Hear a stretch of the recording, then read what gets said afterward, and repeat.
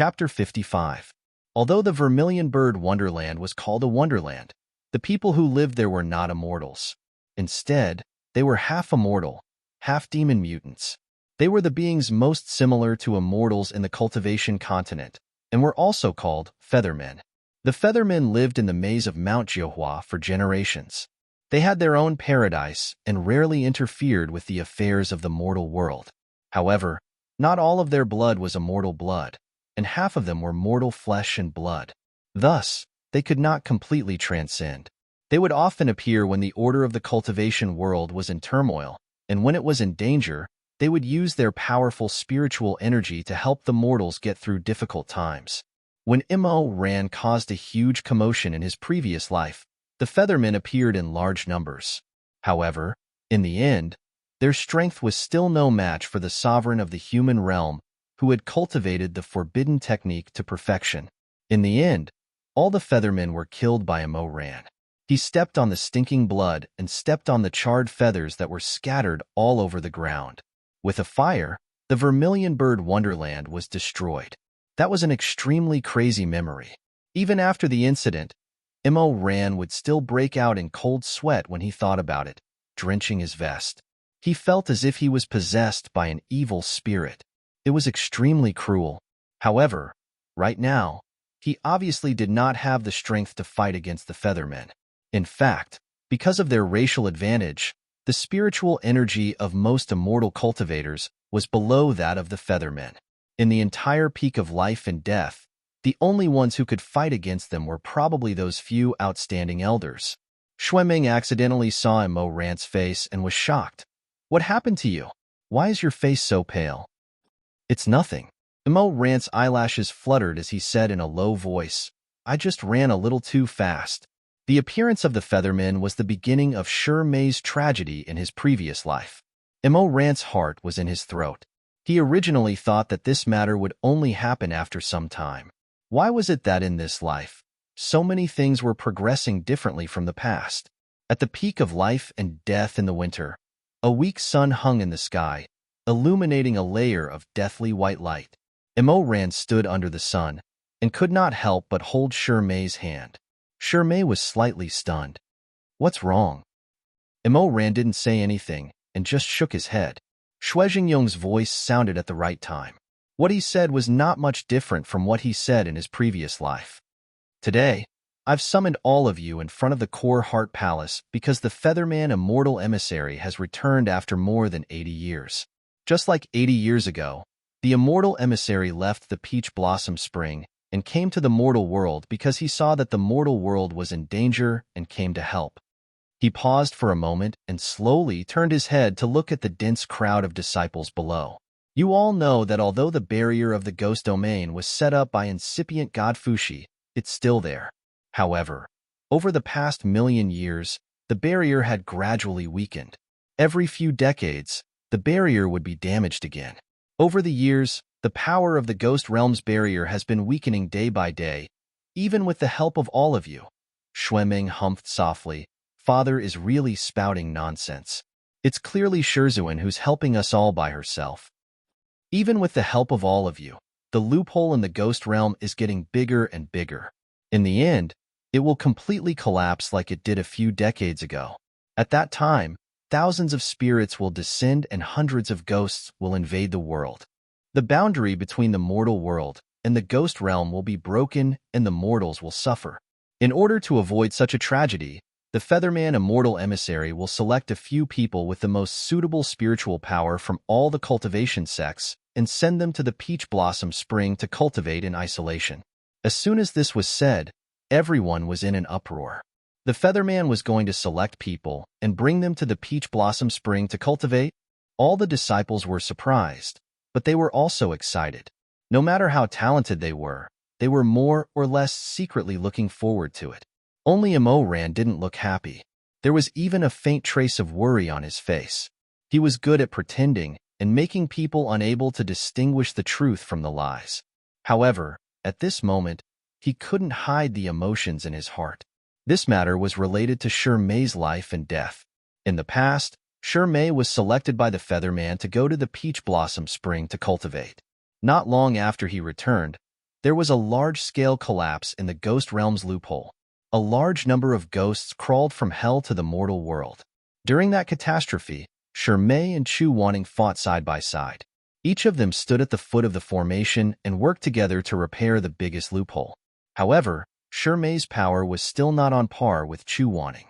Countless ghosts saw that the Yang world was about to be closed, so they attacked Mei together with a common enemy. Thousands of soldiers and horses turned into a murderous aura. In an instant, they pierced through Mei, who was trying to maintain the balance of the enchantment. The evil spirits killed the heart. The dead souls pierced through the soul. Chu Wanning didn't raise his hand to block them. When Mei fell from the top of the coiling dragon pillar, he chose to use all of his magic to seal the enchantment that Mei didn't have time to complete with his own power. It was snowing heavily that day. Mei fell from the high platform like an inconspicuous small piece among the thousands of sparkling and translucent crystals. The sky was full of snow, endless.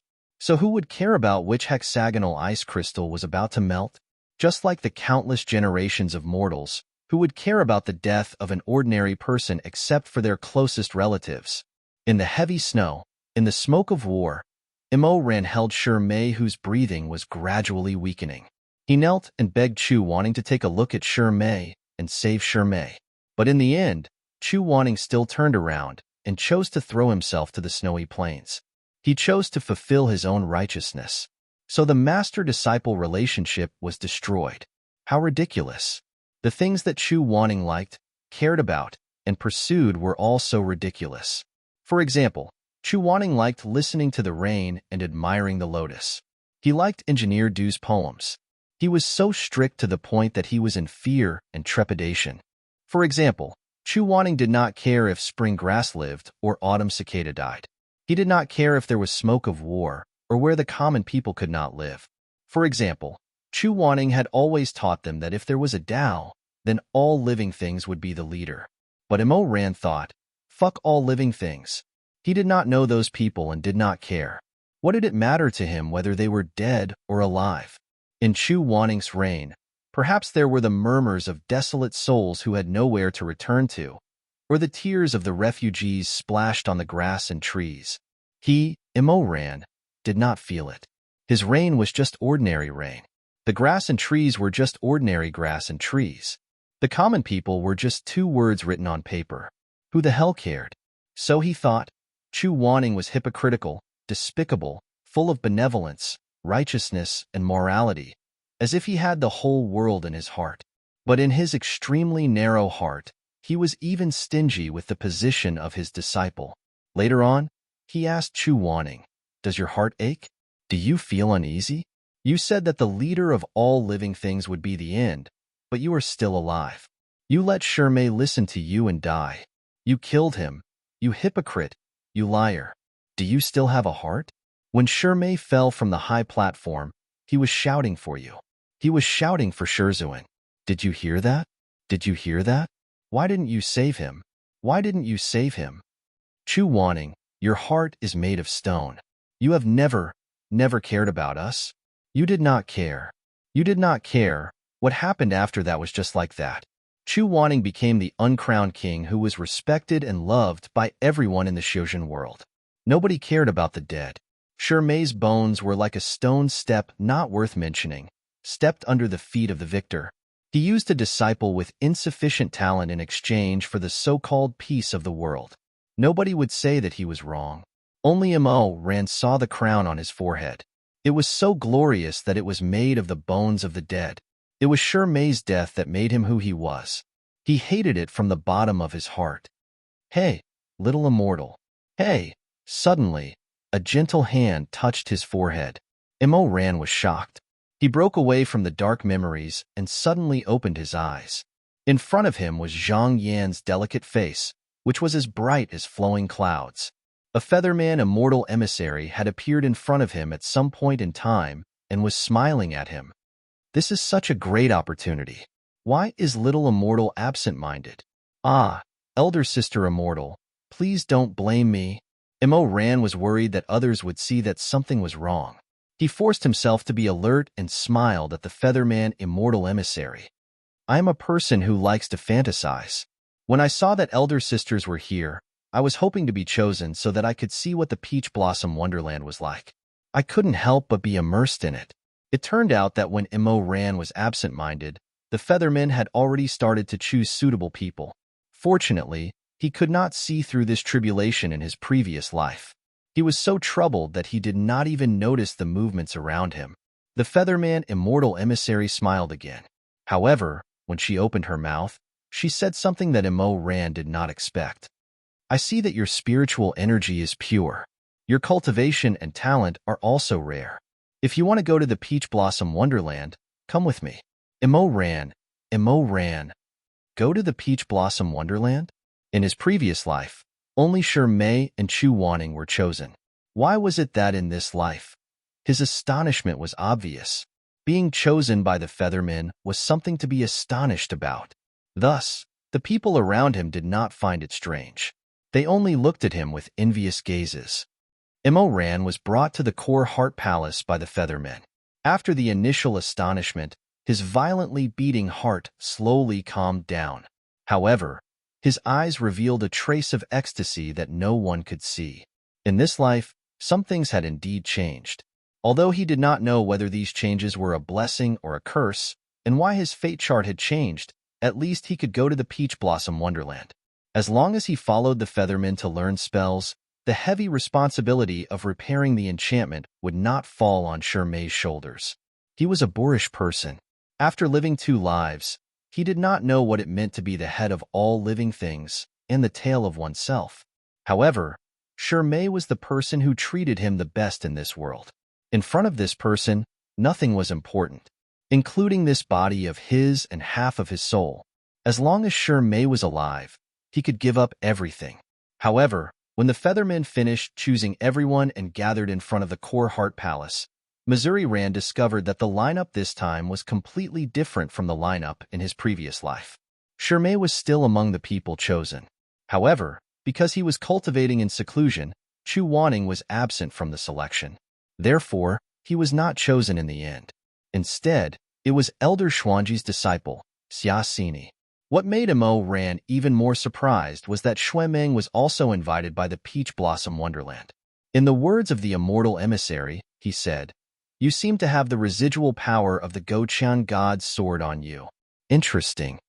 The faint sound of a bell rang from the Tong Tian Tower not far away. It was deep and resounded throughout the entire Peak of Life and Death. At the Peak of Life and Death in the lower cultivation world, the immortals chosen are Ziming, Weiyu, Mingjing, and Xia Xini, a total of 4 people. After communicating with Xingyong, the leading Featherman immortal emissary released a voice transmission bird. She raised her hand and let the bright feathered bird perch on the tip of her finger. She continued in a clear voice, "Today, I've met these 4 people. Their talents are suitable, and their natures are pure." Reporting to the immortal. After she finished speaking, the bird flew away. The bird remembered her words. It flapped its strong wings and quickly disappeared into the vast sky. Going to the Peach Blossom Wonderland to cultivate immortal techniques was a more rare opportunity than going to the divine martial arts. No one would reject it. Also, the purpose of cultivating immortal techniques was to defend against the large-scale collapse of the Ghost World's barrier. This was the responsibility of immortal cultivators, so no one could reject it. The cultivation time could be as short as a few months, or as long as 3 to 5 years. The Feathermen were not unreasonable. Seeing that the end of the year was approaching, they deliberately let them have a good New Year's Eve. After that, they would take them to the Peach Blossom Wonderland on Mount Juhua. When Ran thought about how he would soon go to the Peach Blossom Wonderland with Mei to cultivate, he couldn't help but feel happy. However, this happiness didn't last for long. It slowly faded away. At first, he didn't understand why. Until one day, when he passed by the southern foot of the Peak of Life and Death, he raised his head and looked at the Red Lotus Pavilion. Ran couldn't help but slow down his footsteps.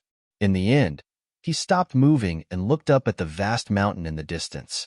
Chu Wanning had been in seclusion for more than 3 months. In this life, his hatred for this person seemed to have faded away. Even though he repeatedly told himself not to forget Chu Wanning's face when he abandoned him and Shermay, sometimes he still couldn't help but sympathize with him and feel confused. Xiaoxi and I was walking with him. At this time, he saw that Imo Rant's expression was strange. He also saw that he was staring at the south peak in a daze. He was slightly moved and asked, "What's wrong? Little Marshal brother, do you think he will be able to come out before we leave?" Him? Yes. Imo Ran was stunned for a moment. When he came back to his senses, he smiled at Chu Wanning. After these days of being together, he felt that this little martial brother was really obedient and sensible. He also liked him very much. "I'm talking about my master, Elder Yu Hong." Chu Wanning, "I see." Imo Ran sighed and muttered, "He has never been in seclusion for so long before. Could it be that he was seriously injured at the Jincheng Lake?" This was the first time in a long time that he took the initiative to mention his master. Chu Wanning obviously knew that it was impossible, but he couldn't help but ask, do you miss him?" Chapter 56. When Imo Ran was asked like this, his expression was somewhat stunned. Do I miss him? Although the grudges in his previous life were deep and could not be resolved, in this life, Chu Wanning had never done anything wrong to him. Instead, he had protected him in adversity time and time again, causing him to fall ill. After a while, he slowly said, "Well, he was injured several times, all because of me." When Chu Wanning heard him say this, he felt warmth in his heart. Just as he was about to say something to Imo Ran, he heard him say the second half of the sentence. "This kindness is too heavy. I only hope to help him get better quickly. I don't want to owe him too much." The warm feeling in his heart seemed to have died. It was motionless and condensed into ice. Chu Wanning froze for a while before he felt that he was very ridiculous. Imo Ran had already said that it was only the relationship between master and disciple. It was him who had thrown himself into the fire because of a little bit of hope. In the end, he could not blame others for burning into ashes. Chu Wanning smiled. That smile must have been very ugly. She had been snubbed. "Don't think too much. Since you are his disciple, you don't owe him anything. Everything was done willingly by him." Imo Ran turned his eyes to look at him. "You, at such a young age, always speak like an adult with a straight face." As he said this, he smiled and rubbed his head. Chu Wanning was rubbed by him. At first, he was still smiling. Later, a layer of water slowly appeared in his eyes. He looked at the bright young face in front of him and said softly, "Imo Ran, I don't want to play with you anymore. Let go." Imo Ran's brain was too thick. He did not notice the change in his expression. What's more, he was used to joking around with Xiaoxi and I.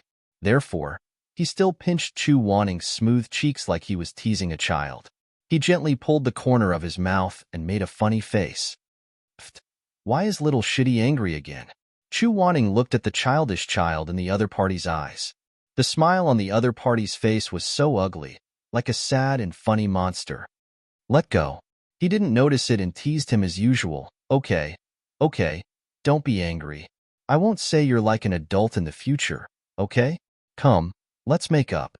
Call me senior brother. Let go of me. Be good. Call me senior brother, and I'll buy you some osmanthus cake later." Chu Wanning closed his eyes. His eyelashes trembled slightly, and his voice finally became a little hoarse. "Imo Ran, I'm not joking. I really don't want to play with you anymore. Let go of me. Let go of me, okay?" His slender eyebrows furrowed.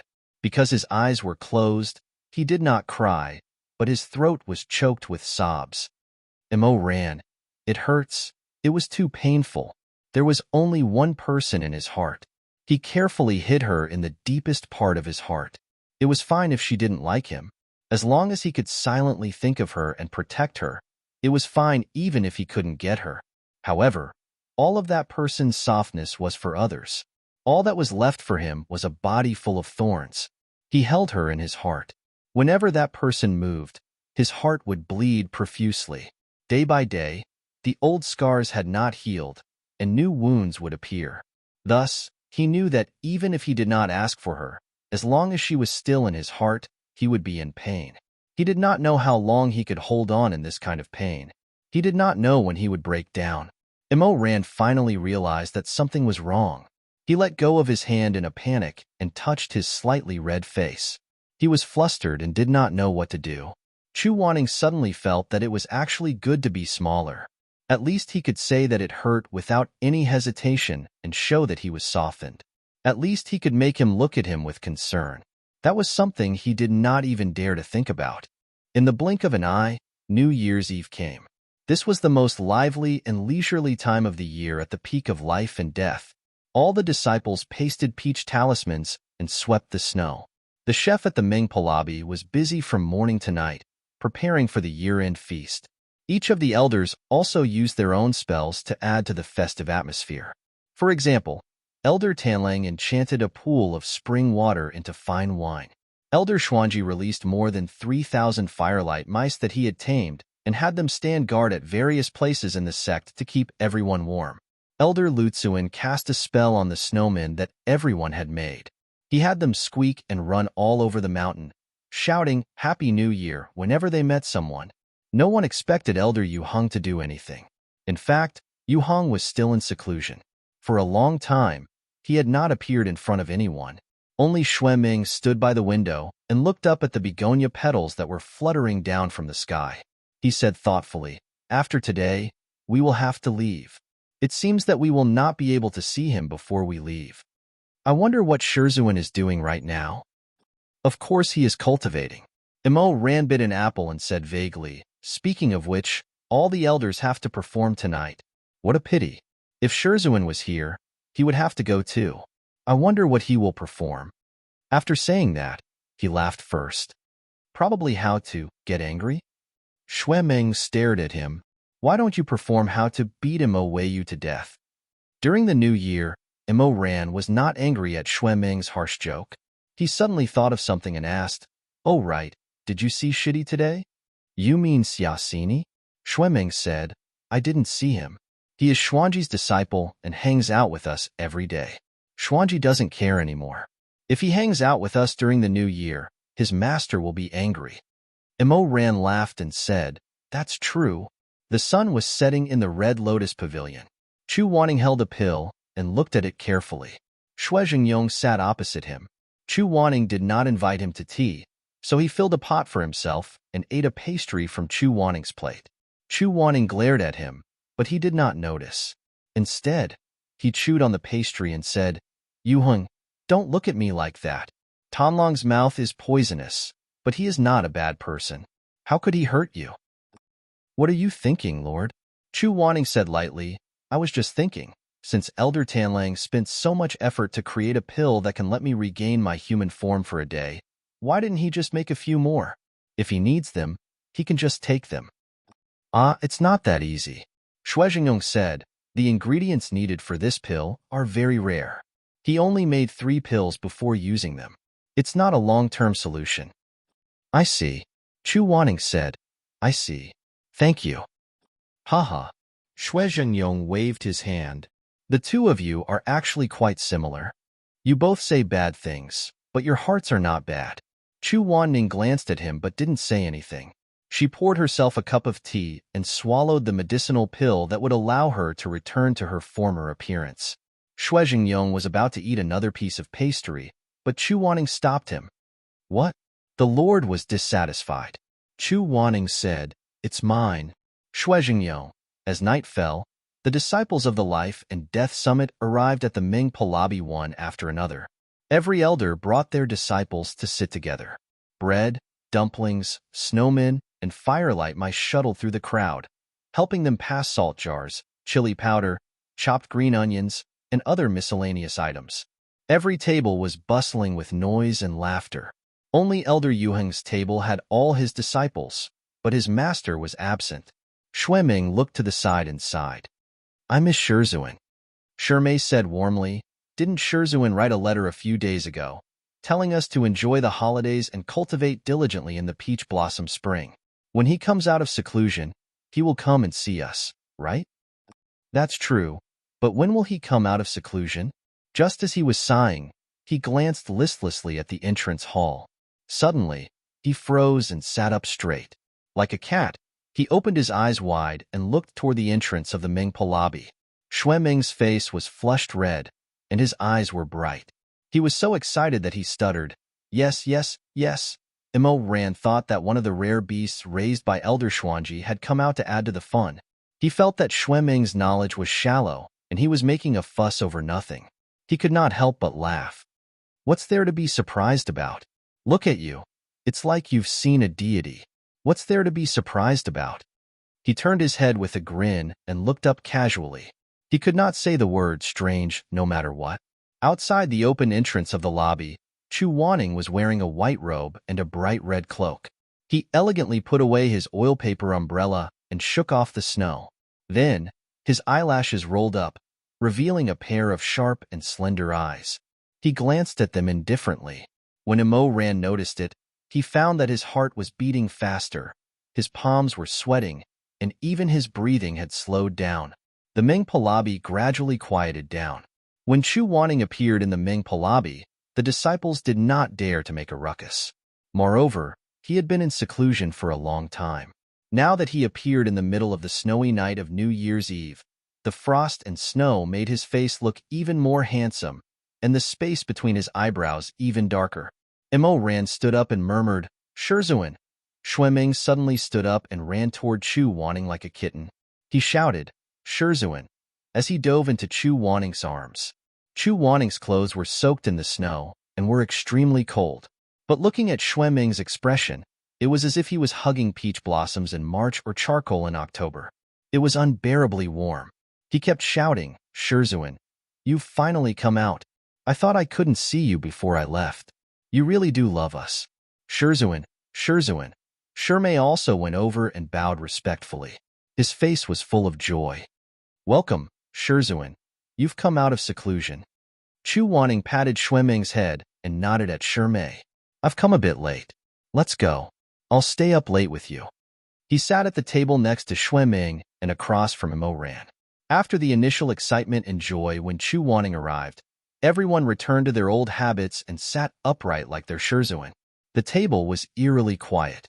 In the middle of the table were flour, meat, eggs, and other ingredients. There was also a brand new copper coin. Ran was the best cook among them, so everyone decided to let him take command. "Then, I'll accept." Ran smiled. "Do you know how to roll the dough?" No one made a sound. "Okay, I'll roll the dough." Ran said, "Mei, your wontons are the best. There's no difference between the stuffing of the dumplings. You can mix the stuffing." Mei hesitated for a moment and said, There are some differences. I'm afraid I can't do it well." Chu Wanning said lightly, "It's fine as long as it's edible. Don't worry too much." Mei smiled. "All right then. Ming, you just have to help pass them some water or roll up their sleeves. Just don't be a hindrance." Ming, "As for Shizun," Ran said with a smile, "would Shizun like to sit and drink some tea?" Chu Wanning said coldly, "I'm making dumplings." "Ah." Ran was shocked, thinking that he had gone deaf. "What are you going to do?" I said, "I'll make dumplings." Ran. All of a sudden, he wished that he was deaf. Chapter 57. Who would have thought that even though Chu Wanning's dumplings were clumsy, the finished product was actually not bad.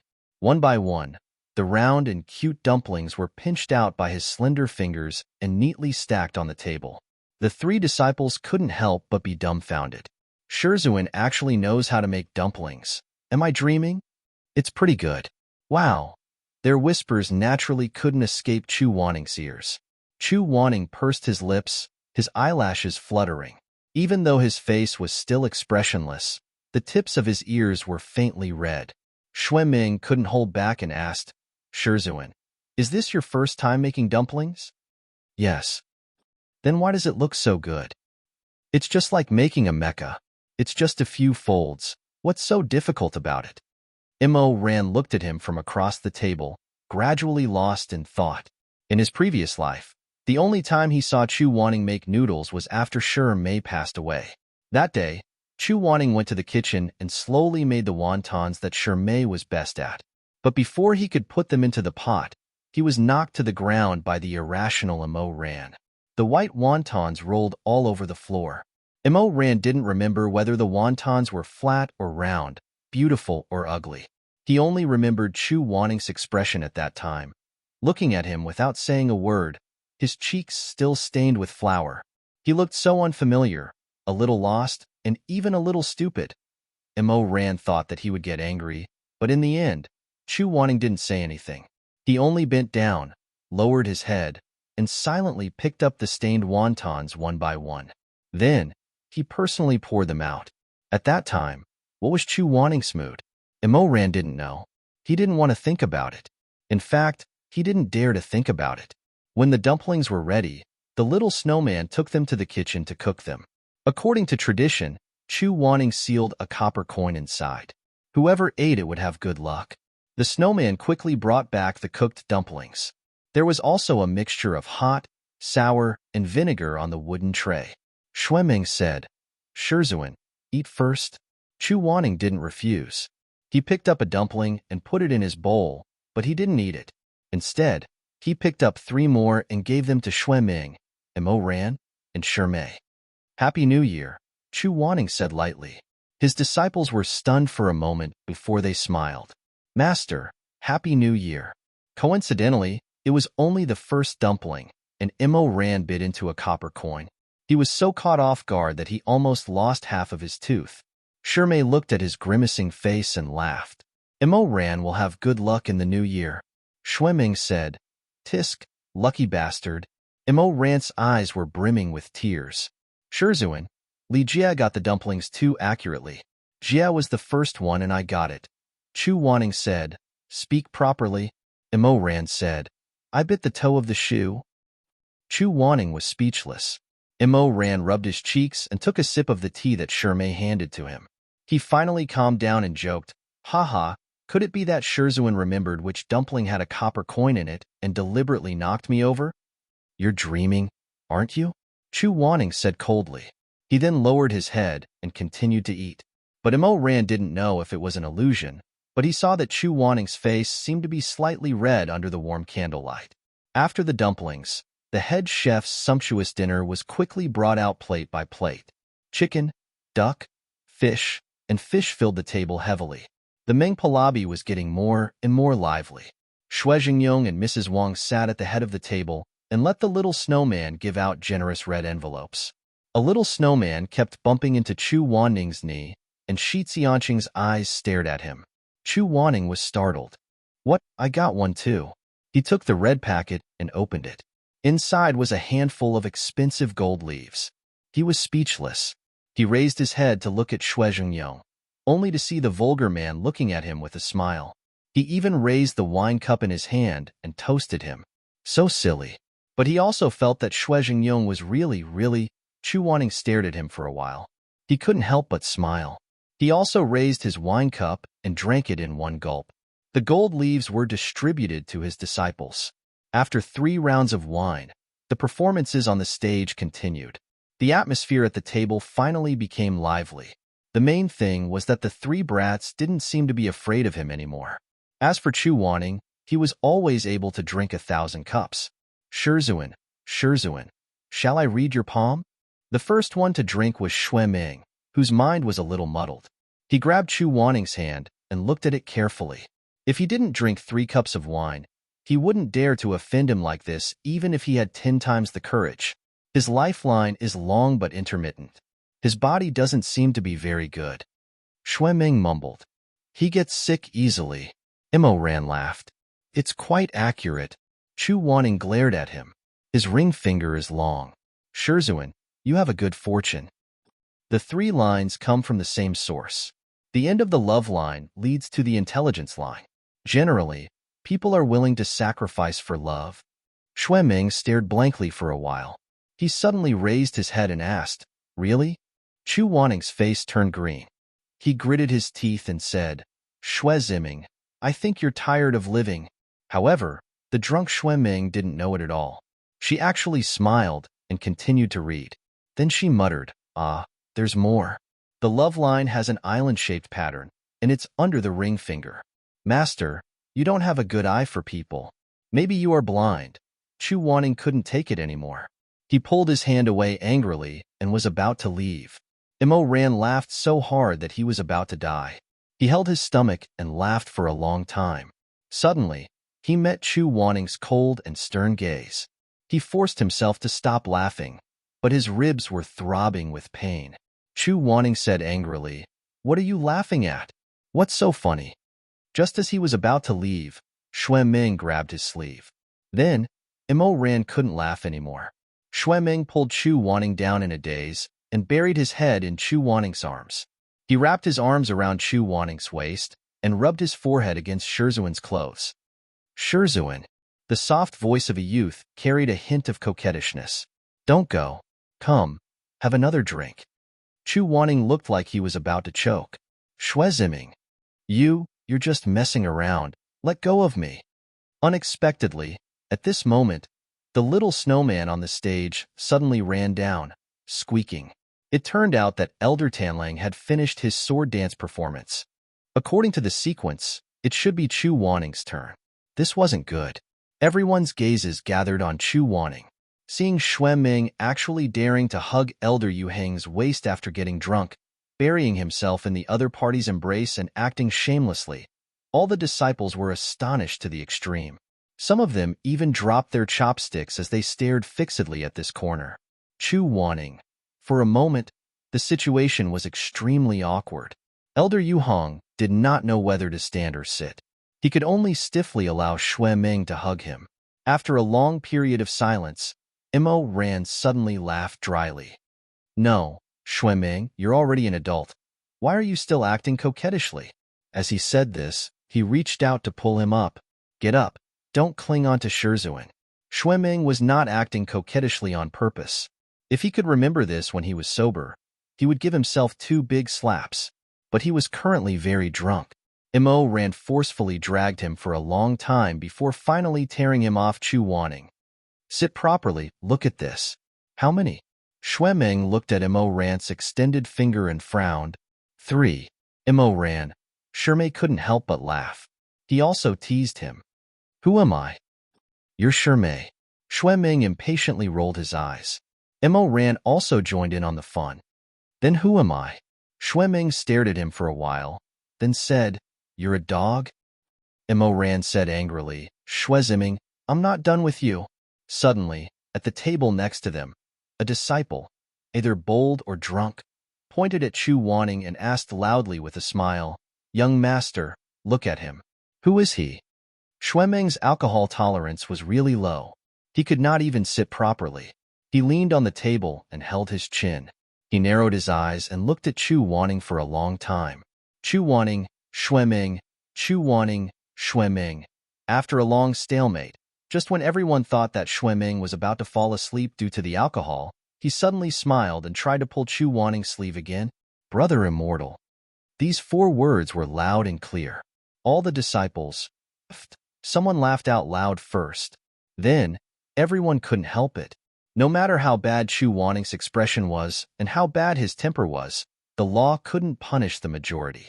Everyone knew that no matter how unhappy he was, he couldn't use Heaven's Inquisition to slap everyone here, right? As a result, the bustling Mingpa Hall was filled with laughter. While eating and drinking, everyone was whispering to each other as if they wanted to see the world in chaos. "Haha, brother immortal. Elder Yu Hong is so handsome.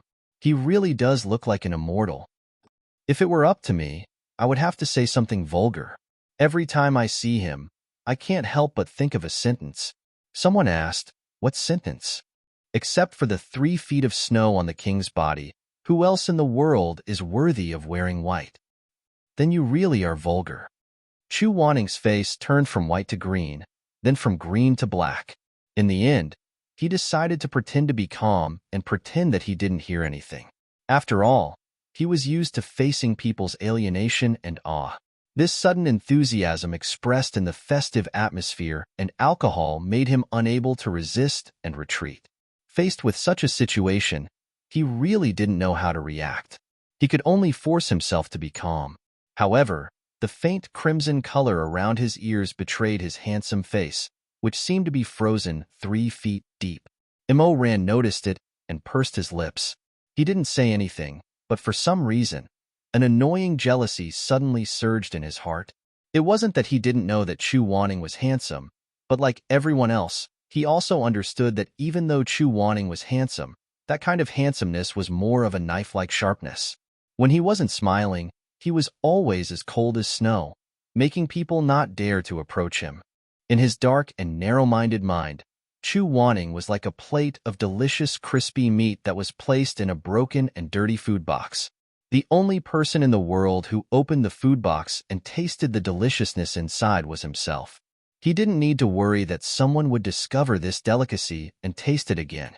But tonight, in the warm fire of the stove, under the stimulation of the wine, there were so many pairs of eyes staring at the food box that no one cared about. Immerse suddenly became nervous. He wanted to firmly cover the food box, like swatting away annoying flies, and chase away these people who coveted his food.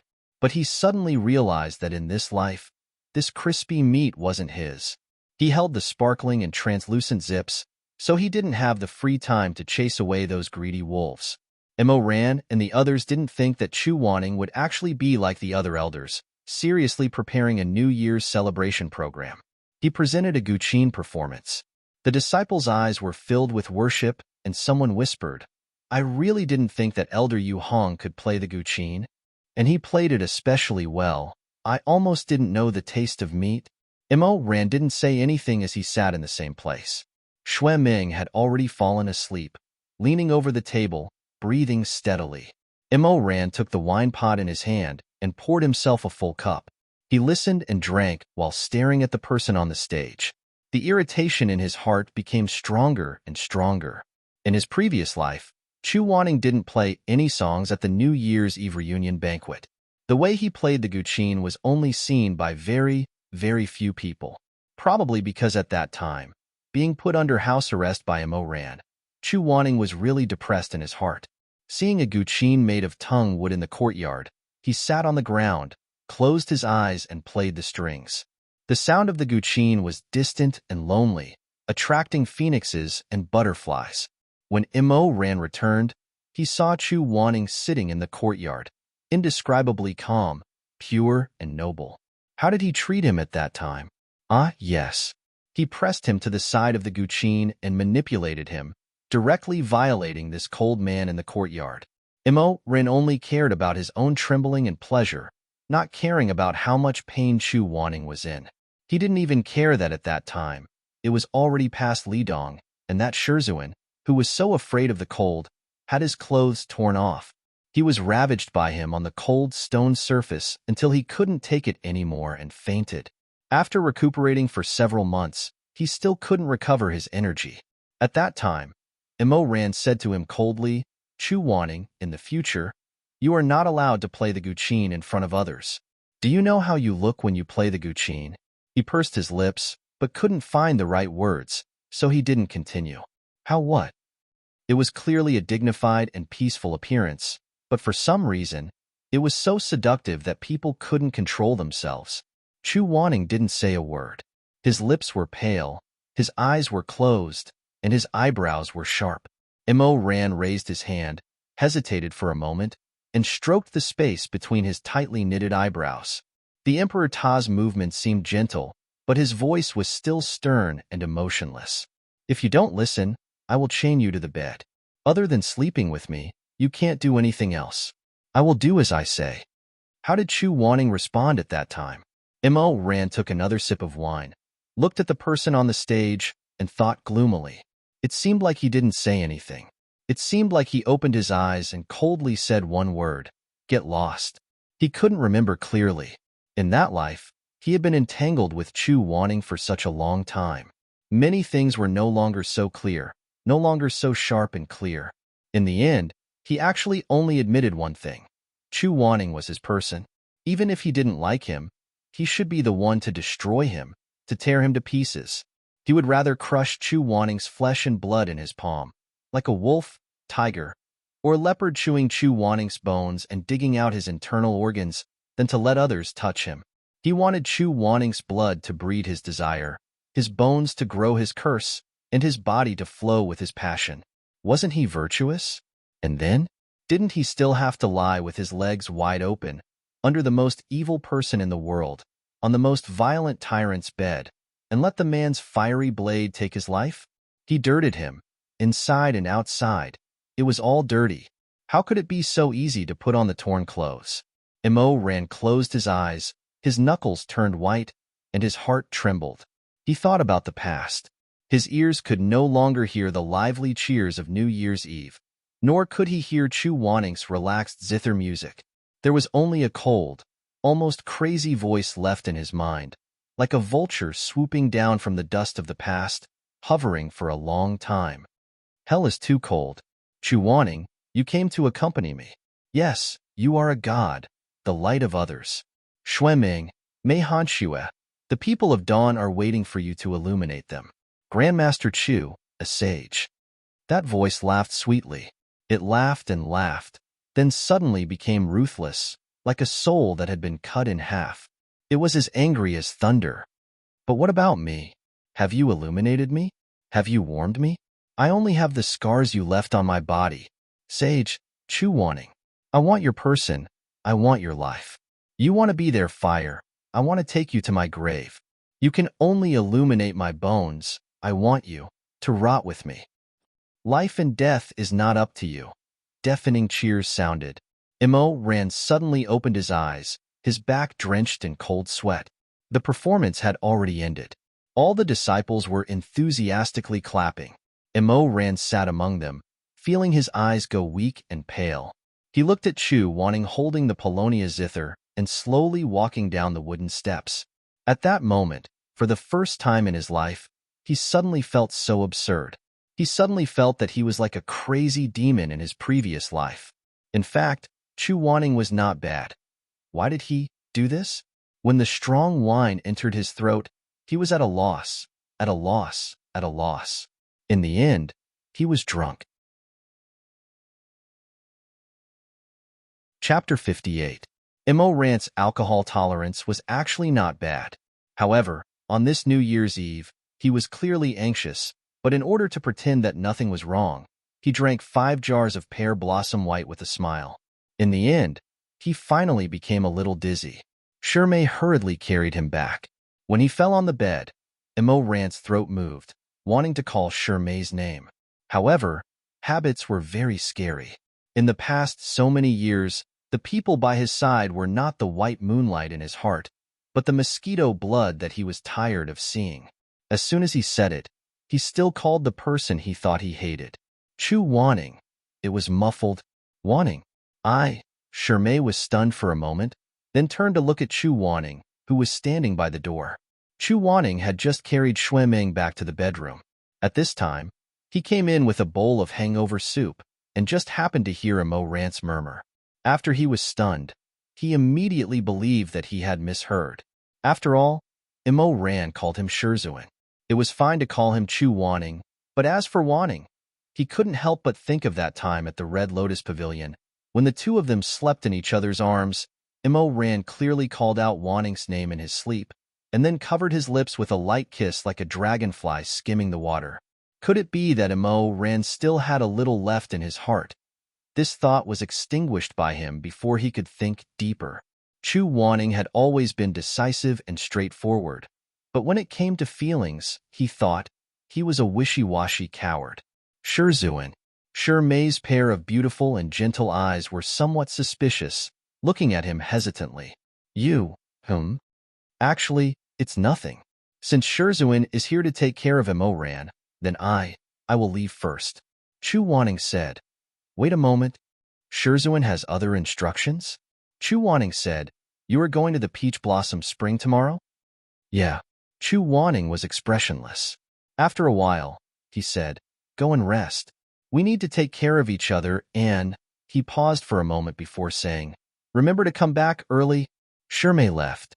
Chu Wanning walked to the bedside and helped Immerse up expressionlessly. He fed him spoonful after spoonful of hangover soup. Immerse didn't like the sour taste of the wine, so it didn't take long for him to spit it all out. After spitting it out, he sobered up a little. He opened his eyes and looked at Chu Wanning in a half-sober, half-drunk state. He mumbled, Shizun? Yes. I'm here. For some reason, he laughed again. His dimples deepened, and then he said, "Brother immortal." Chu Wanning. After that, he fell asleep again. Chu Wanning was worried that he would catch a cold, so he stayed by his side and tucked him in from time to time. Outside the bedroom, many disciples were still awake. In the world of mortal cultivators, people had the habit of staying up late. Most of them were still in their rooms, telling jokes, playing pai gow, or casting spells. When the water in front of Dan Xian Palace ran out, it meant that the turn of the year had come. The disciples went out of their rooms and started to set off fireworks. The night sky was suddenly filled with silver flowers and firecrackers. Mo Ran was still in a daze when he was woken up by the deafening noise outside. He opened his eyes and held his throbbing forehead. He saw Chu Wanning sitting by his bed. There was not much expression on his calm and handsome face. Seeing that he was awake, he just said lightly, "Did I wake you up?" Shizun. After he woke up, he couldn't help but tremble. Why was Chu Wanning by his side? Where was Shirmei? Did he say something wrong in his sleep? Mo Ran was uneasy. He stole a glance at Chu Wanning's expression. Fortunately, Chu Wanning looked as if nothing had happened, which made him feel a little relieved. Firecrackers sounded outside. The two looked at each other awkwardly for a while. Chu Wanning asked, "Are you going to watch the fireworks?" Mo Ran asked, "Where is Shirmei?" The two sentences were said almost at the same time. It was too late to regret it. Mo Ran was a little surprised. He opened his eyes slightly and stared at his face for a long time, as if he had never seen him before. After a moment of silence, Chu Wanning got up as if he didn't care. When he pushed the door open, he turned half of his face and said, "We have to stay up late. He should still be awake. You can go and find him."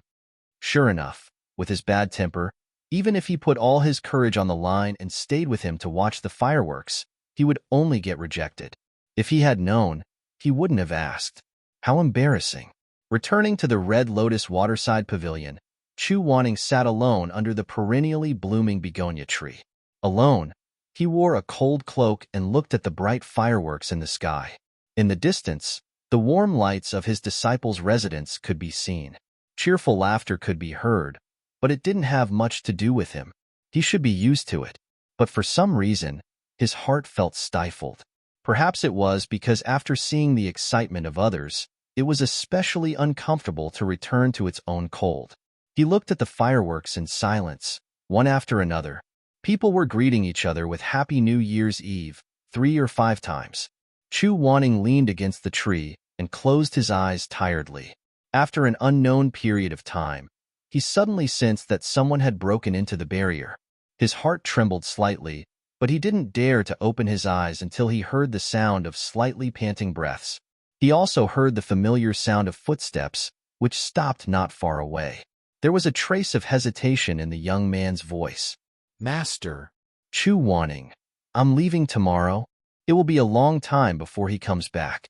I don't think there's anything to do tonight, and I have to wake up early tomorrow. Shirmei should already be asleep, so he won't stay up until the new year." The sound of footsteps rang out again. This time, it was even closer. It stopped a few feet away from him. Mo Ran said, "So if you're still willing, I—" He opened his mouth, but the rest of his sentence was covered by a huge cluster of lively fireworks. Chu Wanning opened his eyes and looked up, just in time to see the brilliant stars in the night sky, the silver frost flowers scattered little by little, the young and good-looking boy standing in front of him, 7 parts pity and 3 parts shame. Chu Wanning had always been arrogant, and he had always disdained the companionship of others because of sympathy. But at this time, when he looked at him, he suddenly felt that he couldn't say anything to refuse. It was probably because he was also bewitched by the wine. At this time, Chu Wanning felt his chest ache, but also warm. "Since you're here, sit down." "In the end," he said lightly, "I'll watch with you." He looked up at the sky. His expression seemed indifferent, but the fingers in his sleeves were secretly curled up because of nervousness. He didn't dare to look at the person next to him, and only looked at the fireworks in the sky. The night was long, and the petals fell in profusion. Chu Wanning asked softly, "These days, how have you been?" And Mo Ran said, I got to know a very cute little junior brother, and I told Master about it in the letter before. How's Master's injury? It's fine. Don't blame yourself. A firework burst with a bang, scattering into colorful splendor. That night, fireworks and silver flowers were everywhere, and the sound of firecrackers could be heard, and the snow was filled with a thin layer of smoke. They sat under the flower tree to wait for the new year. Chu Wanning didn't like to talk, so Imo Ran found a topic to chat with him. Towards the end, he was a little tired and unknowingly fell asleep. Early the next morning, Imo Ran woke up and found that he was still under the flower tree, his head resting on Chu Wanning's knee, and his body was covered with a soft and thick fire fox fur cloak. The cloak's fur was smooth, and the craftsmanship was exquisite.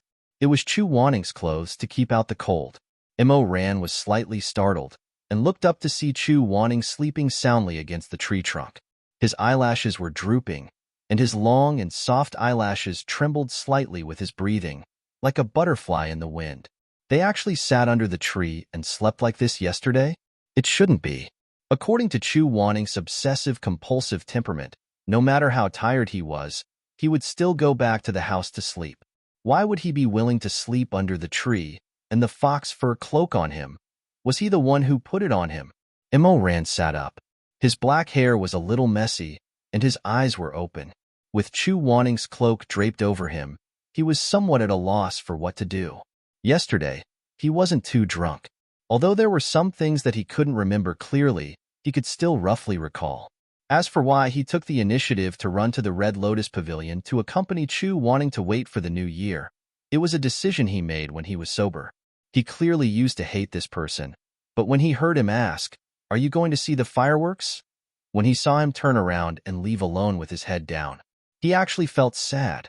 He thought that since they wouldn't see each other for a long time, and the enmity in this life wasn't that deep, Chu Wanning was so lonely, it didn't matter if he occasionally stayed with him until dawn. So he openly came looking for him. Now that he looked back, he felt that he really was. Before he could finish his thoughts, Chu Wanning also woke up. Imo Ran mumbled, "Shizun?" "Yeah." The man who had just woken up frowned slightly and rubbed his forehead.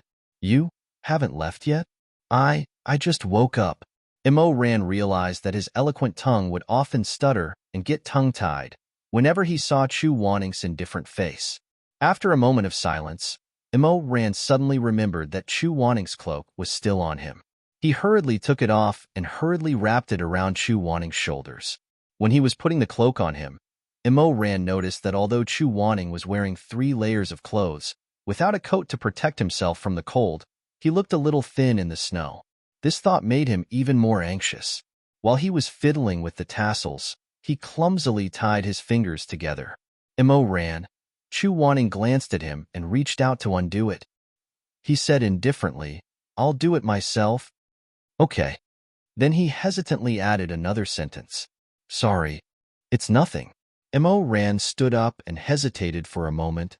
"Shizun, I'm going to pack my things and eat breakfast. After that, I'll leave." "Okay." "Are you going to eat together?" After saying that, he wanted to bite his tongue and commit suicide. What the hell? Why did he invite Chu Wanning to go with him? Maybe it was because he saw the regret on Imo Ran's face after he asked that question. Chu Wanning paused for a moment and said, "No need. You can go by yourself." Imo Ran was afraid that if he stayed a little longer, he would say something even more shocking. So he said, "Then I'll go first." Chu Wanning. "Okay." After Imo Ran left, Chu Wanning expressionlessly sat under the tree for a while. Then he held onto the tree trunk and slowly stood up, but he didn't move. His leg had been used as a pillow by Imo Ran for an entire night. He couldn't feel anything and couldn't walk at all. After standing under the tree for a long time and waiting for his blood circulation to recover, Chu Wanning dragged his leg and limped back into the house. Sure enough, after sitting in the cold for an entire night, even if there was no snow on the ground under the cover of the crabapple tree, he still caught a cold. Achoo. He sneezed and the corners of his eyes immediately turned red. When he took a handkerchief to cover his nose, Chu Wanning thought to himself, "I'm going to die. I think I caught a cold." Elder Yu Hong. Sitting on 3 divine weapons, the #1 grandmaster in the cultivation world that all sects fought over. When Heaven's Inquisition appeared, the 4 seas were shocked and the white robe appeared. Such a powerful figure, it could be said that he was the strongest martial artist of this generation. Unfortunately, no matter how powerful a person was, he had a weakness. Chu Wanning's weakness was that he was afraid of the cold. Once he was cold, he would easily have a headache and a fever.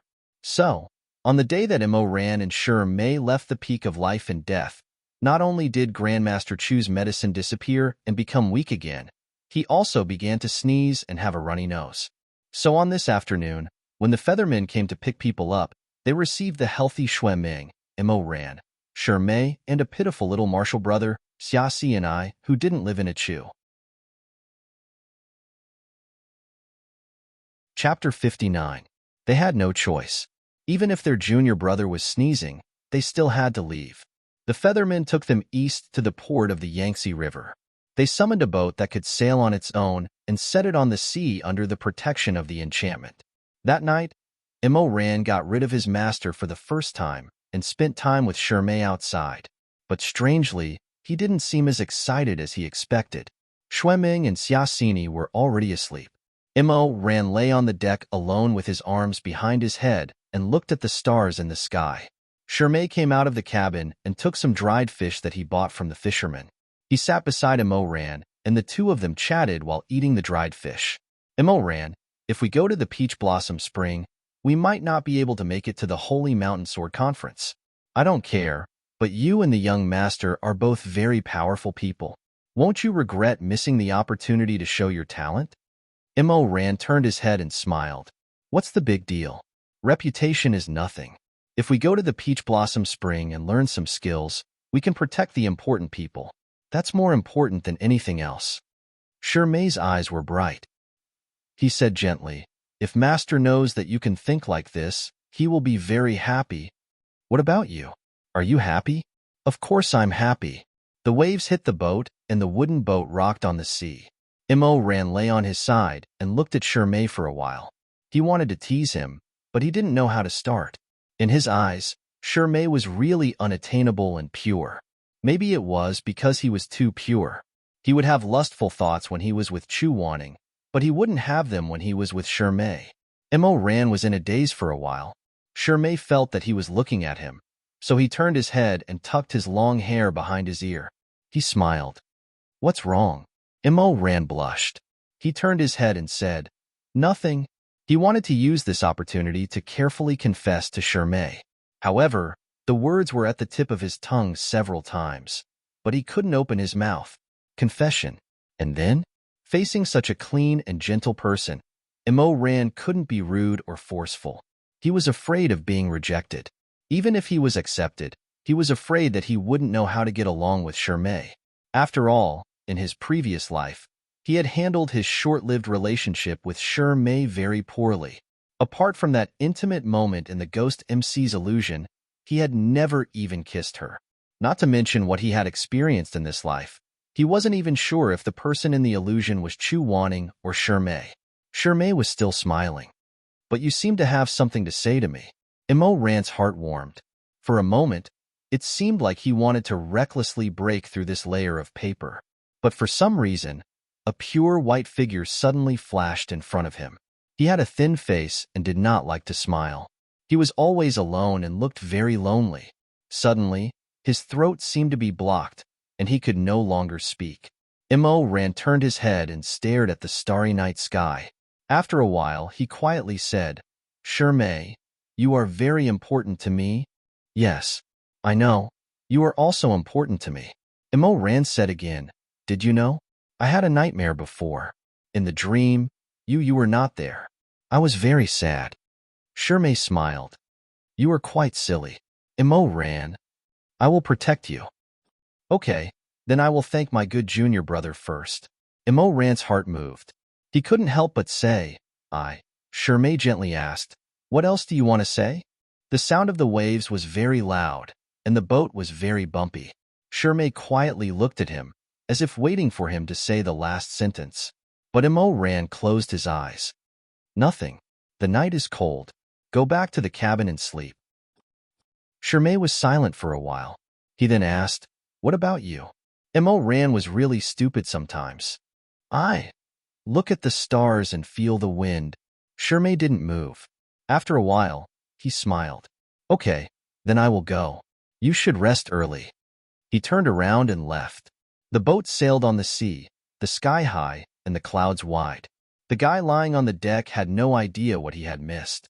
He was actually a little absent-minded and had been trying to dig out the true feelings in the depths of his heart. He pondered for a long time, but because he was too simple-minded, he still couldn't think of a reason when the sky turned white. He and Shermay spent day and night together, and their feelings for each other were very deep. Ran thought that when the two were alone, he would be impatient to confess to Shermay. But when the boat reached the bridge, he found that this was not the case. Perhaps he was too clumsy. If he rashly confessed to Shermay at this time, he would definitely scare him. Even if he didn't scare him, he wouldn't be able to talk about this relationship. Between Shermay and him, he seemed to be more used to this kind of hazy ambiguity. Sometimes when he had a strange thought, he would inadvertently hold the other's hand, and the gentleness in his chest would overflow like honey. This feeling was very natural, and he didn't want to break it immediately. When he returned to the cabin very late, everyone was already asleep. Ran lay back on the bench and looked at the night sky through the narrow skylight. Chu Wanning's figure slowly appeared in his mind. Sometimes he closed his eyes and didn't speak. Sometimes he had a fierce expression on his face. Of course, Ran also thought of that person curled up and sleeping. He was docile and lonely, like a sleeping begonia that no one cared about because it bloomed too high. Hatred aside, Chu Wanning's entanglement with him in his previous life was deeper than anyone else's in this world. He took many firsts from Chu Wanning, whether the other was willing or not. For example, the first kiss, the first time he cooked, the first time he shed tears, and also Chu Wanning's first night. Damn it.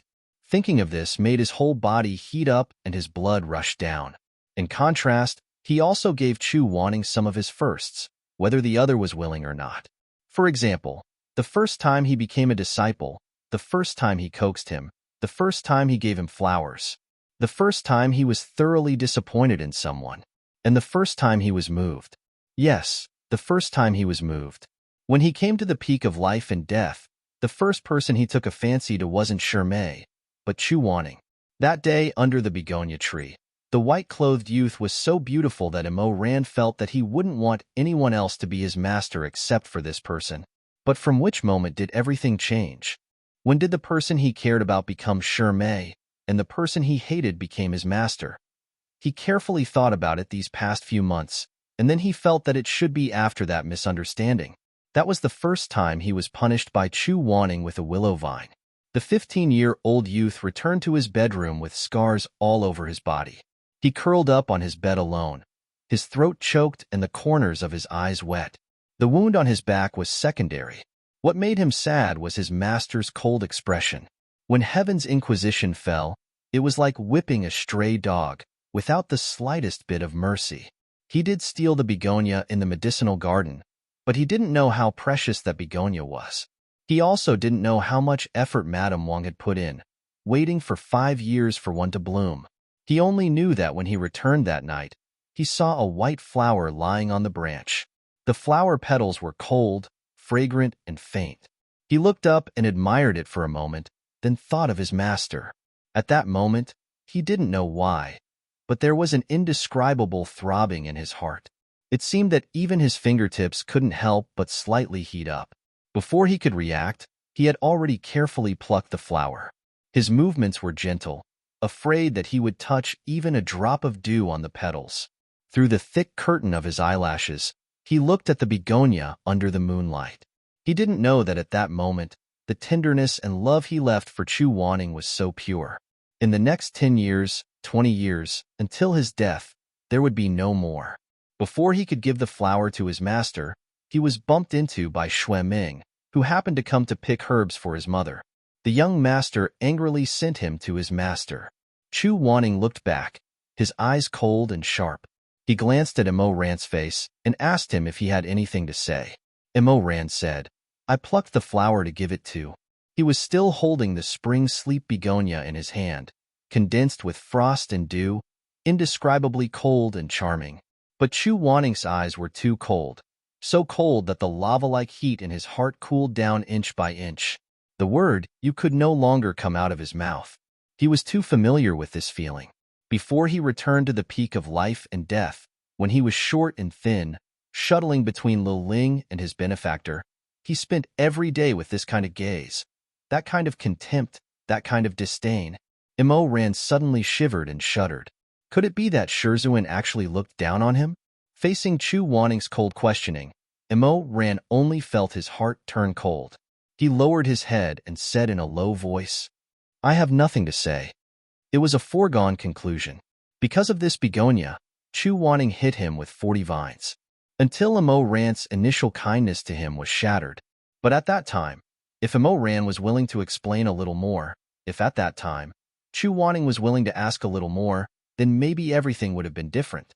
This pair of master and disciple, maybe they wouldn't have taken the first step into eternal damnation. But there weren't so many ifs. And it was also at this juncture that the warm Shizun appeared by his side. After returning from Chu Wanning's place, Immerse didn't eat. He curled up on the bed and didn't turn on the light. Shizun pushed open the door and entered, and saw this kind of stiff figure in the dark. He gently put the red oil dragon wok on the table, then walked to the bed and called out in a gentle voice, "Immerse?" At that time, Immerse didn't have deep feelings for Shizun. He didn't even turn his head, his blood-red eyes still staring at the wall. When he opened his mouth, his voice was hoarse and heavy. "Get out. I'm here to send you. Get out. Immerse, don't be like this. Shizun's temper is bad, but it's fine once you get used to it. Get up and eat something." Immerse was as stubborn as a donkey that couldn't be dragged back by 10 horses. "No, I'm not hungry. You should at least eat something to fill your stomach. If you don't eat, Shizun will be angry when she finds out." Before she could finish her words, Immerse suddenly sat up. Her eyes were filled with grievance and anger, and her eyelashes trembled slightly. Angry? What was he angry about? My mouth is on my face. What does it have to do with him whether I eat or not? In fact, he didn't want me as a disciple at all. It would be best if I starved to death. Even if I starved to death, Master wouldn't have to worry about me, and that would make him happy. Shizun, he didn't expect that his words would touch Immerse's sore spot. For a moment, he was at a loss. He could only stare blankly at his junior brother.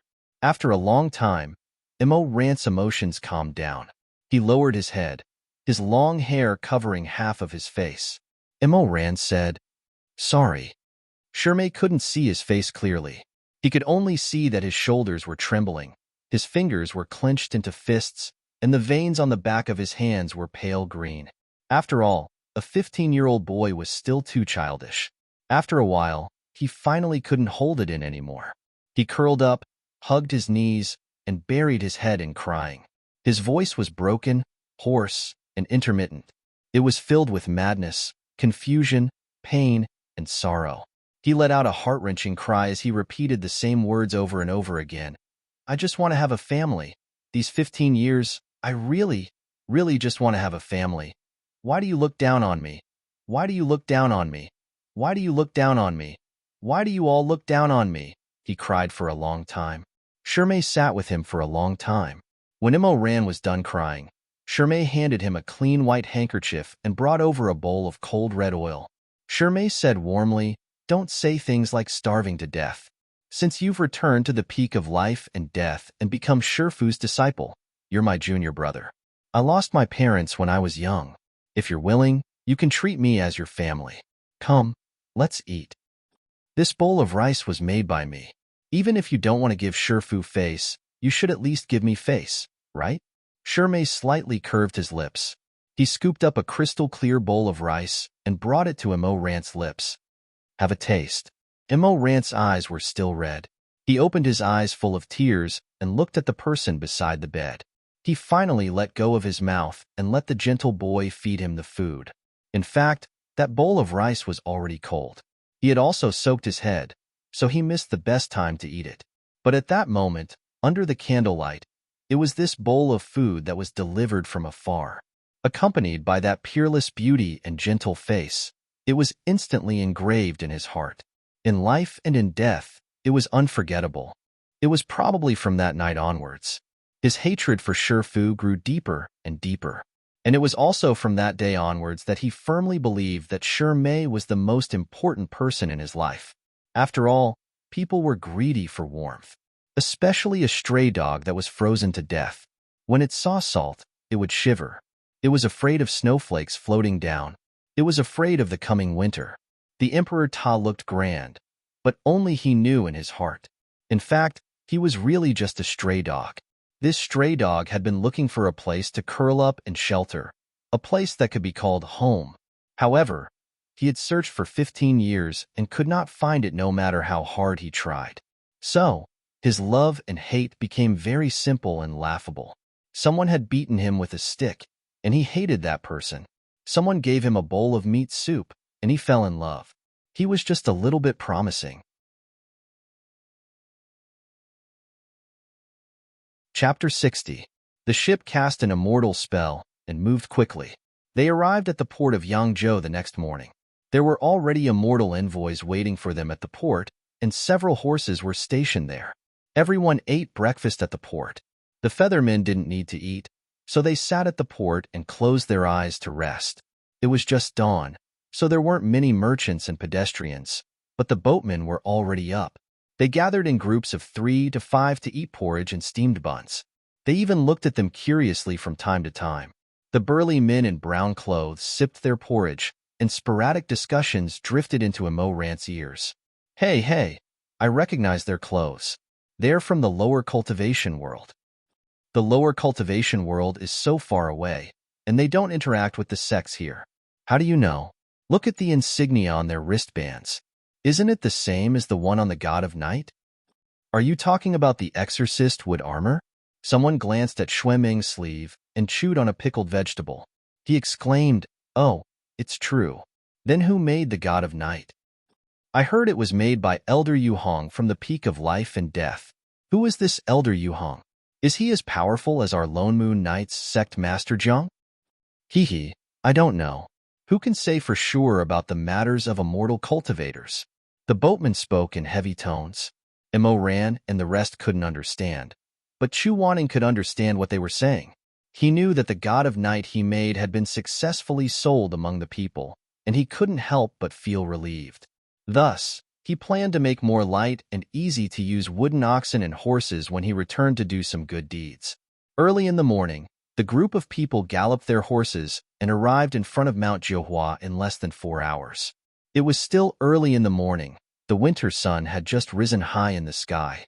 10,000 strands of golden light fell down like fine gauze, soaking the snowy peaks and making them sparkling and translucent. On the foot of the peak, hundreds of green cypresses and pines stood in the frost all year round. They looked like great hermits with their sleeves down and eyes closed, standing quietly on both sides of the mountain path. The mortals at the top of Nine Radiance Peak called it the Otherworld, and it wasn't a lie.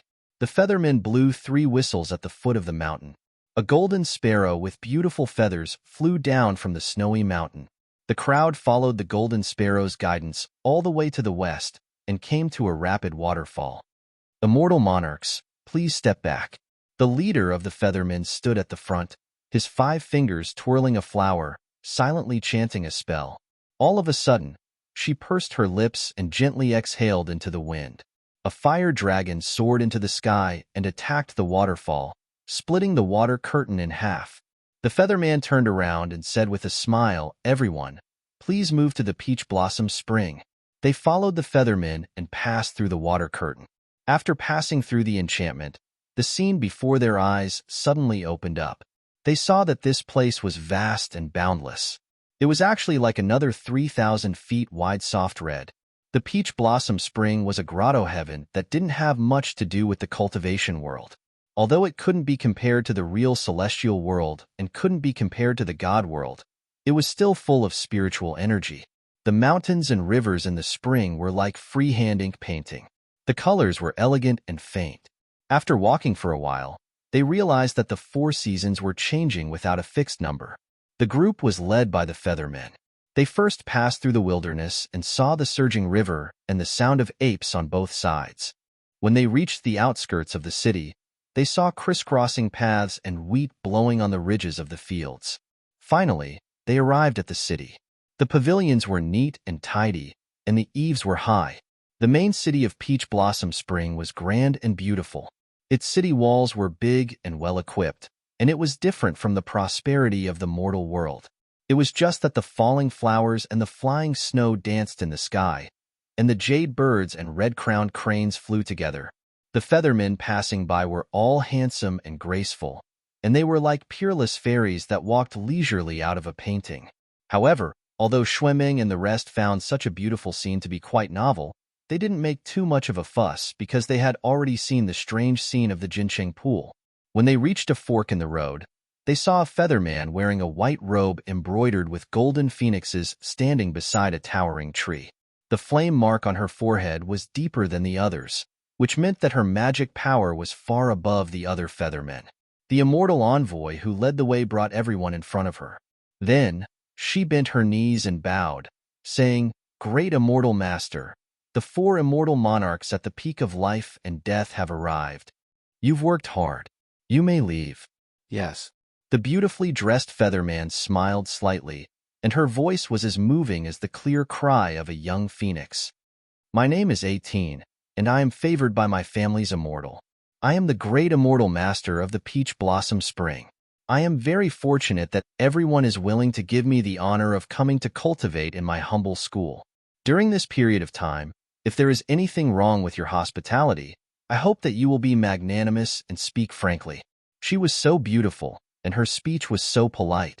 She really left a good impression on people. Although Xueming didn't like the appearance of a man more than himself, he was at the age where he knew how to appreciate beauty, so he naturally didn't dislike beautiful women. Therefore, he smiled and said, "Immortal Master is too polite, but the name 18 is really weird. What is your surname?" 18 said gently, "I don't have a surname, so I am called 18. Immerse laughed and said, "If you are called 18, then is there someone called 17? He was just joking, but who knew that 18 couldn't help but smile when she heard it? "Immortal Master is smart. 17 is my elder sister." Immerse, 18 explained, "We feathermen were born from the feathers of the vermilion bird deity.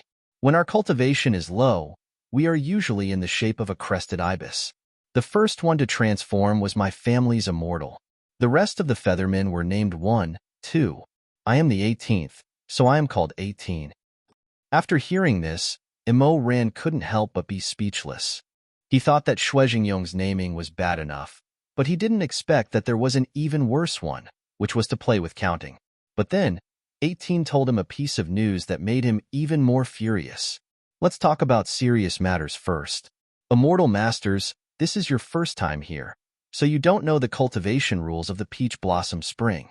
18 said, "Cultivation in the mortal world has been divided by sects for hundreds of years, but it is different here.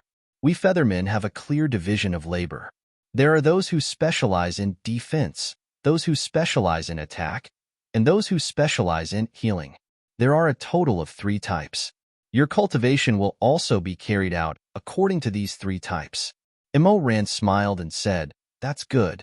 18 nodded at him and said, "Thank you for agreeing, Immortal Master. You have to know that a few days ago, the cultivators from Lonemun's Night also came, but when they heard about this cultivation method, they frowned." Immerse said curiously, "Defense is defense, attack is attack, and healing is healing. Isn't it good to be so simple and clear? What are they dissatisfied with?" 18 said, "It's like this.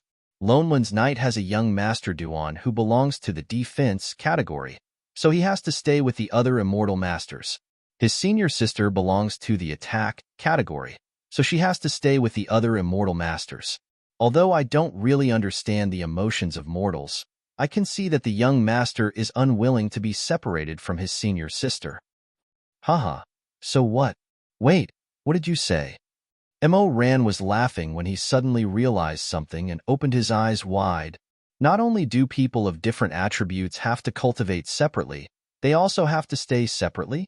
18 didn't know why his expression suddenly changed. She said blankly, "Yes." Immerse's face turned green. What kind of joke is this? An hour later, Mo Ran, who had failed to bargain with 18, stood in a daze in a spacious courtyard and fell into a long silence. He, Xueming, and Xiaxi and I belonged to the attack category, so they were assigned to the east side of the Peach Blossom Spring.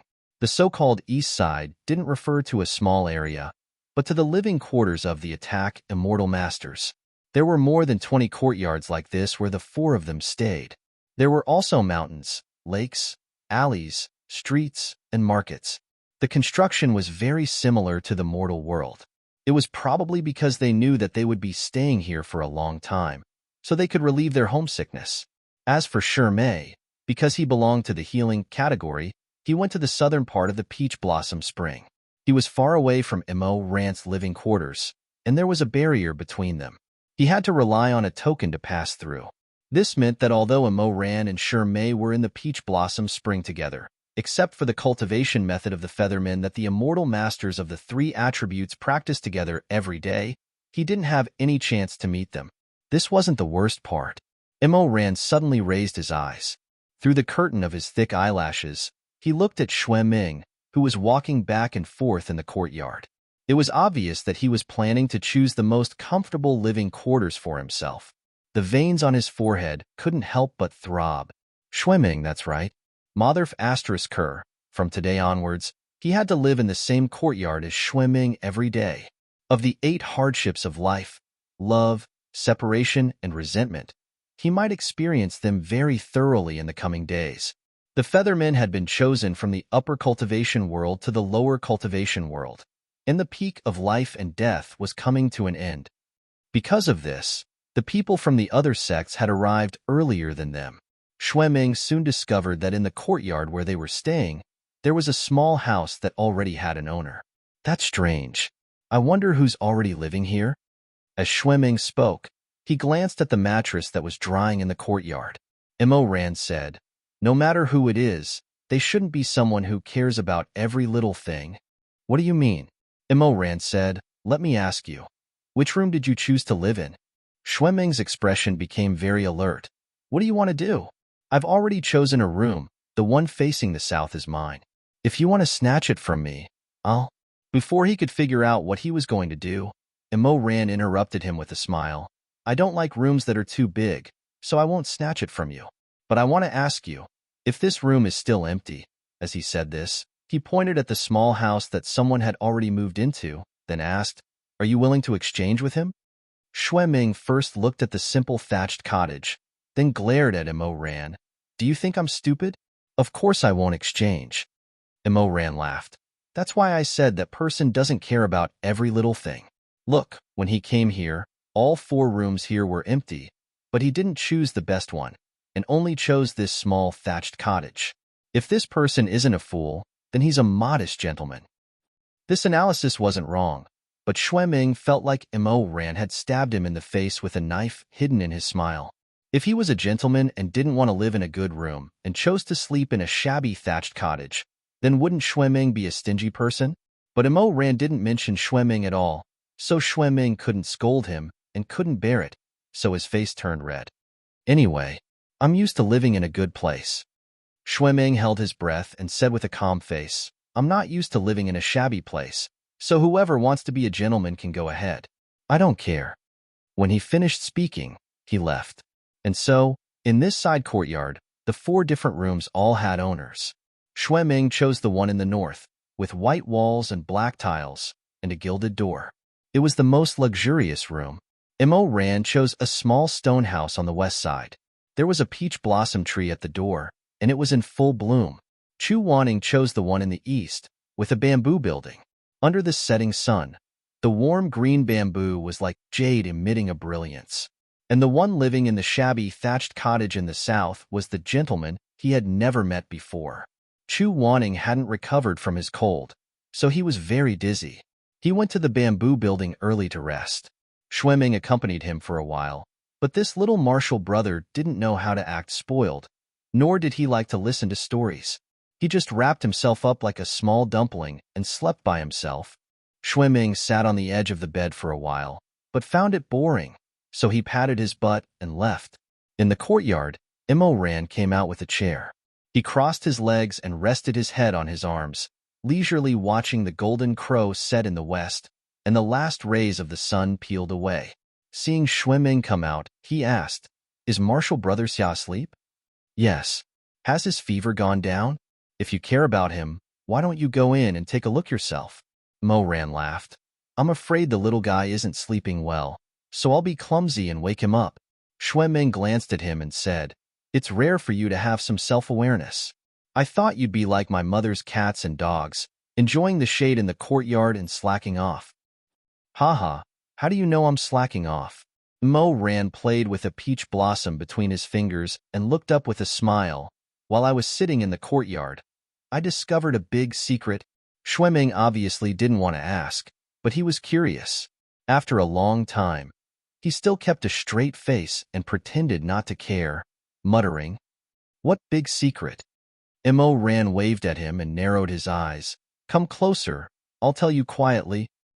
Xueming reluctantly moved his ear closer. Mo Ran came closer and laughed in a low voice. "Haha, you've been fooled, silly Ming Ming." Xueming suddenly opened his eyes wide and flew into a rage. He grabbed Mo Ran's collar. "You lied to me? Aren't you childish?" Mo Ran laughed. "How did I lie to you? I really did discover a secret, but I really didn't want to tell you." Xueming frowned.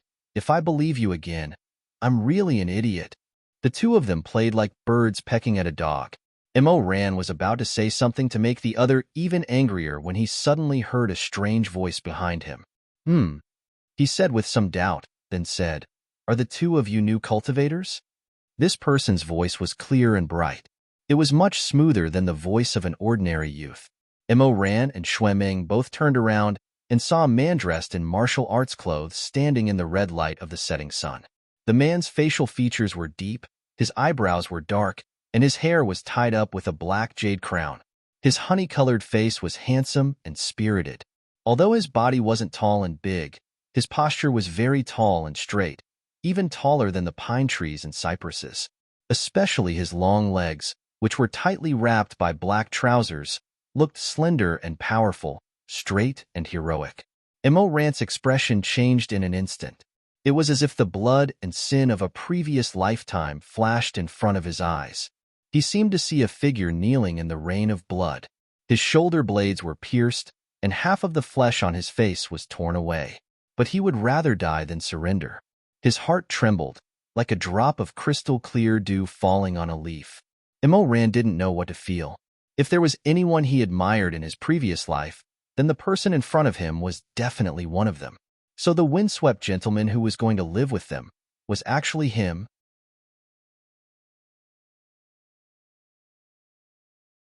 Chapter 61. The two brothers stopped messing around and stood up. The person in front of them had a very dignified temperament. Xueming was stunned for a while before he reacted. He nodded and said, "That's right. Who are you?" He was used to being willful since he was young. Although Madame Wang had repeatedly taught him etiquette, he did not take it to heart.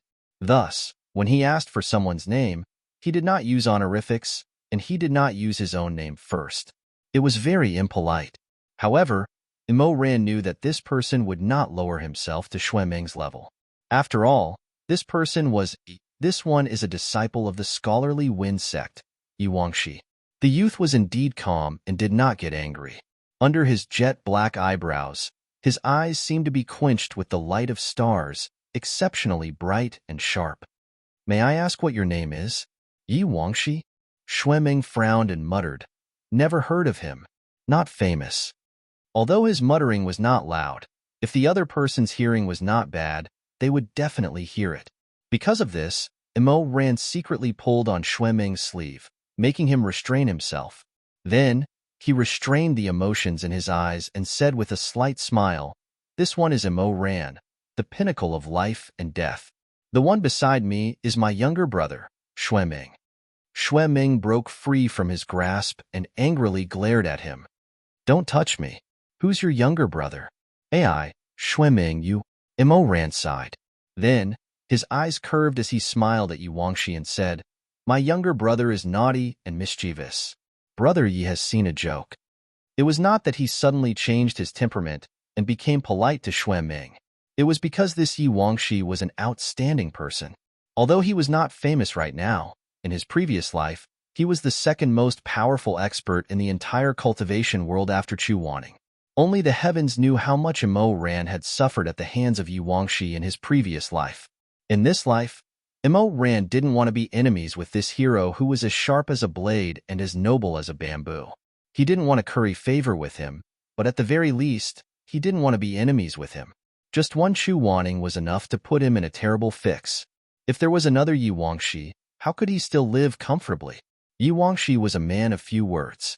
After exchanging a few pleasantries, he returned to his room. As soon as he left, Immo Ran resumed his annoying grin. He elbowed Xue Ming and asked with a smile, "How is it?" "What do you mean?" "This person," Immo Ran asked. "Do you like her? Is she good-looking?" Xue Ming looked at him strangely and scolded. "You're crazy." Immo Ran laughed and said, "The four of us are staying in the same courtyard. In the future, we won't be able to see each other. You should be glad that he's the one staying with us." Xue Ming asked curiously, "Judging from your tone, you know him?" Immo Ran obviously couldn't tell the truth, so he joked, "I don't know him. However, I only look at people's faces.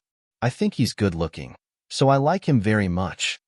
Xue Ming cursed, "Disgusting." Immo Ran laughed, turned around, and waved his hand. With his back facing Xue Ming, he made a cursing gesture. Then, he lazily returned to his own stone hut. With a click, he unlatched the door and shut Xue Ming's cursing outside. The next morning, Immo Ran woke up early. In order to let them familiarize themselves with the life in paradise, the Feathermen specially delayed their cultivation for 3 days. After Immo Ran finished washing up, he saw that Yi Wangxi had already left. The other two had not woken up yet, so he went to stroll on the streets. In the early morning mist, many swordsmen from the immortal sects walked past with light steps, rushing to their respective cultivation places. Immo Ran passed by a breakfast stall and saw a new pot of water pancakes. He remembered that his junior brother was still sick, so he walked over and said, "Lady boss, I want 8 pancakes and a bowl of sweet porridge. Take them away." The featherman who set up the stall said without raising her head, "Give me 6 feathers." Immo Ran was stunned. 6 what? 6 feathers. Then should I go find a chicken and pluck a few feathers? The featherman looked up and rolled her eyes. You want to eat without feathers? Go, go, go. Immo Ran was angry and amused at the same time. When he was about to ask in detail, a familiar voice came from behind. A bandaged hand stretched out, holding 6 golden feathers. "Lady boss, get the porridge. I'll pay for him." The featherman took the feathers and was too lazy to talk to them. She turned around and packed her breakfast. Immo Ran turned his head to the side and saw Yi Wangxi standing beside him. He was handsome, with a natural air of elegance. "Thank you very much." Carrying the piping hot pancakes and sweet porridge, Immo Ran and Yi Wangxi walked and said, "If we didn't meet you today, I'm afraid we would have gone hungry." "It's okay," Yi Wangxi said. "Miss 18 has a bad memory. She always forgets to give the newcomers some feathers. I just happened to pass by. It's just a small matter. You don't have to be so polite." Immo Ran asked, "Do we have to exchange feathers to do business in paradise?" "That's right. Then where do the feathers come from?" Yi Wangxi said, "Plucked from the ground." "Pluck, pluck." Immo Ran was stunned. Did they really pluck the feathers from the birds? Then wouldn't all the birds here be plucked by them? Seeing his shocked expression, Yi Wangxi glanced at him in amusement. "What are you thinking about? There's an ancestral abyss in paradise. It's said that it's the place where the vermilion bird high god ascended. The bottom of the abyss is filled with red true fire. It's unbearably hot. Thus, not a single blade of grass grows around it. None of the beasts can live there." When Immo Ran heard his description, he immediately thought of the blood-red sky when he passed by the outskirts of the city yesterday. He said, "Is that abyss near the north of the city?" "You're right. Then what does it have to do with feathers?" Yi Wangxi said, "It's like this. Although there are no other living creatures near the ancestral abyss, there's a group of angry owls living in the abyss. They use true fire as their nests and come out at night. Their feathers can help the feathermen improve their cultivation. I see. Immerse smiled. No wonder you want to use feathers to exchange for things. Yes, but you have to be careful. When they're active at night, their feathers will become the same as those of ordinary owls. Even if you catch them, they'll be useless. Only when the sun rises in the east every day will the thousands of angry owls return to the ancestral abyss. When they're about to enter the abyss, their feathers will turn back to gold. It'll be useful to pluck them then. Haha, doesn't that mean you'll be cultivating qigong? If you're not good enough, you'll become barbecued meat if you fall. If you don't pluck them, you'll starve to death. Immerse couldn't help but click his tongue. This is really troublesome. Yi Wangxi asked, are you not good at qigong? Immerse smiled. I'm just a... That won't do. Yi Wangxi said, angry owls move fast and are not inferior to falcons. If you don't cultivate diligently, you'll starve in a few days. Seeing that Immerse was still in a daze, Yi Wangxi sighed and said, I've collected a lot of feathers. I don't lack them for now. If the three of you need them, you can ask me first. Immerse waved his hand and said with a smile, how can I do that? I'll just take these 6 feathers as a loan. I'll go back to eat first. If I pick the feathers tomorrow, I'll return them to you. Many thanks. After bidding farewell to Yi Wangxi, Immerse returned to the side courtyard with the porridge. Xueming's room was empty. He probably had nothing to do after waking up, so he wandered around. Immerse then went to Chu Wanning's bamboo house. Chu Wanning had not woken up yet. Immerse put the porridge and fried buns on the table. He went to his bedside and lowered his head to look at him. Suddenly, a familiar feeling floated to his heart. The way this little martial brother slept, why did he look a little like someone? But he couldn't remember who he was thinking of. He only had a vague impression of someone who also looked like this. When lying on the bed, he would always curl up into a ball and use his hand as a pillow. Who was it? While he was in a daze, Chu Wanning woke up. Oh! Chu Wanning turned over and saw the person beside the bed. His eyes suddenly widened. Immerse? How many times have I told you to call me senior martial brother? Immerse rubbed his hair and then put his hand on his forehead to check his temperature. Your fever has subsided. Come, get up and eat something. Eat. The child on the bed repeated in a daze. His hair was messy, which made his face look even more lovely. Look at how much your senior martial brother dotes on you. I woke up early to buy breakfast. Eat it while it's still hot. Chu Wanning got off the bed in his white underwear and walked to the dining table. There was a fresh lotus leaf on the table. Inside were fried buns with thin skin and crispy bottom. They were sprinkled with green onions and black sesame seeds. There was also a small bowl of longan and osmanthus porridge. It was cooked until it was soft and thick, and it was steaming hot. Elder Yu Hong, who had always been strong, was actually a little uncertain. Is this for me? Is this all? For me? Immerse was stunned for a moment. Yes. He looked at Chu Wanning's hesitant expression and thought for a moment. He smiled and said, hurry up and eat. Otherwise, it will get cold. Chu Wanning had been at the peak of life and death for so many years. Although everyone respected him, because of his stubborn and cold personality, almost no one was willing to eat with him, let alone get breakfast for him. Sometimes, when he saw his disciples taking care of each other, although he was unwilling to admit it, he couldn't help but feel a little envious. Therefore, facing this bowl of porridge and a few buns, he was silent for a long time. He couldn't bear to eat them. Immerse saw him sitting on the stool and staring at the food in front of him without eating. He thought that it was not to his taste, so he asked, what's wrong? Is it a little oily? Chu Wanning looked back at him and shook his head. He picked up the spoon and scooped a spoonful of porridge. He blew on it to cool it down and carefully drank a mouthful. If he was the handsome and cold Grandmaster Chu of the past, eating porridge like this would only show that he had good self-restraint and was elegant. But when it was done by a child, it was actually a little clumsy and pitiful. Immerse misunderstood and said to him, you don't like longan? Then you can pick it out and throw it aside. It's not a problem. No. Little junior brother's face didn't have much expression, but when he looked at Immerse again, his dark eyes were gentle. I like it. Oh, haha, that's good. I thought you didn't like it. Chu Wanning lowered his thick eyelashes and repeated softly, I like it. No one has ever treated me like this before." As he spoke, he raised his eyes to look at Immerse and said seriously, "Don't worry. Thank you, senior brother." Immerse didn't expect him to say this and couldn't help but be stunned. He wasn't a kind person, and he didn't like children. The reason why he was so nice to Xiaoxini was because he felt that he had extraordinary skills at such a young age and was a young man worth befriending. But he had a utilitarian heart, and the other party treated him with sincerity. Immerse couldn't help but be a little surprised, but when he heard this little junior brother's words, he felt that it was strange, so he waved his hand to stop Chu Wanning from thanking him. He asked, "Has no one ever bought you breakfast before?" Chu Wanning was expressionless and nodded. "Don't the people under Elder Xuanji know how to take care of each other?"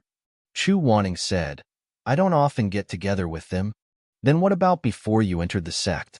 When you were in the secular world, your parents?" Immerse stopped halfway through his sentence. His little junior brother was born as pure as snow. Which parent would have the heart to throw him into the mountain to cultivate and never come to the sect to see him? Presumably, his experience was the same as Sher Mei's and his own. As expected, Chu Wanning said calmly, "My parents abandoned me, and I didn't have any other relatives, so no one took me in." Immerse didn't say anything. After a long silence, he sighed deeply.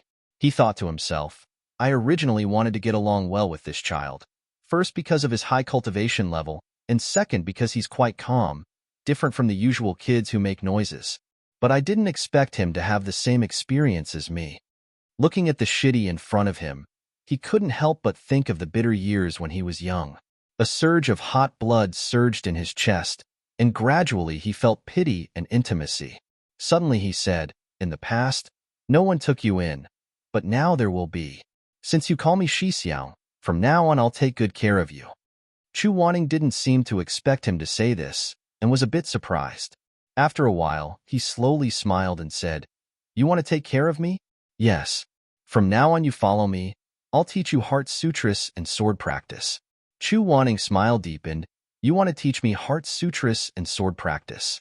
Immerse misunderstood his expression, scratched his head and said, "Don't laugh at me. I know your cultivation level is very good, but you're still young.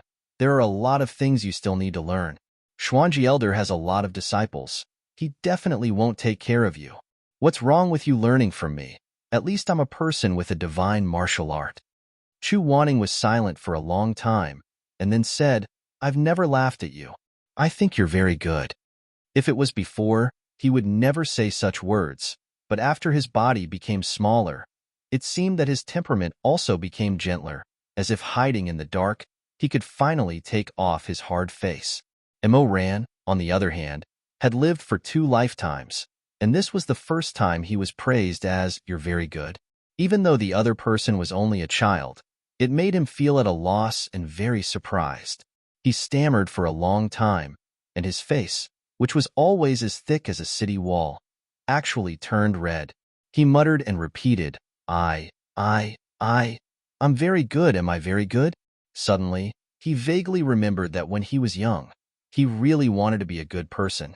But, at that time, his humble but gentle wish was the same as, "When I grow up, I want to ask Sisterly from the Rouge shop to be my wife.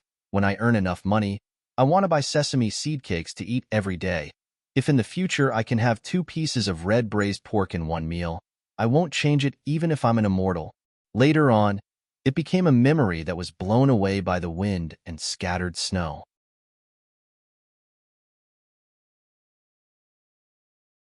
Chapter 62.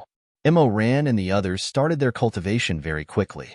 Of course, collecting feathers was what he was most passionate about.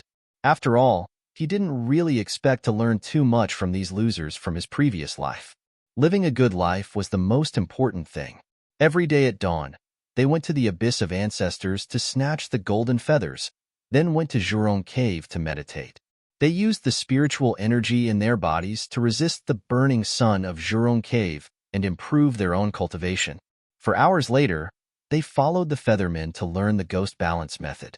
Another 4 hours later, they fought against each other in the Azura field. Before nightfall, they went to the Peach Blossom Spring to listen to Miss 18 explain the 100 Ghost Spectrum and the art of exorcism. Of course, Mo Ran liked to listen to scriptures at night the most, because that was the only class that gathered the cultivators of the three major specializations. He knew that Mei's lightness kung fu was not good, and worried that he didn't eat enough, so he would give half of the feathers he plucked to Mei every day.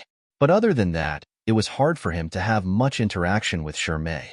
On the contrary, he spent every day with Chu Wanning, and the two gradually became inseparable. During this time, Chu Wanning would often sit on the railing of the bridge and blow the leaves, while Mo Ran would sit beside him and listen to the sun rise and set, the clouds rise and fall. Or Chu Wanning would stand by the river and feed the fish, while Mo Ran would stand beside him with an umbrella and watch the koi fish jump around, the blue waves and golden scales. When it rained in the peach blossom spring, Mo Ran would hold Chu Wanning's hand and walk with him along the old cracked bluestone path. An oil paper umbrella was open above the two of them. If the water was deep, Mo Ran would carry his junior brother on his back. With the rain falling, the little guy was very quiet on his shoulder and didn't talk much. But sometimes, when his back was hot and there were small beads of sweat on his forehead, his quiet junior brother would take a handkerchief and silently wipe them for him. The handkerchief was white and plain, with a begonia flower embroidered on the corner. Mo Ran felt that the handkerchief looked familiar, as if he had seen it somewhere before. But the thought was like a drizzle falling into a deep pool, never to be found again. One day, Chu Wanning was resting in the courtyard. Mo Ran had a sudden impulse to untie his braids and tie them into a high ponytail. Just as she was combing her hair, she suddenly saw Yi Wangshi walking into the courtyard with a hand on his left shoulder. Mo Ran's eyes were sharp. He raised his eyebrows slightly. "Brother Yi is injured?" "Yes." Yi Wangshi paused for a moment, then said with a frown, "It's just a small injury from sparring, so it's no big deal. It's just that person is really frivolous and despicable." "How despicable?" Mo Ran stammered in disbelief. "Someone molested you?" Yi Wangshi glared at him with a sharp gaze and said coldly, "What are you thinking?" "Ha ha ha, I was just kidding." Mo Ran laughed awkwardly and couldn't help but ask curiously, "Who is that person you're talking about?" Yi Wangshi said, "Who else could it be? It's that playboy from Kunlun's Treading in Snow Palace." Upon hearing this description, Mo Ran let out an thinking, could it be him? These days, he often heard some female disciples whispering to each other in the peach blossom spring. They kept saying, "Eldest senior brother," and "Eldest senior brother." It was fine if they were young, but just yesterday, he saw a female cultivator in her 40s or 50s standing by the flowers and muttering hysterically, "There is no man in this world who can stand shoulder to shoulder with eldest senior brother. If he can look at me sincerely and talk to me, even if I fall into hell, I will have no resentment." Such an infatuated state made Mo Ran burst out laughing at that time, and he suspected that the eldest senior brother she was talking about was the person he was thinking of. However, there were many cultivators in the peach blossom spring, and they didn't have much contact with each other. He had always only heard of this person's name, but had never seen him in person. He was also embarrassed to gossip with the female disciples, so he couldn't be sure. "Today, I was drinking at the Spirit Lake restaurant in West City," Yi Wangshi said. "That bastard happened to be there too. I saw that he was holding two women in his arms, and he was already very licentious, but other people were willing, and it had nothing to do with me, so I couldn't say anything." Mo Ran agreed. "That's true." But later, a female disciple of Lone Moon Knight rushed in from outside. She looked anxious and looked around. Obviously, she was looking for someone. Mo Ran smiled and said, "She's looking for that eldest senior brother, right? You've heard of eldest senior brother too? Haha, then look, even a gentleman like you knows about his dissolute affairs. How can I, a member of the Zhang family and Li family, not know?" Yi Wangshi looked at him silently and said, "That eldest senior brother is really a good-for-nothing. The female cultivator of Lone Moon Knight came to look for him because he exchanged tokens with her a few days ago. He said that he wanted to become Dao companions and never leave each other again." Mo Ran smiled again. "That's something that can't be heard. I guess that eldest senior brother has 17 or 18 tokens of love, all of them the same. Giving a token once to a girl when he's chasing her, I'm afraid it's no different from a pledge of eternal love." Chu Wanning, who had been quietly listening, finally opened his mouth. He glanced at Mo Ran and said, seemingly dissatisfied, "You know about it again." Unexpectedly, Yi Wangshi stood on Mo Ran's side. "Brother Mo is right, that's the truth. That female cultivator secretly admired eldest senior brother, and after hearing what he said, she believed it and gave herself to him that night." Mo Ran said, "Ouch." He hurriedly covered Chu Wanning's ears. Chu Wanning said calmly, "What are you doing? Children shouldn't listen to this. It's not good for cultivation." Chu Wanning, after Mo Ran covered Chu Wanning's ears, his eyes immediately lit up and he asked impatiently, "And then?"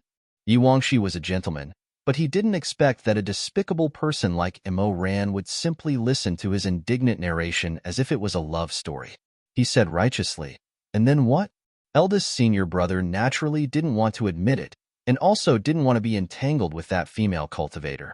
That female cultivator took out a sword tassel as a token, but unexpectedly, eldest senior brother also had a sword tassel in each of his arms. He said that as long as they were his friends, he would give a sword tassel to accompany them, not to give them to his Dao companion. Tisk, that's really shameless." "That's right," Yi Wangshi said. "I couldn't stand it, so I argued with him." When he said this, his expression changed slightly. After a while, he said, "We argued about something unpleasant, so we fought." Mo Ran smiled. "That's how it is." But in his heart, he thought, "I'm afraid not." If eldest senior brother was really the person he guessed, then with that person's personality, he definitely wouldn't fight over something like this. Yi Wangshi was probably hiding something from him out of awkwardness. However, since Yi Wangshi wasn't willing to say, Mo Ran naturally wouldn't expose him, so he changed the topic. "Then eldest senior brother's skills must be pretty good. If it was an ordinary person, they definitely wouldn't be able to hurt Brother Yi." It would have been better if he hadn't said this, but once he did, Yi Wangshi seemed to become even angrier. His pair of pitch-black eyes blazed with anger. "Good? What's good about it?" Yi Wangshi said angrily. "Your own magic is mediocre, but you rely on a woman to fight. You're a bastard." "Ah, ha ha ha ha." Hearing him say this, Mo Ran took a closer look. He saw that besides the sword wound on Yi Wangshi's shoulder, there were also 3 or 4 bloody scratches on his cheek. It was obvious that he had been scratched by a woman's fingernails. He couldn't help but laugh. Eldest senior brother really lives up to his name. Ha ha ha. Chu Wanning didn't say anything. Ever since Yi Wangshi said, "We argued about something unpleasant, so we fought," he seemed to be deep in thought. After Yi Wangshi returned to his room to bandage his wounds, Chu Wanning said, "Mo Ran?" Mo Ran patted his head. "Call me senior brother." Chu Wanning said, "The eldest senior brother he's talking about is Mei Hanshue, right?" Mo Ran smiled. "I guess so." Chu Wanning didn't say anything again. He pondered. Suddenly, as if he had thought of something, his eyes widened. This Yi Wangshi, could it be that he was, "Sure, be quiet." Mo Ran put his finger to his lips, stopping him from speaking. Then he crouched down, keeping his face level with Chu Wanning. He laughed. "You're so young. What are you thinking about?" "I've heard that Mei Hanshue is especially unreliable. He's done all kinds of absurd things. I didn't expect that he would even dare to do Confucian Wind Sect's disciples." Mo Ran laughed casually. "Ha ha ha. He's quite unreliable. But we don't care about other people's business. Come, senior brother will continue to tie your hair. I saw a pretty hairpin on West Street before. It wasn't expensive, so I bought it. I'll put it on for you to see." Just like how Mo Ran didn't like Chu Wanning's taste, Chu Wanning didn't dare to compliment Mo Ran's taste. Chu Wanning looked at the dazzling golden butterfly hairpin and fell silent. "Are you sure this is for me to wear?" "Yes. Children should use gold and red. Look at how lively they are." Chu Wanning. He was really reluctant, but when he thought about it carefully, this seemed to be the first time Mo Ran had given him a gift. Thus, he kept quiet and let Mo Ran fasten the hairpin to the top of his ponytail with a sullen expression. Golden orchids and butterflies glowed brilliantly on the inky hair. Chu Wanning lowered his eyelashes. Suddenly, he felt that this was also very good. This kind of color, this kind of Mo Ran, this kind of himself, if his body recovered, he would definitely not have this kind of appearance again. This butterfly seemed to have flown in from a dream. White clouds and gray dogs, the sun and moon are like shuttles. In the blink of an eye, half a year had passed. According to Miss 18, half a year later, everyone would have to take the Featherman's test one by one to test their cultivation progress. This is everyone's first trial since arriving here. At the gathering, Miss 18 said, the content of the trial is divided into 3 major dangers according to the cultivation method that each of you cultivates. The guards will enter the Blood River realm, the healers will enter the Great Sorrow realm, and the attackers will enter the Azura realm. The above 3 major dangers are the Void Realm restored according to the memories left behind when the Ghost Realm invaded the human world hundreds of years ago. Everyone will not be in any danger. After solving the crisis of the Void Realm, you will return to the Peach Garden. Only 2 people can enter the Void Realm trial at a time. In other words, the cultivator can challenge alone. If they want to invite a companion, they can only invite one. The order of the trial is based on the Immortal Envoy's announcement. After the gathering, the trial slowly began. Mo Ran did not know the situation of the guards and healers, but the attackers had tested 6 or 7 people in succession. Fortunately, those people did well. It seemed that this trial was not too difficult. After 10 minutes, it was Mo Ran's turn. The one in charge of the attackers was Miss 18. She smiled and asked, "Does Immortal Monarch Mo need a companion to go with you?" Mo Ran thought for a moment. "If I choose a person to go with me, does that mean that he won't have to go through the trial again?" "Of course. Then I'll take Junior Brother." Mo Ran pointed at Chu Wanning. "He's still young. I'll be worried if he's alone." The bright moon hung in the sky. They followed Miss 18 to a dark cave. The entrance of the cave was shrouded in a thin layer of golden-red smoke. Miss 18 said, "Immortal monarchs, please listen carefully. The scene restored by the Azura realm is the first tragedy of the Ghost realm 200 years ago. At that time, because the barrier was not repaired in time, a large number of ghosts escaped to the human world, killing countless living creatures. This void realm is based on the memories of a survivor in Lin. And the moment you step into the cave, you will arrive at the war-torn Lin and city 200 years ago. Kill the Ghost King leading the army, and the void realm will be broken." Mo Ran glanced at Chu Wanning, then turned to Miss 18 and said with a smile, "Sister Fairy, it doesn't matter if my skin is rough and my flesh is thick, but my junior brother is only 6 years old. Say, this sword is heartless. What if it hurts him? You don't have to worry. All the weapons in the Void Realm won't really hurt the 2 of you." Miss 18 said, "If the 2 of you are injured, there will be a spiritual mark. If the mark hits the vital parts, it means that the 2 of you are seriously injured and die, and the challenge will fail." Only then did Mo Ran feel relieved. He clapped and said with a smile, "So that's how it is. Sister Fairy, you're really thoughtful. Thank you very much." Since the worry was eliminated, Mo Ran and Chu Wanning went to the cave to train together. The cave was dark. As soon as they stepped in, their bodies suddenly felt suspended. Then, a blurry scene of colorful lights flashed in front of them. Countless distorted faces converged into a river and floated under them. When the 2 of them fell to the ground and steadied their feet, they found that they had been teleported to Gu Lin, standing at the entrance of the old road on the outskirts of the city. At this time, it was noon. The sun was shining brightly, and the air was filled with a strong fishy smell. 200 years ago, the ancient city of Lin was filled with the thick stench of blood. It was like a yellowed scroll that had been burned in the flames of war. It slowly unfolded before Mo Ran and Chu Wanning's eyes.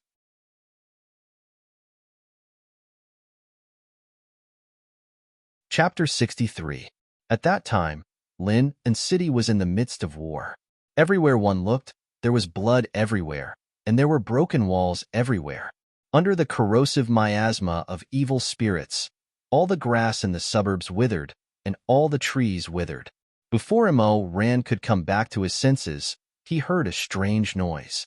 He looked up and saw a fresh intestine hanging on the branch of an old pagoda tree not far away. More than 10 black crows were pecking at it.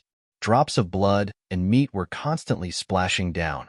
Under the tree, a middle-aged man's body was lying on the ground. His abdomen was torn open by claws.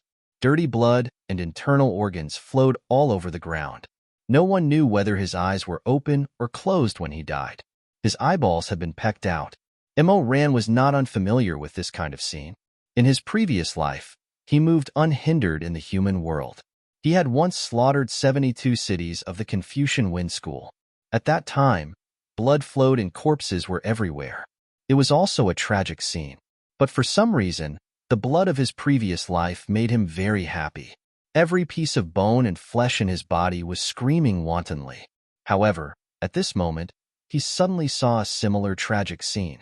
A layer of coldness rose in his heart. He felt half an inch of pity. Could it be that he had been pretending to be well-behaved for so long that he had unconsciously changed his nature? While he was thinking, he suddenly heard the sound of horse hooves. A cloud of dust rose up in front of him. In this kind of chaotic world, those who could ride horses quickly were most likely not good people. Ran immediately pulled Chu Wanning behind him. However, the old road of Lin was empty and there was no place to hide. In the blink of an eye, a group of light cavalry appeared in the vast cloud of dust. When he looked closer, he found that the horses were not strong. Some of them were so hungry that even their ribs could be seen. There were more than 10 people sitting on the backs of the horses, pressing on their heads. Those people were wearing the same white robes with red and white feathers on their heads. Their eyebrows were tied with the double dragon strangulation headband. Although their clothes were not very clean, they were very neat. Although their faces were very thin, they were still hale and hearty. What was even rarer was that each of them had a strong bow and a full quiver of arrows on their backs. In this chaotic world, the two most valuable things were food and weapons. They were obviously not ordinary people.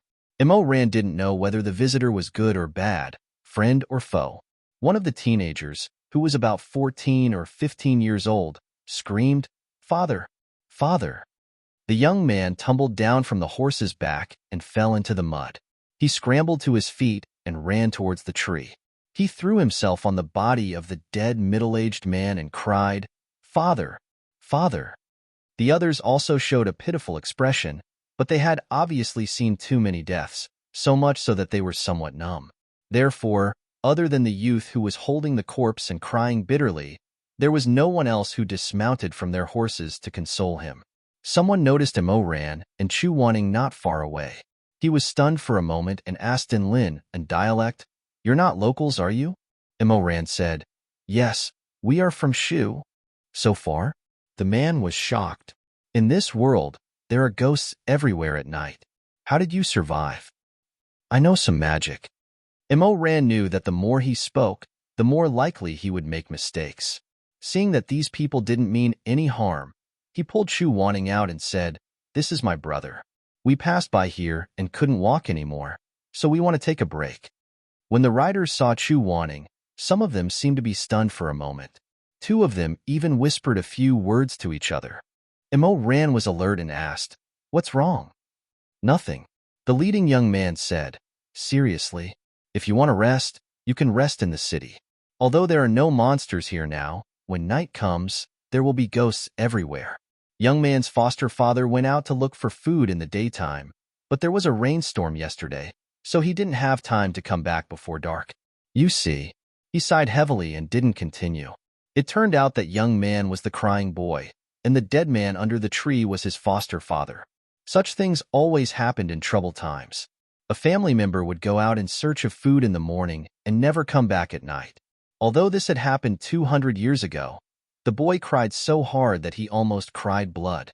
Ran saw it and couldn't help but feel a little bitter in his heart. However, after the slight bitterness, there was a sudden surge of fear in his heart. In his previous life, he killed people without spilling blood. Why did he gradually become soft-hearted? He immediately pulled Chu Wanning and said goodbye to the young riders. The leading man said, "When you enter the city of Lin, find a place to stay first. Lin is about to move the whole city to Putua. There is abundant spiritual chi there, and it hasn't been attacked by the ghost for the time being. You are alone, so it's better to go with us." "Move the whole city?" "Yes." Speaking of this, the man's eyes were shining, and his face seemed to be shining. Thanks to Child Chu's good strategy, All the people in the city can survive. Let's not talk about it. We have to search the suburbs before dark to see if there are any survivors who can be brought back to the city. Alas, young man, let's go. Let's go. He called young man, but young man was still holding the body of her foster father and crying. She didn't look back. Immerse sighed, pulled Chu Wanning and whispered, "Let's go. Let's go to the city first." Chu Wanning nodded and suddenly asked, "You said they moved the whole city. Did they succeed?" Immerse held his cold little hand and said, "Do you want to hear the truth or the lie?" "Of course, the truth. It's better for children to listen to lies." Chu Wanning said, "They didn't succeed." "Yes," Immerse said. "You see, you know what the truth is, but you still ask again. It's as if you can change the result by asking me again." Chu Wanning ignored him and continued to ask, "Do you know why they didn't succeed?" "You ask me again. I'm not an old demon who has lived for 200 years. How can I know?" Chu Wanning didn't say anything. After a while, he said gloomily, "Almost all the people in Lin and city have died in the past 200 years. Immerse." Chu Wanning said, "Not many escaped." "No, junior brother. You were so young. How do you know all this?" Chu Wanning rolled his eyes at him. "Elder Yu Hong has talked about it more than once in the old history books.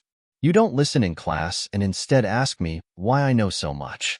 It's really hateful." Immerse was a little speechless.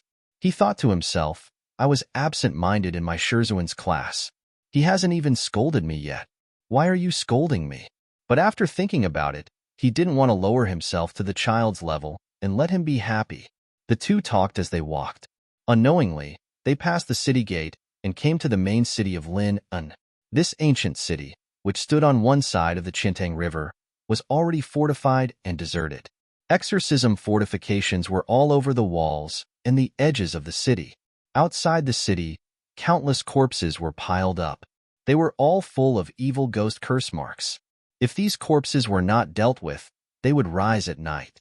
The Taoist priests took advantage of the noon sun to come out and spread incense ashes. For those with particularly deep curses, they dipped cinnabar in wine and drew talismans to dispel them. There were 2 guards standing in front of the city gate.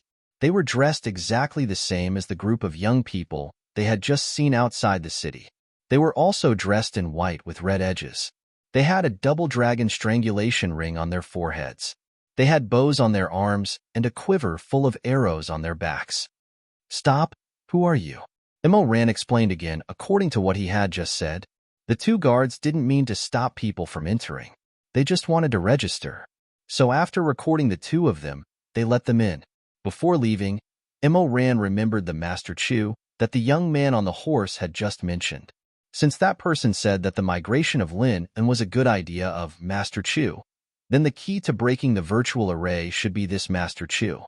"Sorry, I want to ask you about a person," Immerse said. The guard raised his eyes. "You came from Shu. Do you know anyone?" Immerse said with a smile. "No, a few soldiers we met on the road just now mentioned a Master Chu. They said that he would take the whole city to Puduwa in 2 days. May I know who this Master Chu is? I know a little about magic. If it's possible, I'd like to help." The guard looked him up and down. Perhaps he felt that Immerse should be quite capable since he was able to bring a child all the way here unscathed. So he said, "Young Master Chu is the eldest son of the governor.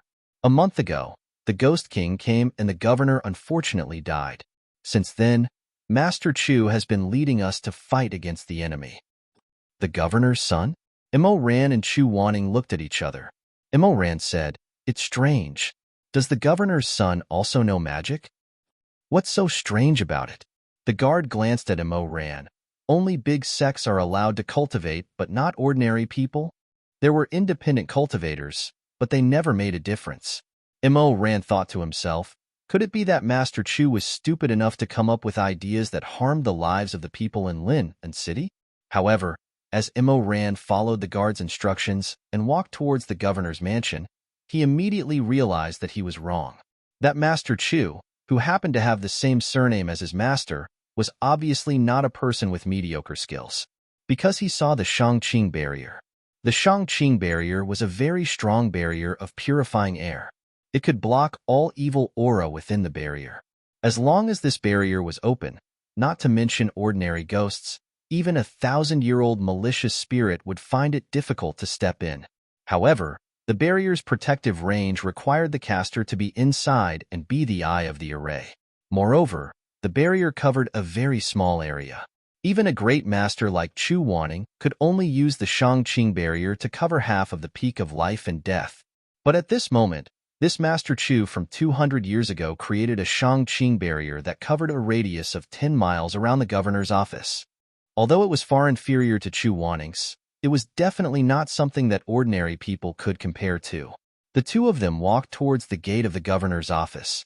Mo Ran originally wanted to try his luck and let someone report that there was a cultivator asking for help. He wanted to see if the governor's son would be willing to give him face. Unexpectedly, as soon as he turned a corner, he saw 3 long lines in front of the governor's office. 6 female attendants dressed in the same clothes as the guards placed large wooden buckets on the ground. Several hundred old and weak women and children gathered in front of the government office and were receiving porridge as alms. After receiving the porridge, the people came to a begonia tree in front of the office. Under the flowering tree stood a white-clothed man. His long black hair was loosely tied into a bundle. He was distributing talisman paper after talisman paper to everyone and carefully warning them about the things they needed to pay attention to. His back was facing Mo Ran, so his face could not be seen clearly. However, those who received the talisman paper all thanked him gratefully. "Thank you, Master Chu, for your kindness. Thank you, Master Chu, for your kindness." After that, they left. So this is the governor's son? Mo Ran was curious and pulled his junior over to take a look. With just one look, Mo Ran's eyes widened as if he was struck by lightning. Isn't this Chu Wanning? Not only Mo Ran, but even Chu Wanning himself was stunned. Looking from afar, the governor's son had a thin face, sword-like eyebrows, phoenix-like eyes, and the curve of his nose was very gentle. Even his white clothes were very similar to his own. Chu Wanning, Mo Ran. After being stunned for a long time, Mo Ran said with a trembling voice, "Junior martial brother?" "Yes." "Don't you think this Master Chu looks very similar to someone?" Chu Wanning said dryly, "He looks like Elder Yu Hong." Mo Ran slapped his thigh. "Of course. What's going on? Who is this person? What's his relationship with Master?" "How would I know if you ask me? Weren't you paying attention in class?" Mo Ran was very anxious. "I won't talk about this in class." Chu Wanning was very angry. The two of them stopped talking and lined up in the queue. They slowly moved forward and stared at the young master without blinking. When they took a closer look, they realized that Master Chu and Chu Wanning did not look the same. This young master's face was more gentle and elegant. His eyes were not as long and narrow, and his pupils were gentler. His gaze was also much gentler than Chu Wanning's. Mo Ran looked at them and suddenly made a sound of surprise. He lowered his head and looked at his junior martial brother. "Let me take a good look." "What?" Chu Wanning couldn't help but feel guilty and turned his face away. When Mo Ran saw that he was dodging, he became even more persistent and reached out to pinch his face, forcing him to turn around. After a while, he suddenly realized something and muttered, "Aya." Chu Wanning forced himself to remain calm. What's wrong?" Mo Ran narrowed his eyes. "No wonder those people whispered to each other when they saw you outside the city. I suddenly realized that you look a little like Master." Chu Wanning hurriedly shook him off, but the tips of his ears turned red. "Nonsense. But it's so strange. Why were those guards able to tell at a glance, but I couldn't for a long time?" Chu Wanning. Just as he was puzzled, a crisp sound was suddenly heard. A child's voice called out, "Father."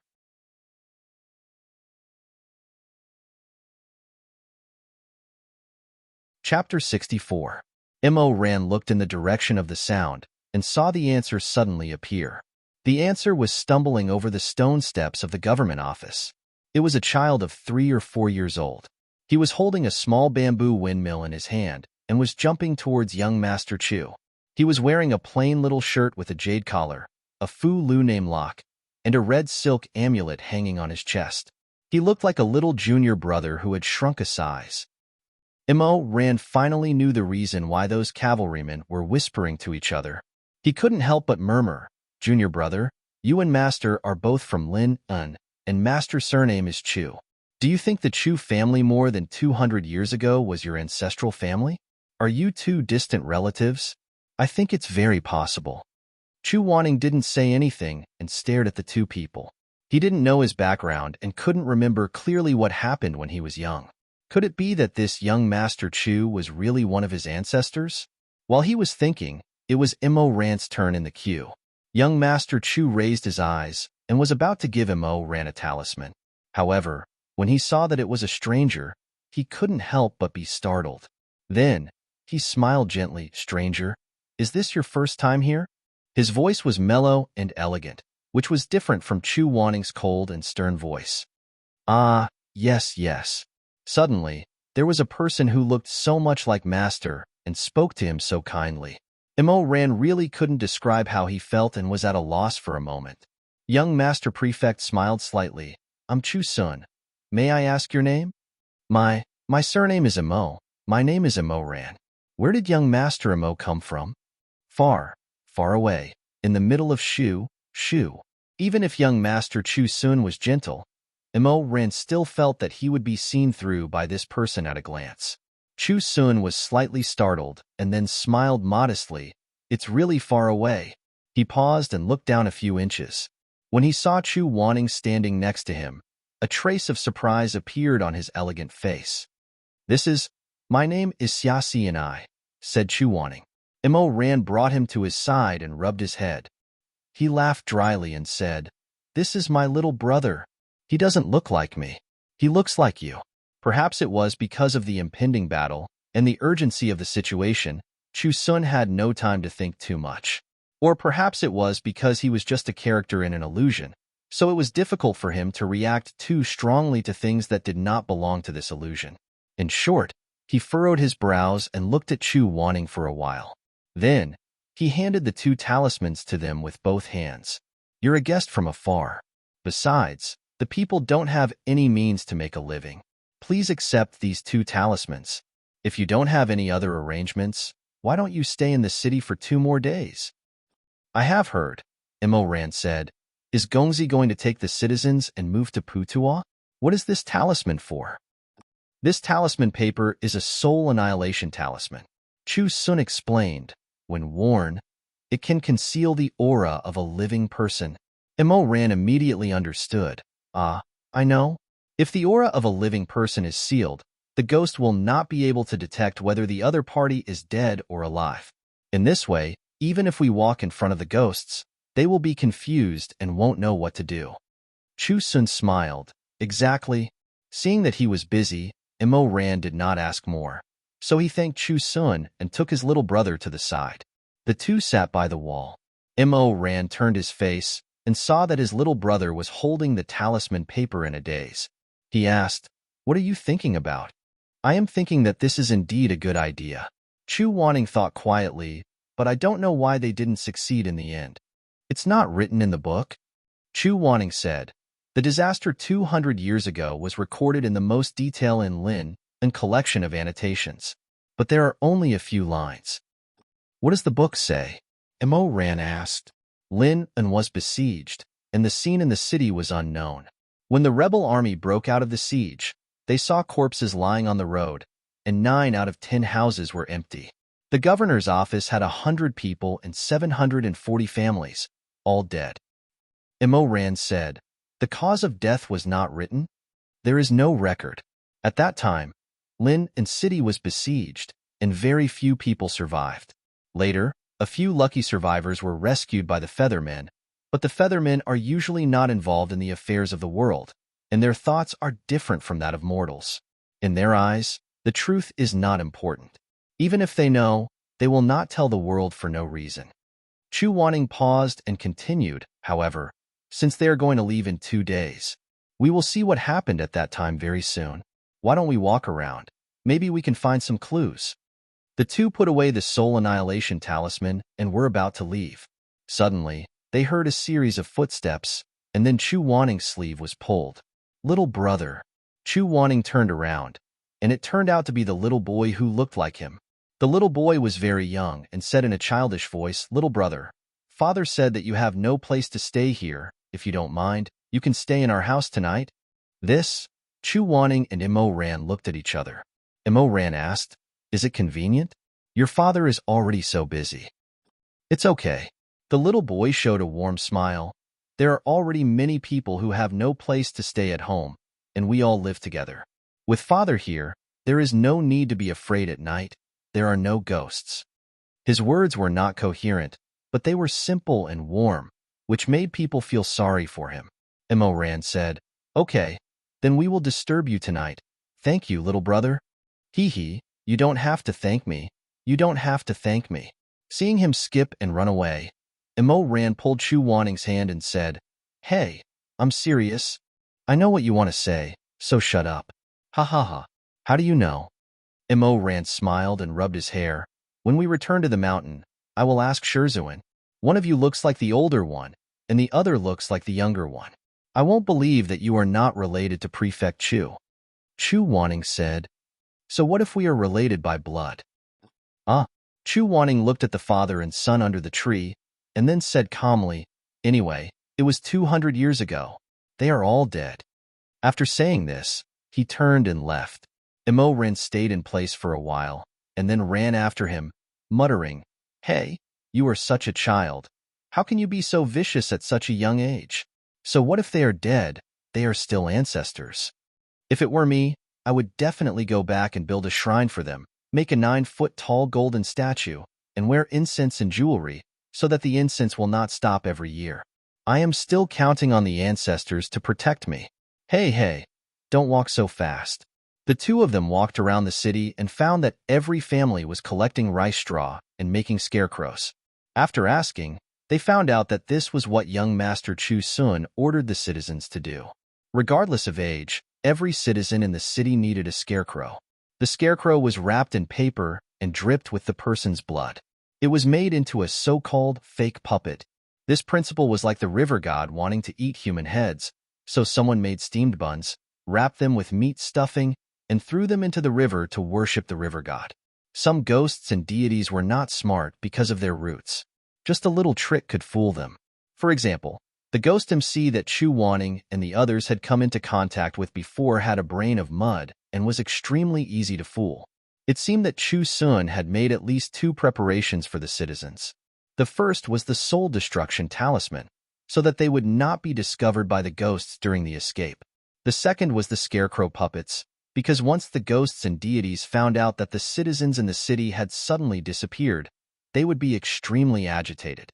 Leaving behind the puppets as cover could temporarily stabilize them and buy time for the migration. But the more it was like this, the more doubts Imo Ran and Chu Wanning had. Why did young Master Chu Sun's arrangements go to waste when he had already made such detailed arrangements? With such doubts in mind, they returned to the governor's office. At this time, the sky was already dark. Many people who lived far away were unwilling to go home, so they brought their families and blankets to the Shangqing barrier to spend the night. The governor's office did not close the doors at night. Only the white-clothed guards that they saw during the day were left to patrol the surroundings. When Imo Ran and the rest arrived, there were no empty rooms in the manor. Everywhere was crowded with people. At least 3 or 4 families were huddled in a wing. There was no place to stand. In the end, the two of them could only choose a corridor to rest. There was definitely no bedding. So Imo Ran asked the guards for some straw, laid it on the ground, and carried Chu Wanning up. "I'll have to trouble you to sleep here tonight." Chu Wanning said, "It's pretty good." "Is it?" Imo Ran laughed. "I think so too." He lay down beside Chu Wanning, stretched, and then put his arms behind his head, looking at the clear ceiling of the corridor. "Shitty, look at those birds. Their ability to create dreams is not bad. Although this dream is based on the memories of the lucky survivors, it can be so detailed that even the wood grains on the ceiling are so clear. It's also rare." Chu Wanning said, "Feathermen are half immortals after all. Although their mana has not reached the peak, they still have some abilities that mortals cannot achieve." "That's true." Imo Ran blinked, turned around, supported his head with his hand, and looked at Chu Wanning. "I can't sleep." Chu Wanning glanced at him, Then I'll tell you a story to cheer you up. He was just joking. Who knew that Immerse's skin was so thick? He laughed. All right. Shitty, tell me the story of the 7 fairies and Dongyong. Chu Wanning did not expect him to take it seriously. He was stunned, then turned his face away resentfully. You're dreaming. You're already so old. Don't you think it's embarrassing? Immerse laughed. Then you see, actually, people will always think about what they can't get. This has nothing to do with age. When I was young, no one told me stories to cheer me up, so I kept thinking, how good it would be if there was someone who could cheer me up. After that, no one appeared, and I grew up, so I stopped thinking about it. But I still think about it in my heart. Chu Wanning, no one told you stories when you were young, right? Yes. Haha, so you actually don't know how to tell the story of Dongyong and the 7 fairies, right? Chu Wanning, what's there to say about this kind of decadent story? You don't know how to tell it. Don't say anything decadent. When you grow up like this, you'll definitely be like my Shizun, a very boring person. No one will want to talk to you. Chu Wanning said angrily, Fine. Don't talk to me. I'm going to sleep. After saying that, he lay down and closed his eyes. Immerse rolled around in laughter until he reached Chu Wanning's side. He looked at his little junior brother's closed eyes. His long, black eyelashes were very cute, so he reached out and pinched his face. You're really asleep? I'm asleep. Haha. Immerse laughed. Then go to sleep. I'll tell you a story. You can tell stories? Yes, just like how you can talk in your sleep. Chu Wanning shut up. Immerse lay down beside him, the two of them using the straw as pillows, their heads very close together. Immerse laughed for a while, but when he saw that his junior brother was ignoring him, he gradually stopped laughing so exaggeratedly, but his eyes were still curved, looking at the corridor ceiling, the rough smell of rice at the tip of his nose from time to time, and his voice was calm and peaceful. The story I'm going to tell you is made up by myself. In the past, no one told me a story to cheer me up, so I was very envious, but I had no choice. Every day when I lay in bed, I would tell myself a story to listen to. The one I'm going to tell you is my favorite. I gave it a name, Cows Eat Grass.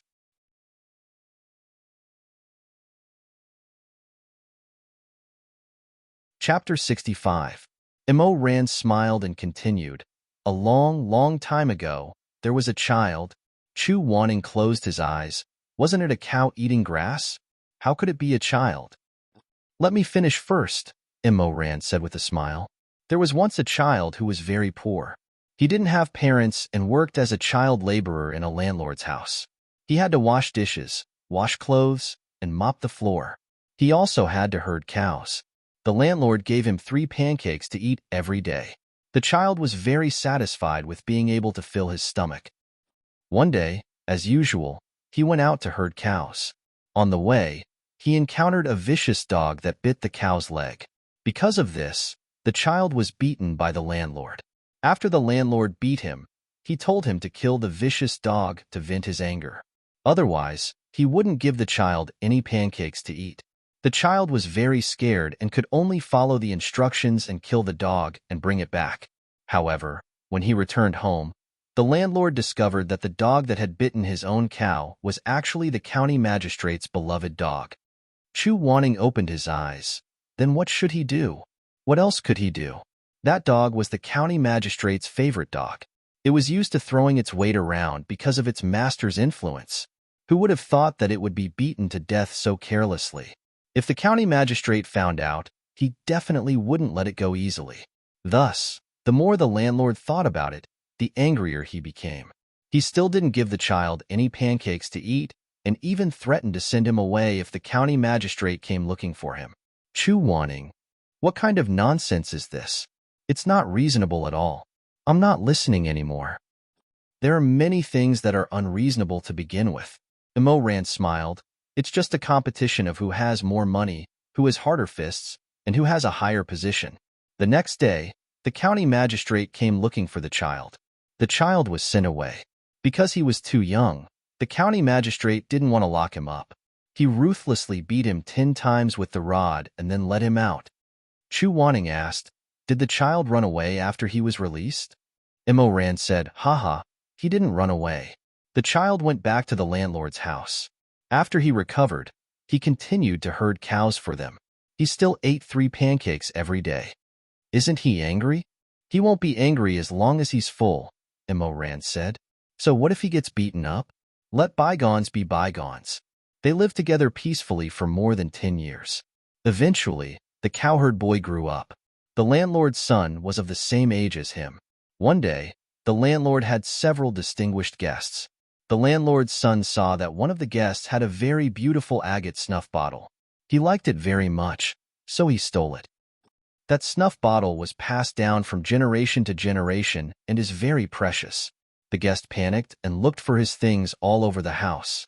When the landlord's son saw that he could not conceal it any longer, he put the snuff box in the hands of the cowherd and told him that if he dared to tell the truth, he would not be given any more food and would starve to death. When Chu Wanning heard this, he was speechless.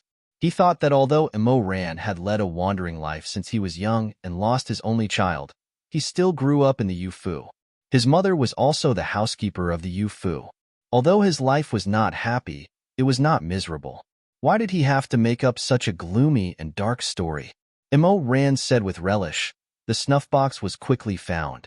In order to eat, the cowherd boy could only brace himself and confess. What awaited him was naturally another round of beating. This time, they beat him until he couldn't get out of bed for 3 days. When the landlord's son escaped, he secretly gave the cowherd a steamed bun with streaky pork. The child wolfed it down and no longer hated the person who harmed him. Because he had never tasted such delicious food before, he held the steamed bun and kept saying to the landlord's son, "Thank you, thank you. I don't want to hear it anymore." Chu Wanning was really angry this time. Why don't you hate? You don't hate a steamed bun? Thank you. What is there to thank? No. Immerse blinked innocently. You didn't hear it carefully. How did I not hear it carefully? Immerse said seriously. That was a steamed bun with streaky pork. Chu Wanning, haha, look at your expression. You don't understand. That child usually only eats 1 or 2 pieces of fatty meat on New Year's Eve. He originally thought that he would never know the taste of 5-flour sandwiched pork until he died, so of course he had to thank him. Seeing that his junior brother was speechless, Immerse smiled brilliantly and continued, "Anyway, this matter is over." He still took his 3 steamed buns and lived his life day by day. One day, Chu Wanning finally understood Immerse's way of telling stories. As long as one day appeared, it was definitely not a good thing. Sure enough, Immerse said, one day, the landlord's son committed another crime. This time, he molested a girl next door in the mill, and it was coincidentally seen by that unlucky cowherd boy. Chu Wanning, don't tell me that child is going to be the scapegoat again? Oh, Immerse smiled. That's how it is. Congratulations, you can tell stories too. I'm going to sleep. Don't. It'll be over soon. Immerse said, this is the first time I'm telling a story to someone. Just do me the honor. Chu Wanning, this time, the cowherd boy is definitely going to be the scapegoat. Because the girl couldn't bear the humiliation, she committed suicide by hitting the wall. But the cowherd boy isn't stupid. If someone dies, they have to pay with their life. He can't pay with his life for the landlord's son.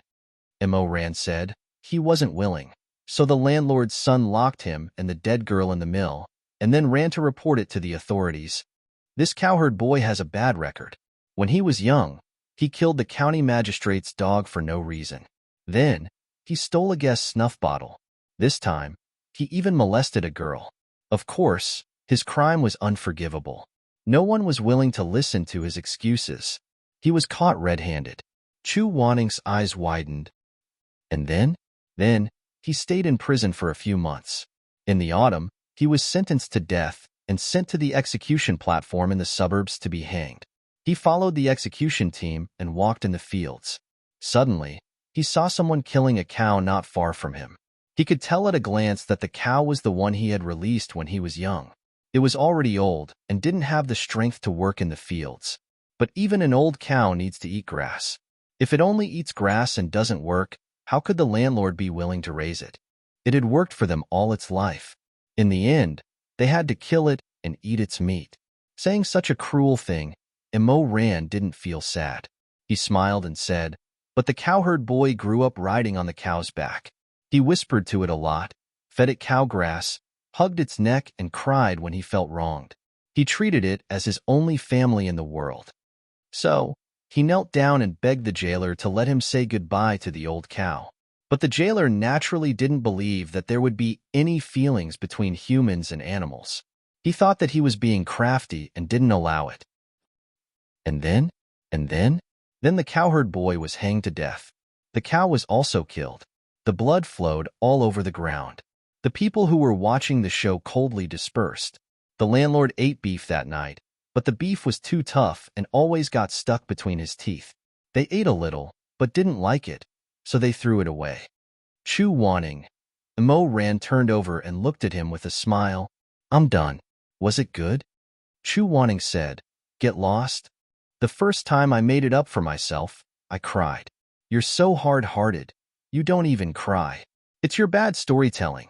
Immerse laughed and put an arm around his junior brother's shoulder. He stroked his hair. That can't be helped. Your senior brother only has this much ability. All right, the story is over. Let's go to sleep. Chu Wanning didn't say anything. After a long time, he suddenly asked, Immerse, call me senior brother. Why do you call it a cow eating grass? Because people and cows are the same. They all need to eat. In order to eat, they have to do many things. If one day you can't do them, no one will want you to live. Chu Wanning didn't say anything again. The courtyard was filled with the soft sounds of people seeking refuge.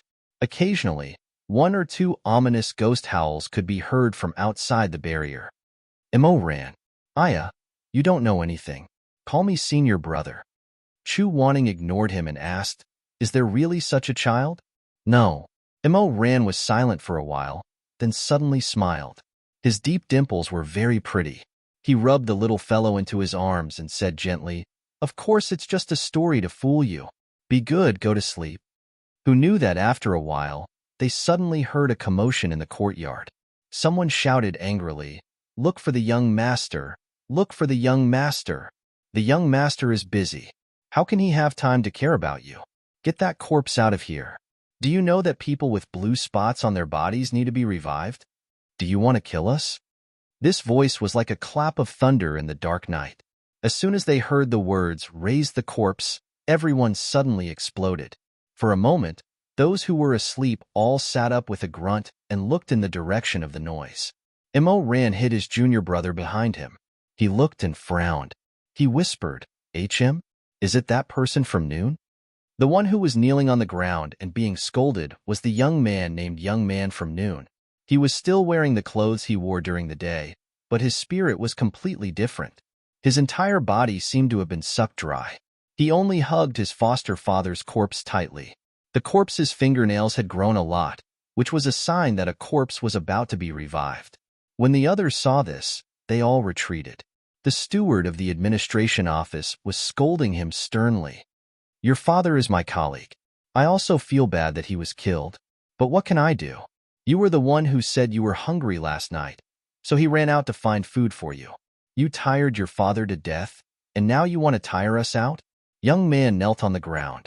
His hair was messy and his eyes were red. No, I'm not. Father, I beg you, let me see the young master. The young master has a way to prevent my father from being revived. I want to bury my father properly. Please don't dismember him. Woo. When he said the word dismember, he was choked with sobs. He buried his face in his palms and rubbed his hands. His lips trembled. I beg you, let me wait for the young master to come back. It's almost midnight. The young master is outside. How can he take care of you? You know that normal corpses can be purified, but your father's blue spot and fingernails have changed. How can he survive until the young master comes back? No, it's okay, Uncle Lou. I beg you, I'll be your slave. I'll find a way to repay you in the future. Please, don't touch my father. I beg you. Seeing him begging like this, the middle-aged steward sighed. His eyes were red, but he still said, Sigh, do you know that you're killing all of us? Guards. No. But it was too late. No one would help him. Everyone knew that if this corpse was left, it would become an evil spirit at midnight. Young man's foster father's corpse was forcibly dragged away to be dismembered outside. Young man was restrained by several people on her left and right. Blood and tears ran down her cheeks. Her face was dirty, and she kept making beast-like roars. In the end, she was half dragged and half carried away. After such a disturbance, the yard gradually calmed down after a small discussion. Chu Wanning didn't sleep. He lowered his head and pondered. Immerse looked at his junior brother and asked, "What are you thinking about? This man lost his family and did such a foolish thing. His foster father's body was taken away, so it's inevitable that he resents others. I have an uncertain guess. I wonder if the failure of Lin An's migration is because of him." Immerse clapped his hands and said, "I think so too." Chu Wanning shook his head. "But it's too early to jump to conclusions. Pay attention to him first."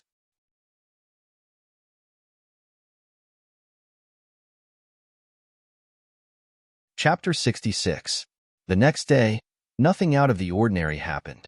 Chu Sun had already sent people to count the number of scarecrows in the city to see if there were enough scarecrows.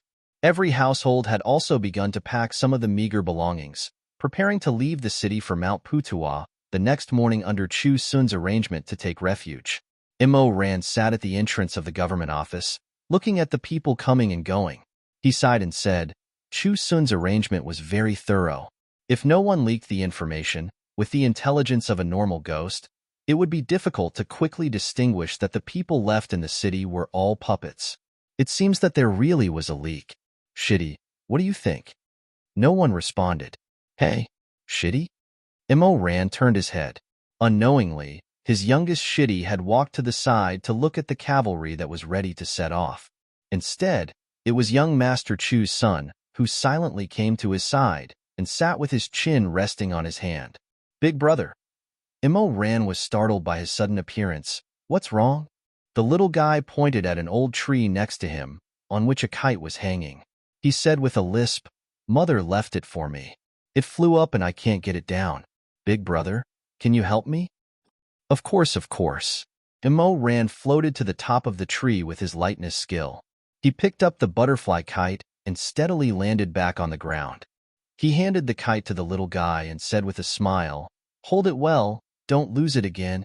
The little guy nodded in confusion. Immerse saw him wandering around alone and thought that Chu Sun didn't have time to take care of his son. He asked him, Where's your mother? There are a lot of people here. I'll take you to your mother.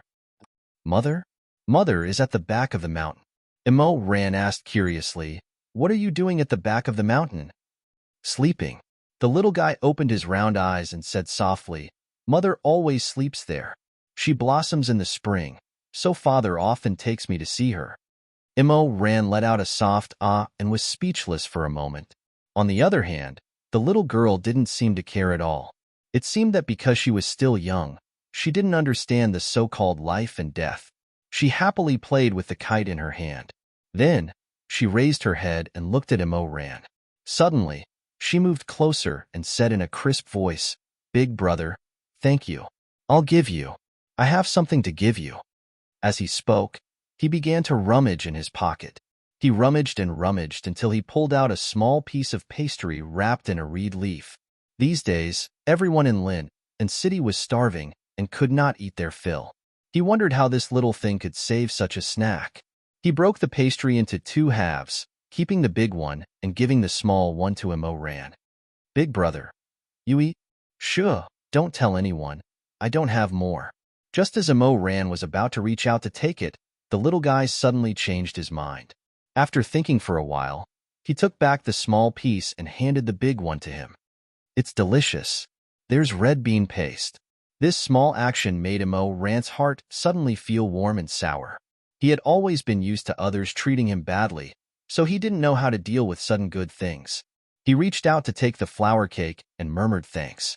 The little guy seemed very happy because of this. He raised his face and smiled brightly.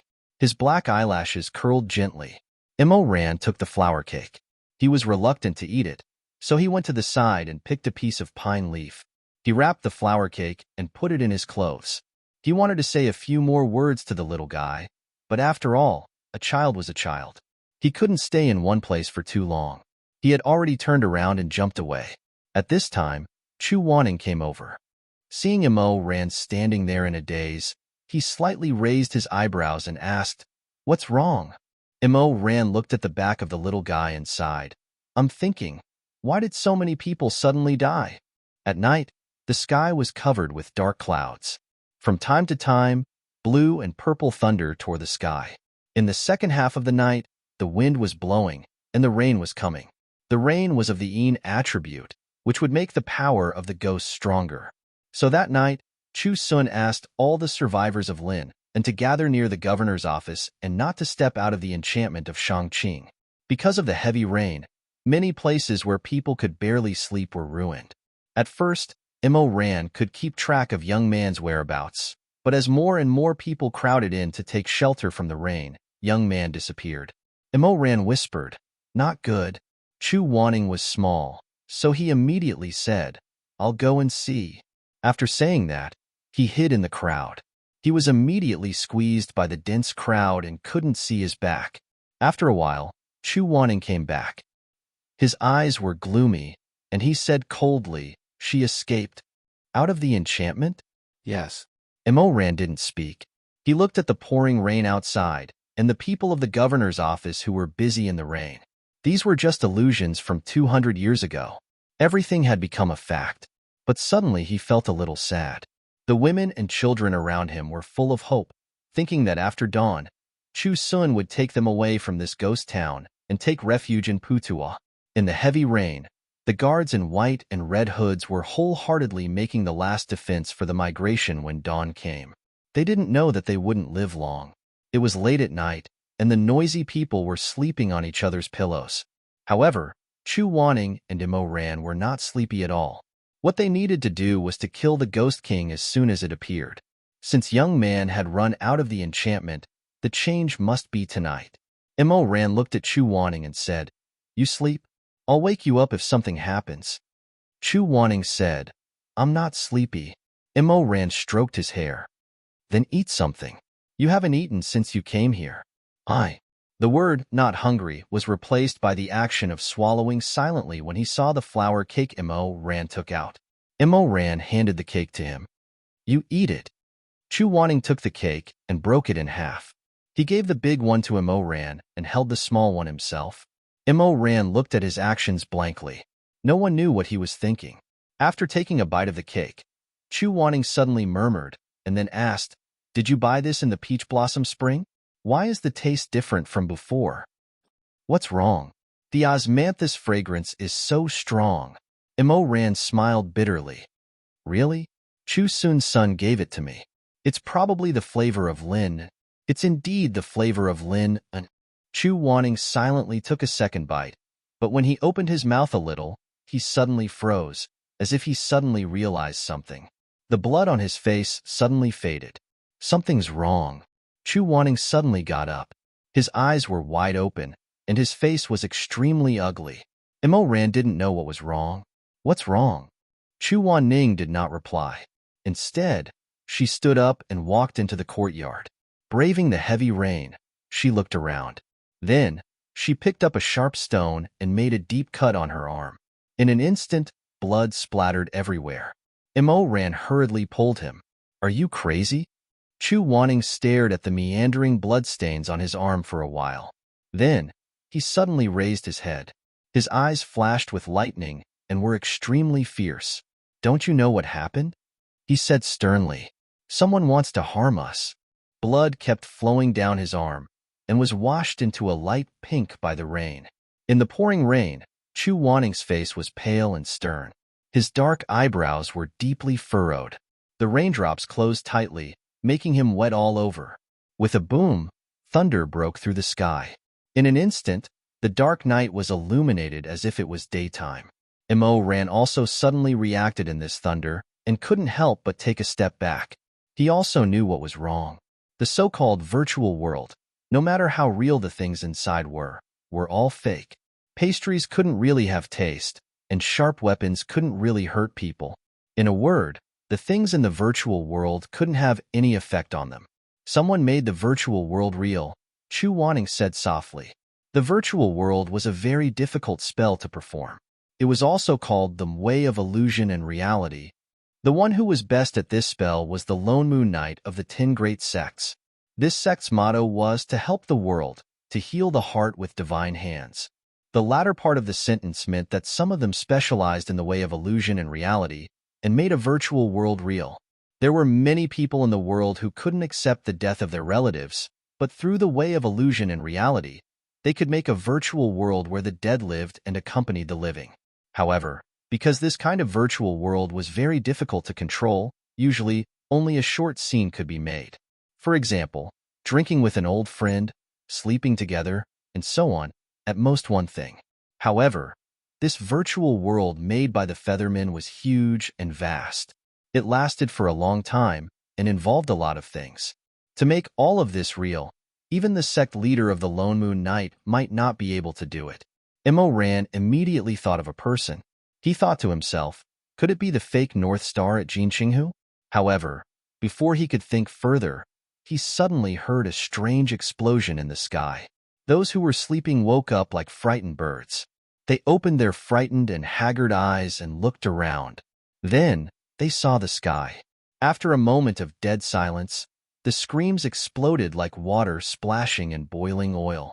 Everyone ran in all directions, but they realized that there was nowhere to go. There were screams everywhere. A crack appeared in the sky, and a huge blood-red ghost's eye was glaring at the top of the barrier. The eye was so close that it was almost touching the opening of the barrier. A murky and cold voice rumbled, Chu Sun, how dare you? You're just a mortal, and you want to fool me. Mo Ran muttered, it's the Ghost King. There were 9 kings in the ghost world, and their mana was very different. At this time, he had not appeared, so it was unknown which king it was. There was only that bloody eyeball in the sky, staring at the mansion below. You're overestimating yourself. Ridiculous. Ridiculous mortals. You want to save them? I might not have killed everyone in the city, but since you want to go against me, I'll kill everyone in the city. Not even a chicken or dog will be left alive. Following a scream, a blinding red light burst out from the center of the ghost's eye, slashing towards the Shangqing barrier. In an instant, the sky changed color, and gold and red met. Sand and stones flew in the storm, and the trees in the courtyard were destroyed. The people under the barrier were in a mess, crying and wailing. The Shangqing enchantment withstood the first attack, but then another ray of red light struck down, striking the same spot again. The enchantment withstood the heavy machine again, but this time, there were cracks appearing. You're overestimating yourself. How hateful.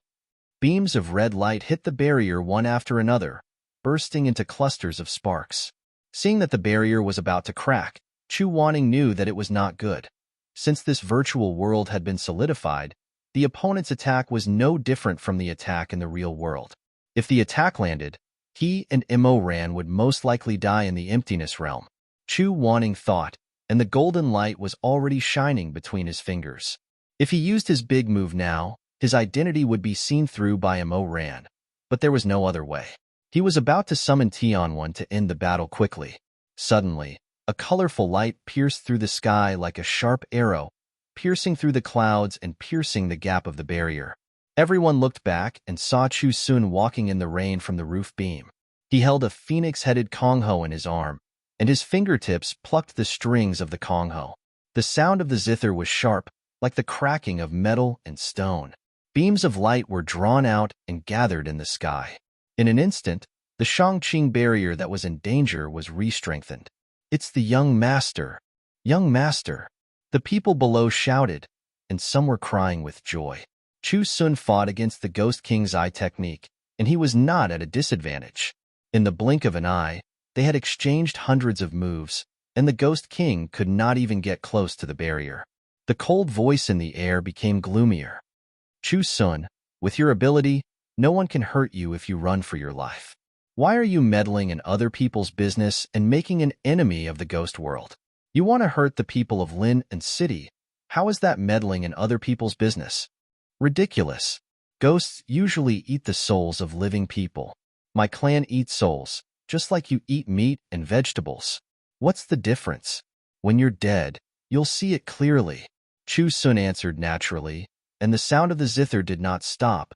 Then let's see if you have the ability to take my head. As he spoke, the sound of the zither became more urgent and louder. In the end, it was a dragon light that shone through the sky and pierced the ferocious bloody eye in the rainy night. Ah! The mournful and terrifying roar shook the heavens and the earth. The eye was burned by Shizun's technique, and smelly blood splashed everywhere. In an instant, the sky was filled with blood, and the ghosts were crying. Under the anger of the other party, a beam of light that was several times stronger than before slashed horizontally in the bloody rain. Shizun shook his sleeve to block, but this blow was the Ghost King's violent attack. Under the confrontation between the two sides, Shizun was shaken by the wave of air and stagnated. Young master, crack. There's a crack. The barrier is going to break. Mother! Mother! Everyone in the porridge was in a state of panic. Some relatives cried and hugged each other, while others curled up in a corner and shivered. Shizun gritted his teeth, and his eyes were like torches, but he was unwilling to give up so easily. In the difficult stalemate, a ray of light suddenly lit up on his left and right. He glanced sideways and saw that Immerse and Chu Wanning had already moved forward. The golden light and the red light surged and merged with him, sealing the barrier again. A ferocious roar came from the sky. The ghost eye disappeared. The three of them landed on the ground.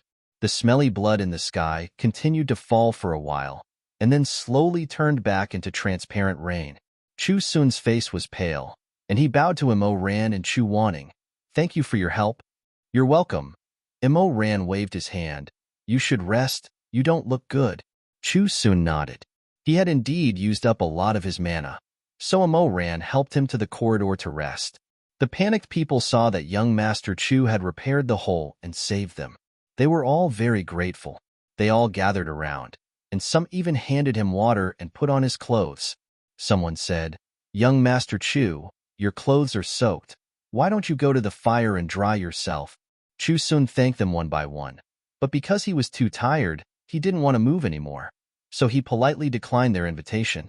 Those people weren't discouraged and simply brought some pine branches over and built a fire pit next to Shizun. The surroundings gradually quieted down, and only the crackling of the fire could be heard. Suddenly, a citizen asked him, "Young master, we arranged it so carefully. How did the Ghost King see through it? Sai, what should we do?" Yes. How did he know we were going to move? Young master clearly said that this ghost couldn't tell the difference between a puppet and a living person. What's going on? Could it be? The speaker's voice gradually trailed off as he turned to steal a glance at Shizun. He clearly wanted to ask if Shizun had made a mistake, if Shizun hadn't figured it out. This gaze was seen by the white-clothed guards of the governor's office, and one of them immediately said angrily, "What are you thinking? Someone must have leaked the news and let the Ghost King know." That person muttered, "Who would leak information to ghosts and monsters? It won't do any good." But when he saw that the people around him were glaring at him, he resentfully stopped talking. After a moment of silence, another person asked, "Young master, that ghost old man definitely won't let this go. What should we do next?" Shizun was very tired, so he didn't open his eyes, but he still said in a gentle voice, "It'll be fine as long as we can hold on until dawn. After that, we'll leave the city and hurry on our way. They won't be able to do anything during the day." "But there are so many of us, old and young, and some are even injured. Can we make it to Mount Putua in one day?" Shizun said warmly, "Don't worry, all of you should rest. Tomorrow, you just need to hurry on your way. I'll think of a way." It had always been the young master who protected them, and since he said so, everyone obediently agreed. A child came over, holding a small piece of sesame candy, and wanted to give it to Shizun. Shizun slightly opened his eyes, smiled and touched the child's hair, and was about to say something, when suddenly a guard ran over in panic and shouted, Young master, something bad happened." "What happened?" Young master, young man." Outside the city god temple, that person was obviously greatly affected and couldn't say a complete sentence. He stuttered and suddenly knelt on the ground with a thump and cried loudly. Chu Sun suddenly got up, and the last trace of blood on his face disappeared, and he ran into the rain.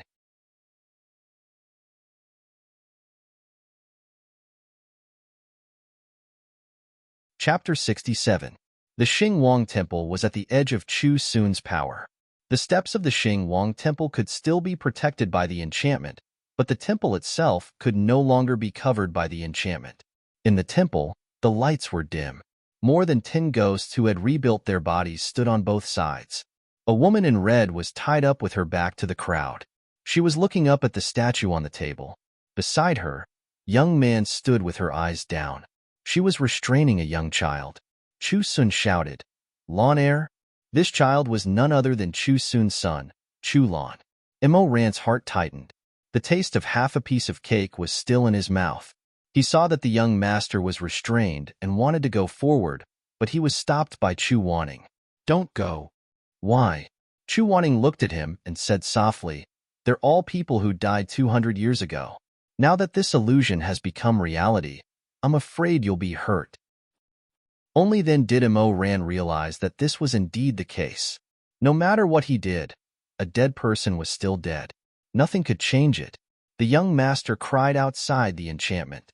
He shouted vaguely, "Father, Father, save me. Father, save Lan heir." Chu Sun's lips trembled slightly. He shouted at young man, "What are you doing? I didn't treat you badly. Let go of him." Young man turned a deaf ear to him. She lowered her head as if she didn't hear anything. But the hesitation in his heart could be seen from his hands that were holding Chu Lan. There was a mole between his thumb and index finger on his left hand. The veins on the back of his hand were bulging and trembling. At this time, the people who had gathered to take refuge in the government also came. When they saw the scene in the temple, they couldn't help but be shocked and angry. They whispered, "That's the young master's son. How could this be?" Young man raised the knife in her hand and released the rope of the woman in red. That woman came back to her senses and slowly turned her head.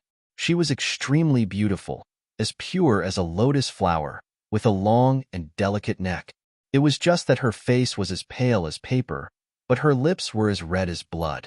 The way she smiled at Chu Sun was more frightening than charming. The illusory candlelight illuminated her beautiful face. The moment they saw her face, Chu Sun and some of the older people in the crowd behind him all froze. The woman's smile was tinged with sadness. She said softly, "Husband." Mo Ran. Chu Wanning. This woman was none other than Chu Sun's deceased wife. Mrs. Chu's eyes moved. She wanted to take her son from young man. At first, young man was unwilling, but Mrs. Chu, as a member of the ghost clan, was much stronger than him after breaking free from the shackles. With a little effort, she snatched the child away. Unfortunately, she died of an epidemic disease before the child was a month old. Therefore, the young master had never seen his mother. For a time, he cried and shouted for his father, asking Chu Sun to save him. "Good child, don't cry. Mother will take you to find your father." Madame Chu's slender arms picked up the child and carried him out of the temple. She walked along the rain-soaked bluestone steps all the way to the enchantment of Shangqing. She stood in front of Chu Sun, her eyebrows showing both joy and sorrow, sadness and joy. "Husband, we haven't seen each other for years. How have you been?" Chu Sun, however, couldn't say a single word. His drooping fingertips couldn't stop trembling. His pair of phoenix eyes stared at the woman behind the barrier, and his eyes gradually turned red. Mrs. Chu said softly, "Lan heir is so big now. You are much calmer. You are a little different from what I thought. Let me take a good look at you." As she said, she reached out and put her hand on the enchantment. However, because of her ghostly body, she couldn't cross it. She could only look at the people behind her silently. Chu Sun closed his eyes, but his eyelashes were already wet. He also raised his hand. Separated by the enchantment, he pressed his palm against Mrs. Chu's.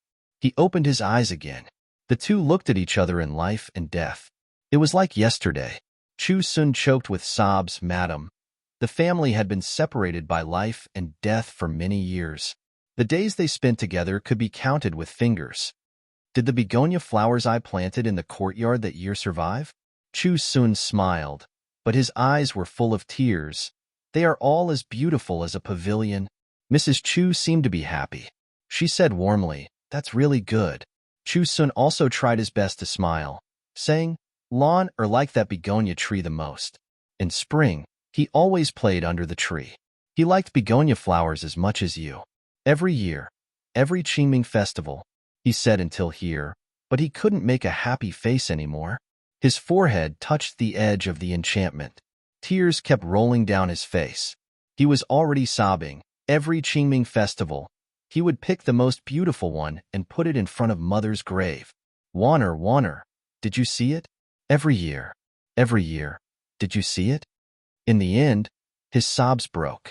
Every word was sobbing. He didn't look like a gentleman anymore. Mrs. Chu's eyes were also red. However, because she was a ghost, she couldn't cry. Her expression was sad, but it made people feel sad.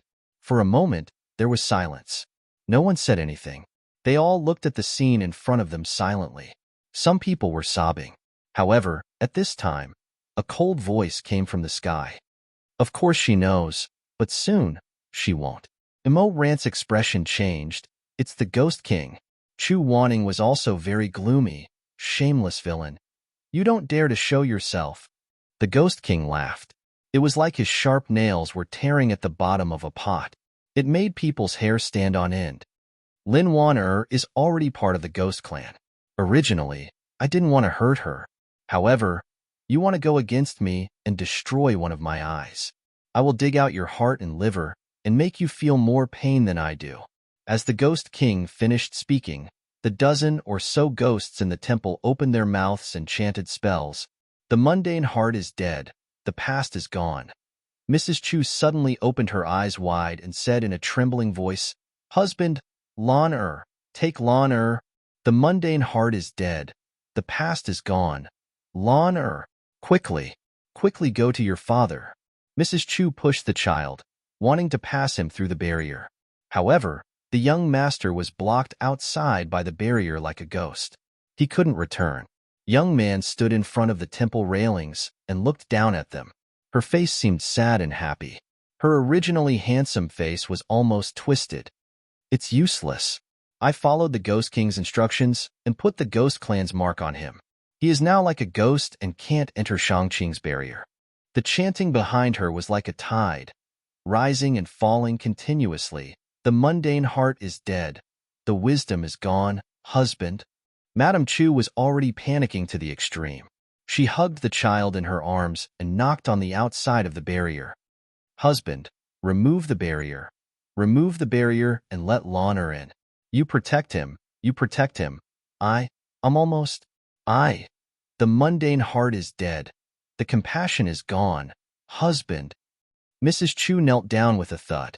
Her eyes were wide open and she couldn't stop trembling.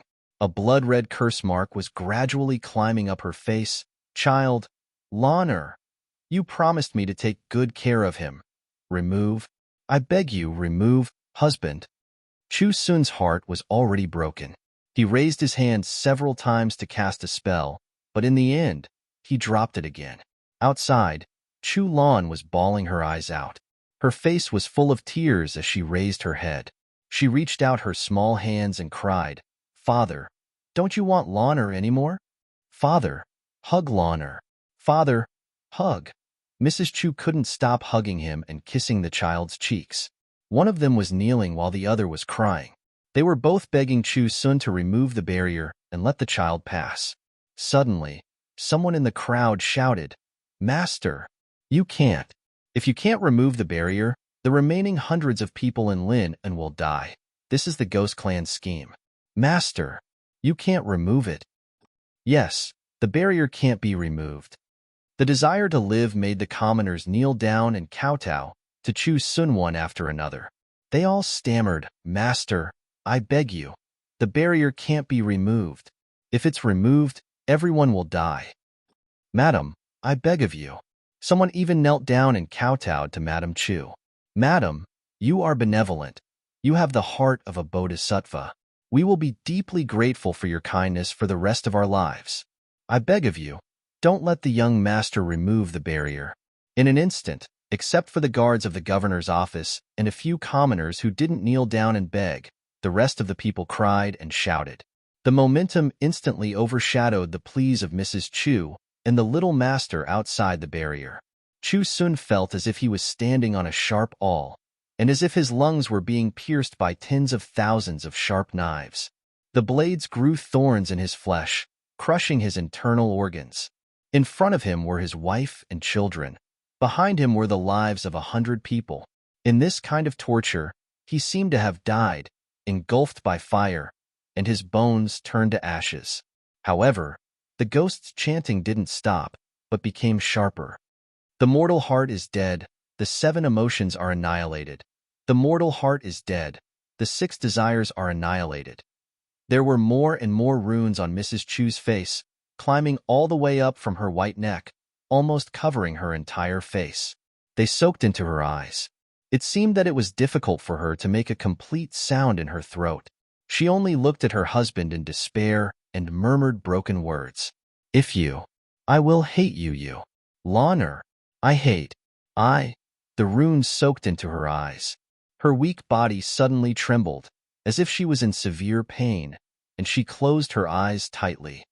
I hate.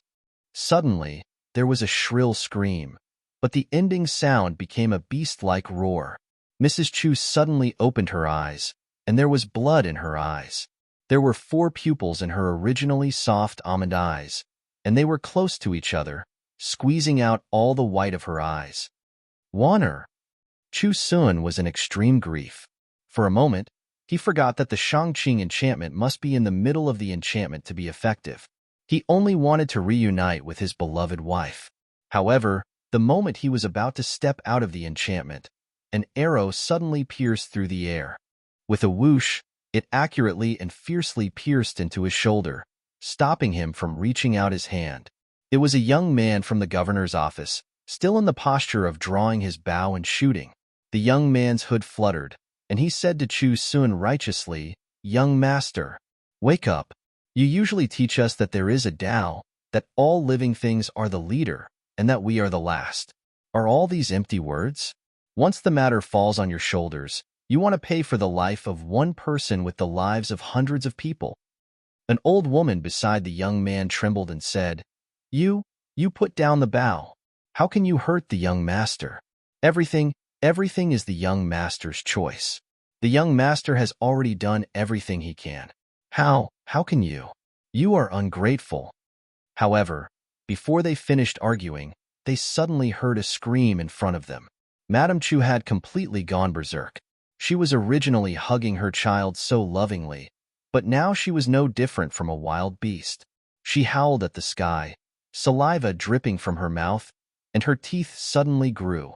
Chu Lan, who was in her arms, had cried herself hoarse. However, between her broken sobs, she still called out intermittently, "Mother."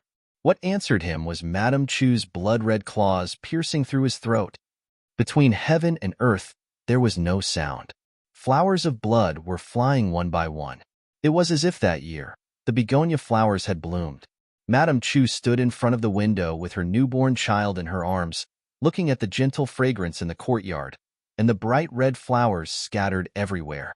The mother gently rocked the child in her arms and softly hummed, "Red begonia, Huang Haitang, how melodious is the morning breeze. Little Tong Xianghe is far away, making one miss father and mother." Red begonia, Huang Haitang. Years ago, she lovingly stroked Chu Lan's hand, but now she was tearing apart Chu Lan's head, limbs, and flesh. How melodious is the morning breeze. The heavy rain poured, and blood flowed. The mother ate the child's intestines. Little Tong Xianghe is far away. The eaves of the city god temple were majestic, solemn, and compassionate. That year, the child was reborn. The mother knelt in front of the city god temple and put her warm and slender hands together. The bell rang, and the birds scattered. Amidst the incense and candles, she stood up and kowtowed, wishing her child good fortune and good health, a long life, and a peaceful life, making one miss father and mother. Chu Lan's flesh was crushed. Chu Lan's heart was dug out and was greedily chewed by Madame Chu. Fresh blood flowed down the corner of her mouth. Ah! Shizun finally broke down. He knelt on the ground, held his head, and kowtowed continuously. Blood flowed out. He cried heartbreakingly. He knelt in the rain, in the blood, in front of his wife and children, in front of the people of Lin and city. He knelt in front of the god statue and knelt in the mud. He knelt in sin and knelt in holiness. He knelt in gratitude and knelt in hatred. He stooped into the dust, and his soul was torn apart and destroyed. He grieved for Wangu Chan. After a long time, someone finally spoke with a trembling voice. Young master, please restrain your grief. Young master's great kindness will never be forgotten. Young Master Chu is a righteous man. What a good man. What a good man. Some people hugged their children tightly and covered their children's eyes to prevent them from seeing this hideous scene. At this moment, he finally dared to let go of his hand. With a pale face, he said to Shizun, Young master, our lives are all saved by you. Madam and young master will definitely ascend to paradise. Another person scolded, Take your child and get lost. Why don't you ascend to paradise with your child? The man then timidly retreated far away. However, these quarrels were so far away that Shizun felt that he was already dead. Listening to their voices, it was as if they were coming from the ocean of the past. In the rainstorm, the man was covered in filth. That layer of transparent film separated him from his wife and children. White bones were exposed, and tears and snot were everywhere. Immerse looked at the scene in front of him and suddenly thought of his previous life. When he killed the innocent, did he give birth to more than one Shizun, more than one Chulan, and more than one Madame Chu? He suddenly lowered his head and looked at his hands. For a moment, he vaguely saw that his hands were covered in blood. However, in the blink of an eye, he realized that it was still cold rain. Dripping on his palm, it gathered into a stream. He trembled slightly. However, in the next moment, his hand was held. He seemed to have suddenly awakened from a nightmare. He turned his eyes and saw that his junior brother was looking at him with concern. That child looked so similar to the dead Chulan. Immerse slowly knelt down until they were at the same level. Like a sinner asking for forgiveness in front of a returnee, he looked at him with a pair of eyes stained with rain and tears. Chu Wanning did not speak. He raised his tender little hand and patted his head. It's all in the past, Chu Wanning said softly. It's all in the past. Yes, after a while, Immerse smiled sadly and lowered his eyes. He muttered, It's all in the past. However, even if it was all in the past, it was all in the past. However, these were all things that he had done. Although he had never killed Chulan, how many people like Chulan had died because of him? The more Immerse thought about it, the more frightened and pained he felt. Why was he so cruel and merciless? Why was he so stubborn?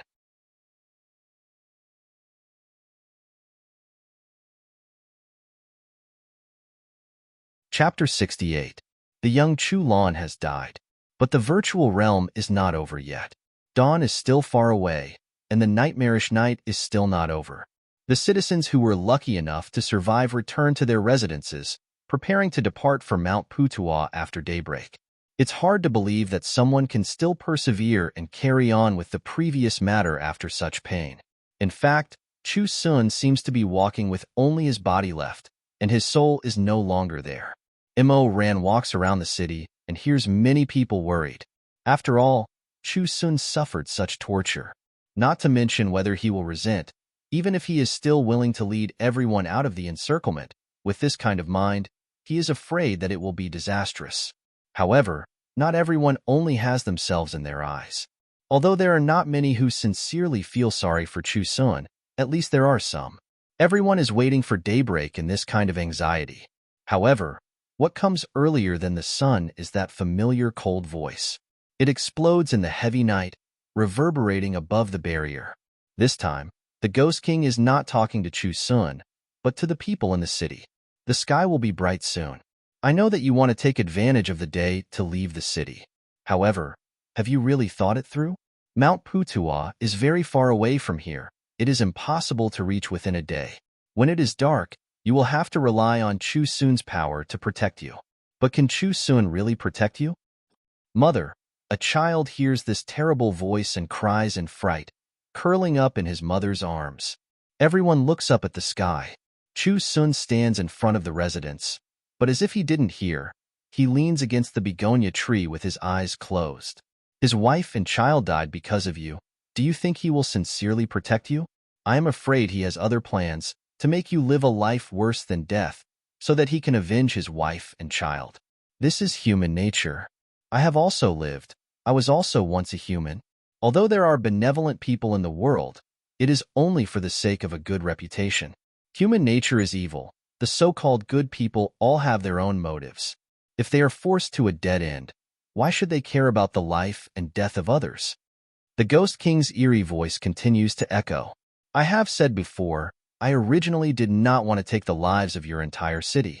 One must know that even if you are alive, you can still serve the Ghost Clan. If you don't believe me, take a look at him.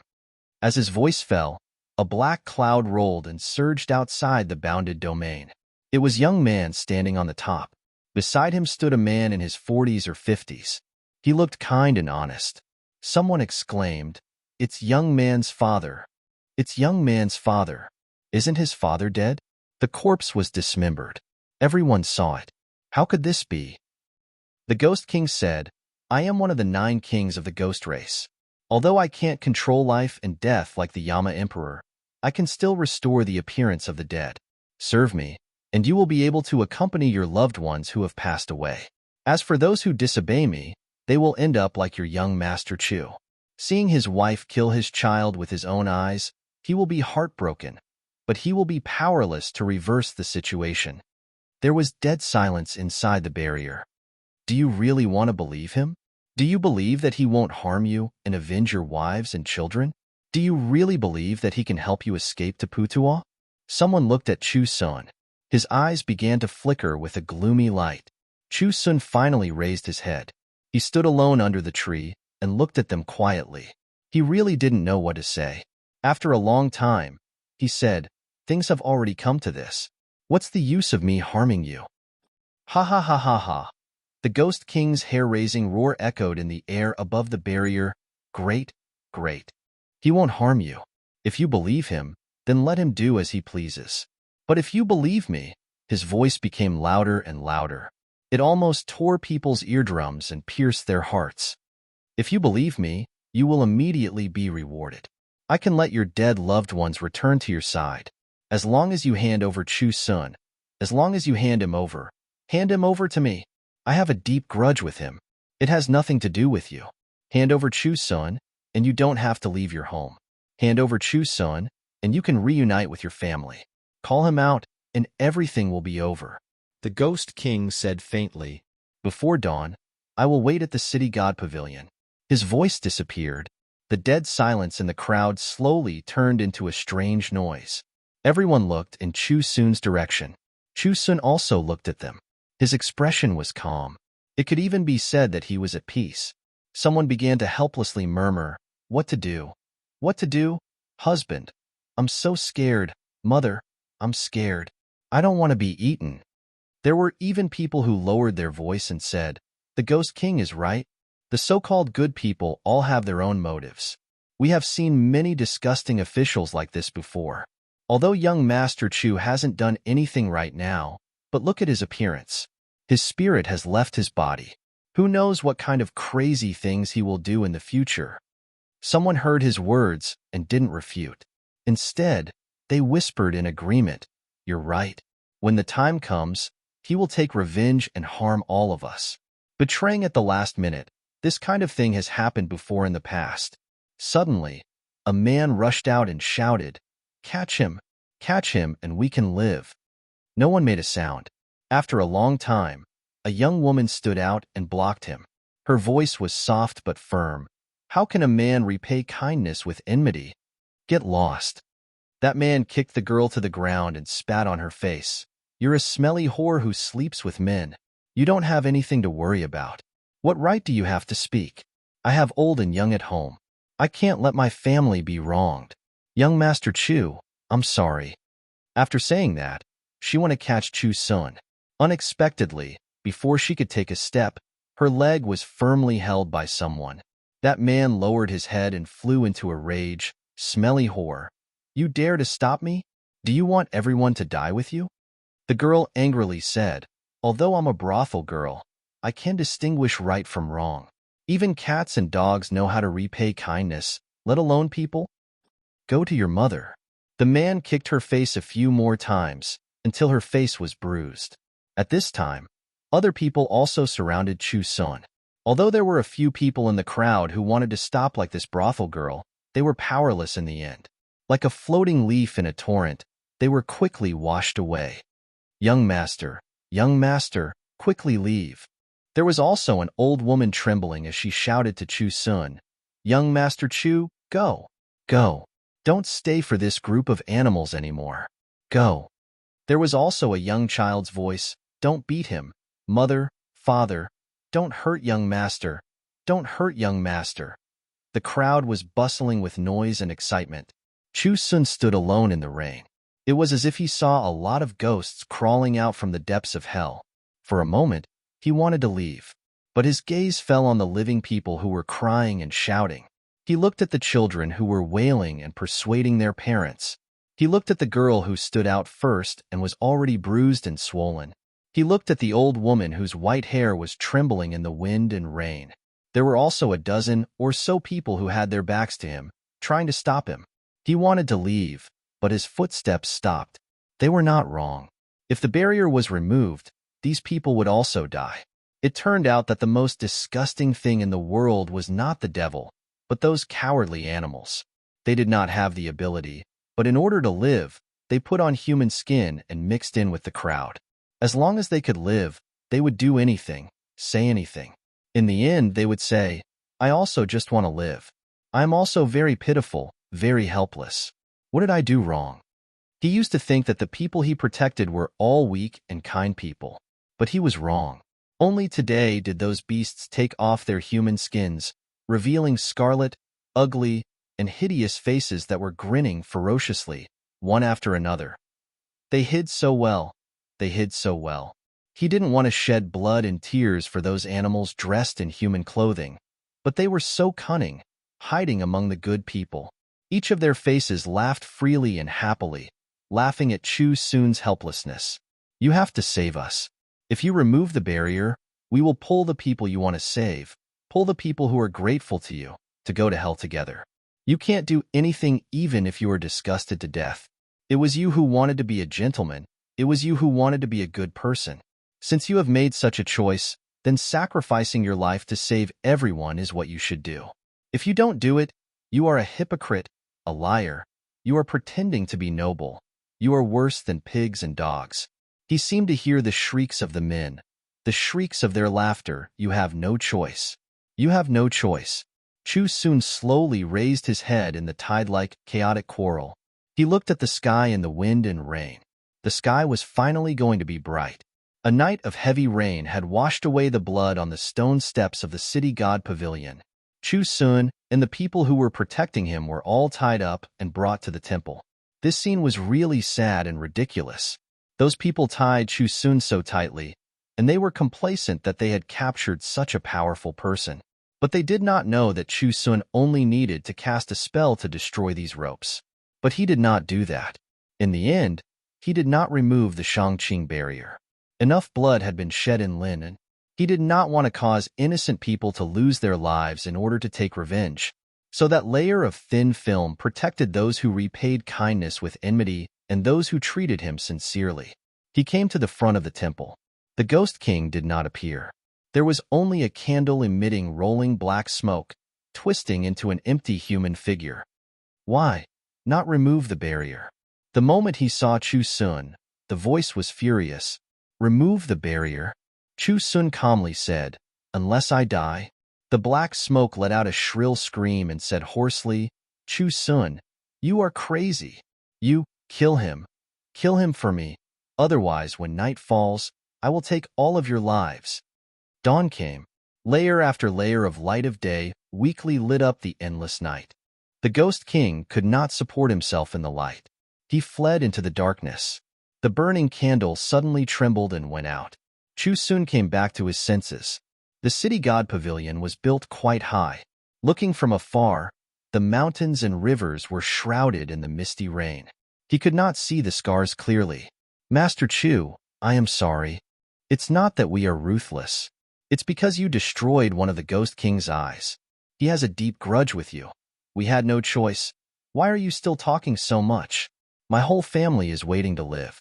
Is his life more important, or is everyone's life more important?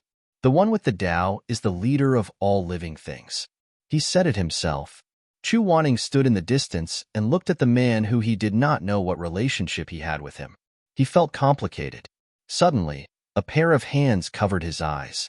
Chu Wanning asked in a low voice, "What are you doing?" "Don't let you see." "Why?" "You will feel uncomfortable." Chu Wanning was silent for a while. His eyelashes trembled in Imo Rant's hands. "No, I said it was 200 years ago." Imo Rant's voice came from behind. He sighed softly. "Little fool, then why is my palm wet?" After an unknown amount of time, an incense's time, 2 hours, or a blink of an eye. Time was blurred in this madness and chaos. When Chu Wanning opened his eyes, the enchantment of Shang-Qing had disappeared. Chu soon fell in a pool of blood. Around him were people and ghosts. There were demons and monsters in human skin, sniffing the fresh blood. Joy, guilt, surviving a disaster, pain, evil. People's hearts are like beasts. The air was filled with the smell of death. The human world, or hell. It was not so clear anymore. The crowd slowly dispersed. There were no ghosts during the day. They were in a hurry to fill their stomachs and rest. They were in a hurry to wait for the Ghost King to descend again at night. He would examine the dead men in the temple and then reward them for the return of their loved ones. Gradually, only a dozen or so people were left in the temple, sobbing and crying. There was the woman from the brothel, the old woman with a head full of white hair, the couple who were persuaded by their child, a beggar, a scholar, a storyteller, a former rich young master, a widow with a young child in her arms, a teacher, and a farmer. There was nothing else. However, just as they were hugging the corpse and crying, the eyelashes of the dead man in the pool of blood trembled slightly, and he slowly opened his eyes. Young Master Chu. Imo Rant's heart trembled. He could not help but say, "It's useless." This incantation had been lost in the present world. He did not expect to see it again in this virtual realm. This is the voice incantation. He is already dead. Before he died, he cast this incantation on himself. Chu Wanning paused and said, he had things to do. He still has things to worry about in this world. Chu Sun's eyes were empty and unfocused. He said lightly, "The ghost race is sinister. Their words cannot be trusted. After the enchantment of Shang-Qing is lost at night, demons will come out and kill everywhere. I hope everyone can escape from here and go to Putua." "Young Master, I am already dead. I have no fate to accompany you. However, I have gathered all my spiritual power and cast the incantation in my spirit core. Everyone, take my spirit core. The demons will not be able to get close." The crying became louder. It was almost crying blood. Imo Ran and Chu Wanning were even more frightened. Spirit core, that was a crystal that was born with the heart. The dead Chu Sun slowly raised his hand that had not yet stiffened. According to the incantation he set before his death, he grasped the blade buried in his chest and pulled it out. Then, "Young Master." The surrounding people cried out. Their voices were distorted and hoarse. They were soaked in blood and tears. "Young Master, what are you doing?" The dead man's fingers tore open the wound in his chest and pierced into his flesh. He grabbed the heart that was no longer beating and slowly, inch by inch, pulled it out. That heart was bleeding and beating with golden red flames. That was the power of Chu Sun's spirit core. It was the last light of a candle. "Take it." He raised the burning heart and held it straight in front of him. He kept repeating, take it." Drops of blood rolled down, but they all turned into red begonia flowers. Those flowers were burning and dazzling. "The road is long and dangerous. Chu Sun's life is short. I can no longer contribute my meager strength. I hope everyone can take care of it." Ran looked at everything in front of him in horror. He suddenly felt a prickling sensation on his back and cold sweat dripped down. Scar. This scar. He suddenly remembered that Chu Wanning's chest was close to his heart. There was also a scar. That was Chu Wanning's most sensitive part. How could he forget? Every time they were on the bed, when he licked that faint scar, Chu Wanning's usually cold and indifferent face would reveal a hidden desire. Ran felt that this expression looked very exciting, so he was always willing to humiliate the person under him. But at that time, he never cared about Chu Wanning's past. As for where this scar came from, he never asked until his death. And in this life, even if he wanted to ask, he did not have the qualifications.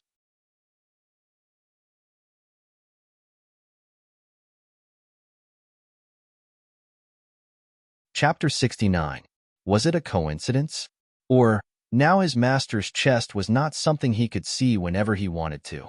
He could only recall the wound based on his memory. It was a faint crescent moon color, which should be a pure cut made by a blade. It was not like Chu Sun's, who stabbed with 5 fingers and left a hideous bloody hole. After all, it was not the same. Thinking of this, Ran let out a sigh of relief. Although Chu Sun and Chu Wanning were very different people, there were too many similarities between them. From their looks to the scar on their chests, it was really suspicious that they were coincidentally stacked together. But he didn't know why. Maybe it was because Chu Sun was too gentle, completely different from Chu Wanning's violent and unrestrained.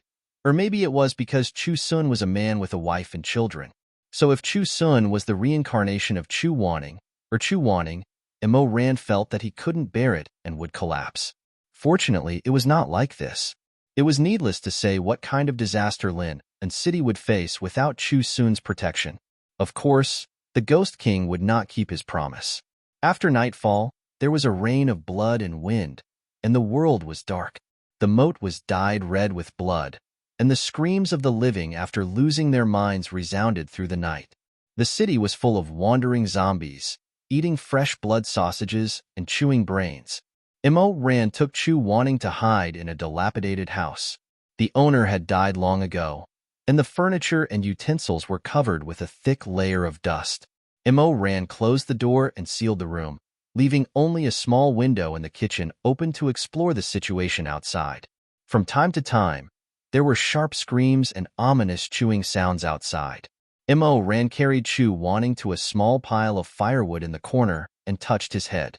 According to Miss Chijing, we can leave after defeating the Ghost King. So you stay here and don't move.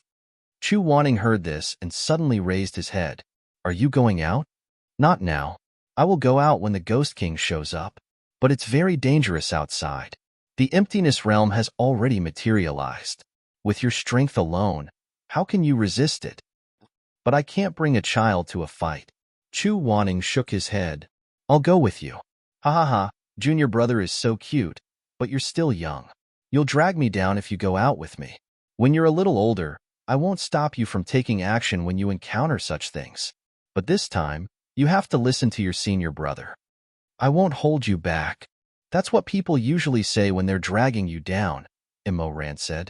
Be good and stop messing around, okay? Seeing that Chu Wanning finally stopped talking, Ran let out a sigh of relief. His eyes looked out through the ridges of the wooden window, and his expression gradually turned solemn. Why did the emptiness realm, which was supposed to be used for training, suddenly materialize? Junior brother was right. Someone wanted to harm him. In his previous life, countless people wanted to kill him, but in this life, he had not offended anyone powerful.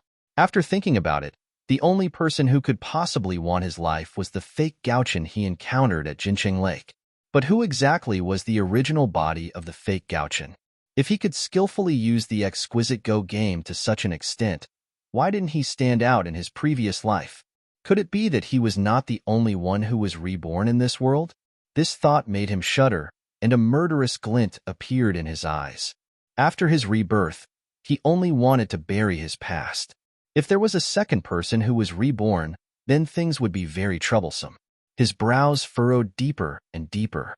Suddenly, he heard Chu Wanning say, Ran, what's wrong? Chu Wanning gritted her teeth. After weighing the pros and cons, she steeled her heart and decided to tell him the truth. Listen to me. Actually, I can help you. But when Immerse heard I can help you, he felt that his junior brother wanted to struggle with him again. So he interrupted him and said, Okay, I said I won't let you go, so I won't let you go. Don't force yourself. Listen to me. No, listen to me. Immerse was annoyed, so he said, I won't listen, you bastard. Seeing Chu Wanning's ugly expression, Immerse probably felt that his tone was a little too harsh, so he poked between his eyebrows with his finger and said with a smile, You're so young. Why are you so bitter and resentful? And you don't like to listen to the words of your elders. Then, let me tell you, since you call me senior brother, we're from the same sect. In this kind of dangerous situation, I have to protect you. Do you understand? Chu Wanning closed his eyes and said in a low voice, I understand. That's good. But I'm worried about you. Immerse was stunned. The finger that was hanging in front of his forehead seemed to tremble slightly. For a moment, he couldn't say anything. He had lived 2 lives, but he had never heard anyone say the words, I'm worried about you. Even though Shermie was gentle to him, he had never expressed his concern for him in such a straightforward manner. He stared at the little child on the pile of firewood in front of him, his heart filled with mixed feelings. After a long time, his eyes gradually became very gentle. Then the finger that was poking Chu Wanning gently moved up and fell on the other's soft hair, rubbing it. Don't worry. I promise you, I will come back alive. Immerse, can you listen to me first? Immerse smiled. Okay, what do you want to say? Actually, Bang! The door was knocked open. A man with disheveled hair screamed and rushed in. He was covered in blood. One of his legs had been torn to pieces. Behind him was a group of zombies that were attracted by the smell of blood. The man dragged his broken leg and staggered into the room. He grabbed everything he could grab and threw it at the zombies. He threw it while shouting, Go away! Don't come here!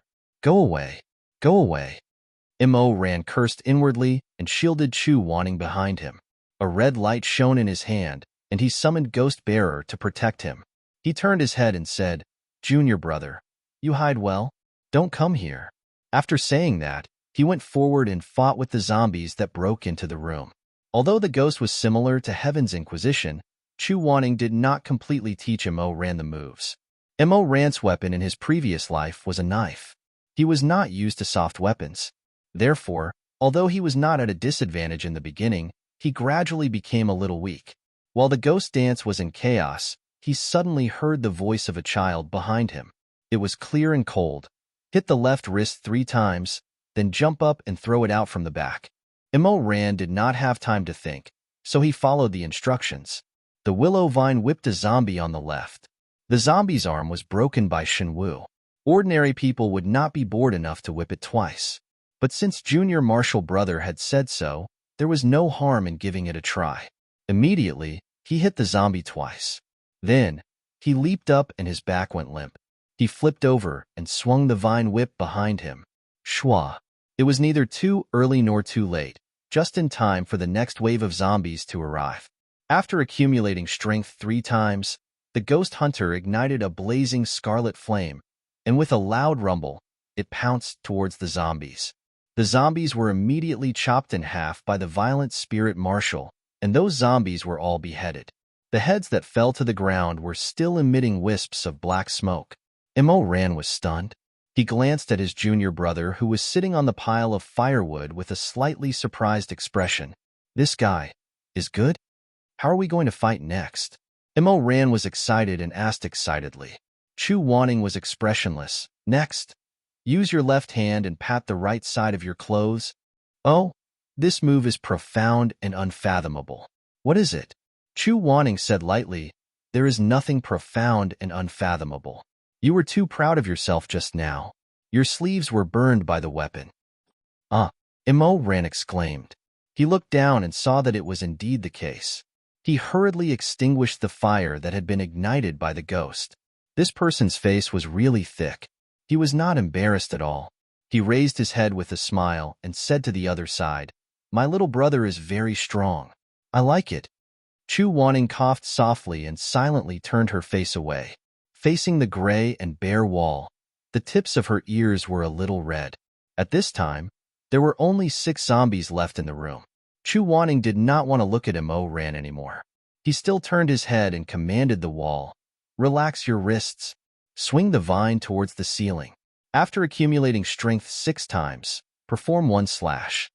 Immerse did as he was told, but after the 5th round, he suddenly remembered. How do I perform 1 slash? Just do it the way you normally use your sword. Ah, so that's how it is. Immerse suddenly understood. He swung down and a raging fire burned. The soft vine seemed to have been instantly tempered into an indestructible long blade. With a schwa, it cut the 6 zombies in half. Wah! This time, Immerse's eyes were wide open. Where did you learn this? Why do I feel that you are almost as skilled as my Shizun in using the vine whip? No, maybe you are even better than him. He never told me what you taught me. Immerse beamed with joy. Good, good, good. Excellent. I won't have to look at Shizun's face in the future. If I learn from you, won't I be happy? Chu Wanning glared at him. Do you dislike Elder Yu Hung for giving you a hard time?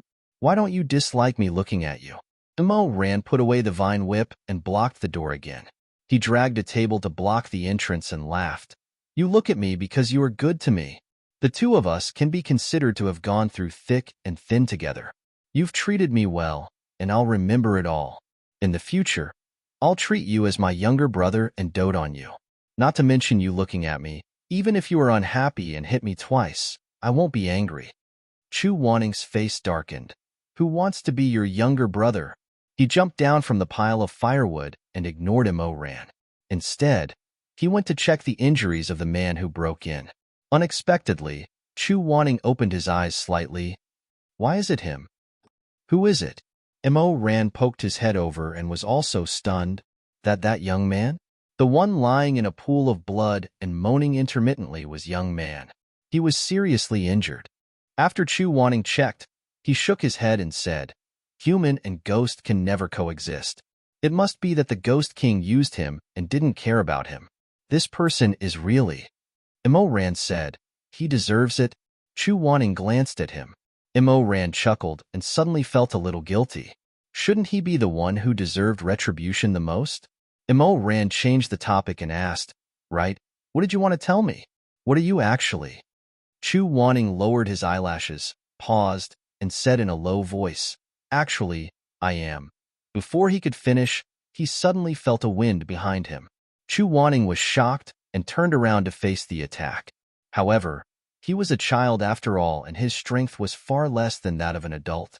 He couldn't escape and was tightly locked by the other side. Young man struggled and crawled up from the pool of blood with one breath. One of his hands with bulging blue veins held Chu Wanning's neck tightly, while the other hand held Chu Wanning's arms behind his back. His dirty face was burning with crazy flames, and his desire to survive twisted his whole body, like a wax statue that was deformed under the heat. His eyes were bloodshot, and he said to Immerse in a hoarse voice, Take me out of here. Let him go. Take me out of here.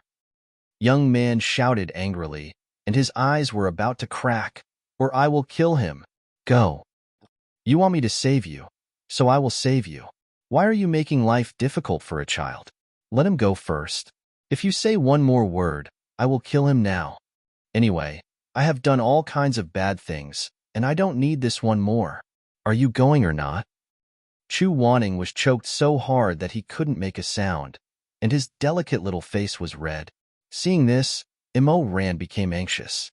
Although he could kill young man with a single blow, this was the place where the virtual realm had materialized. If young man really got angry, she would probably seriously injure his junior brother before he could kill her. Immerse said, Okay, I will listen to you. Don't get angry. Let go of me first, I will. Before he finished, blood splattered everywhere.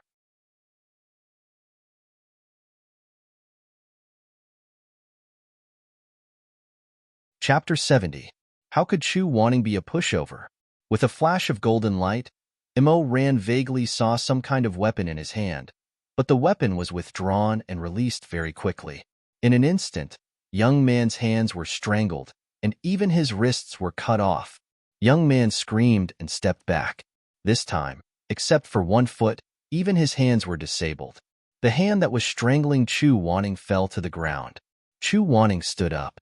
He seemed to be extremely angry, and his face was unprecedentedly ugly. He seemed to want to say something, but his lips moved. In the end, he seemed to be so angry that he was speechless. He just turned around angrily with a livid face. Immerse hurriedly went to him and hugged him. "Junior brother, how are you? Are you hurt anywhere?" Chu Wanning shook his head in his arms and didn't say anything. He was so disgusted that he couldn't speak. But no matter what, this young man was a person who lived more than 200 years ago. The one in front of him was just a puppet that was derived. Chu Wanning wiped the blood on his face and whispered to Immerse, "You saw it too. I may not be safe if I stay here. It's better to go out with you to fight. With my skills, I won't be a burden to you." Immerse had only heard of his junior brother's ability from Xueming before, but he had never seen it with his own eyes. However, the unforeseen event just now had truly opened his eyes. "You're powerful, but," Chu Wanning said, "I'm familiar with the use of all kinds of weapons, and I can guide you." But Chu Wanning raised his eyes. "Just trust me this time, senior brother." Chu Wanning's original intention was to deepen the sincerity in his tone. Unexpectedly, the child's crisp voice was soft and cute, as if he was acting like a spoiled child. Chu Wanning was a little surprised when he heard it. Immerse was also stunned when he heard it. Then he scratched his head and buried his face in his palms for a long time before he said, "The main thing I'm afraid of is you're." After living for 2 lifetimes, it was the first time that he was called so softly by a little guy. Immerse really felt that this person was like a brother to him. If Shizun wanted to hate someone, he would hate them to the bone. But he was especially soft-hearted to those who cherished. Therefore, after scratching his head for a long time, he squatted and looked up at Chu Wanning. His ears silently turned red. If only he had a younger brother, he wouldn't be so lonely. When Chu Wanning saw Immerse's reaction, she hesitated for a moment before whispering, "Senior brother." Immerse held his forehead and felt that he couldn't take it anymore. Chu Wanning looked at him meaningfully and understood this person's weakness. Anyway, he was now in the form of a child, and Immerse didn't know who his real body was, so he didn't feel embarrassed. Therefore, he opened his mouth and called out softly, "Brother, brother, brother Immerse." "Oh, okay, okay, bring you. Stop calling." Immerse jumped up and rubbed his goosebumps. His face was red and he said, Go, come with me. You're good, you're the best." "Oh my God." Chu Wanning put his hands behind his back and turned his head slightly. He smiled faintly and said, "Let's go." Then, he walked slowly to the door. Behind him, Immerse whispered, "Where did you learn this trick? It's so corny." Ouch. Originally, after seeing what happened to Shizun, Chu Wanning was in a bad mood. But now, he felt that the haze in his heart was gradually fading away. Suddenly, he heard Immerse ask, "Hey, by the way, what did you want to say to me just now?" Chu Wanning turned around and said very calmly, That. I forgot. I'll tell brother Immerse when I remember in the future." Don't call me that. Just call me brother. Brother is enough." Immerse waved his hand. Chu Wanning's eyes were like deep pools.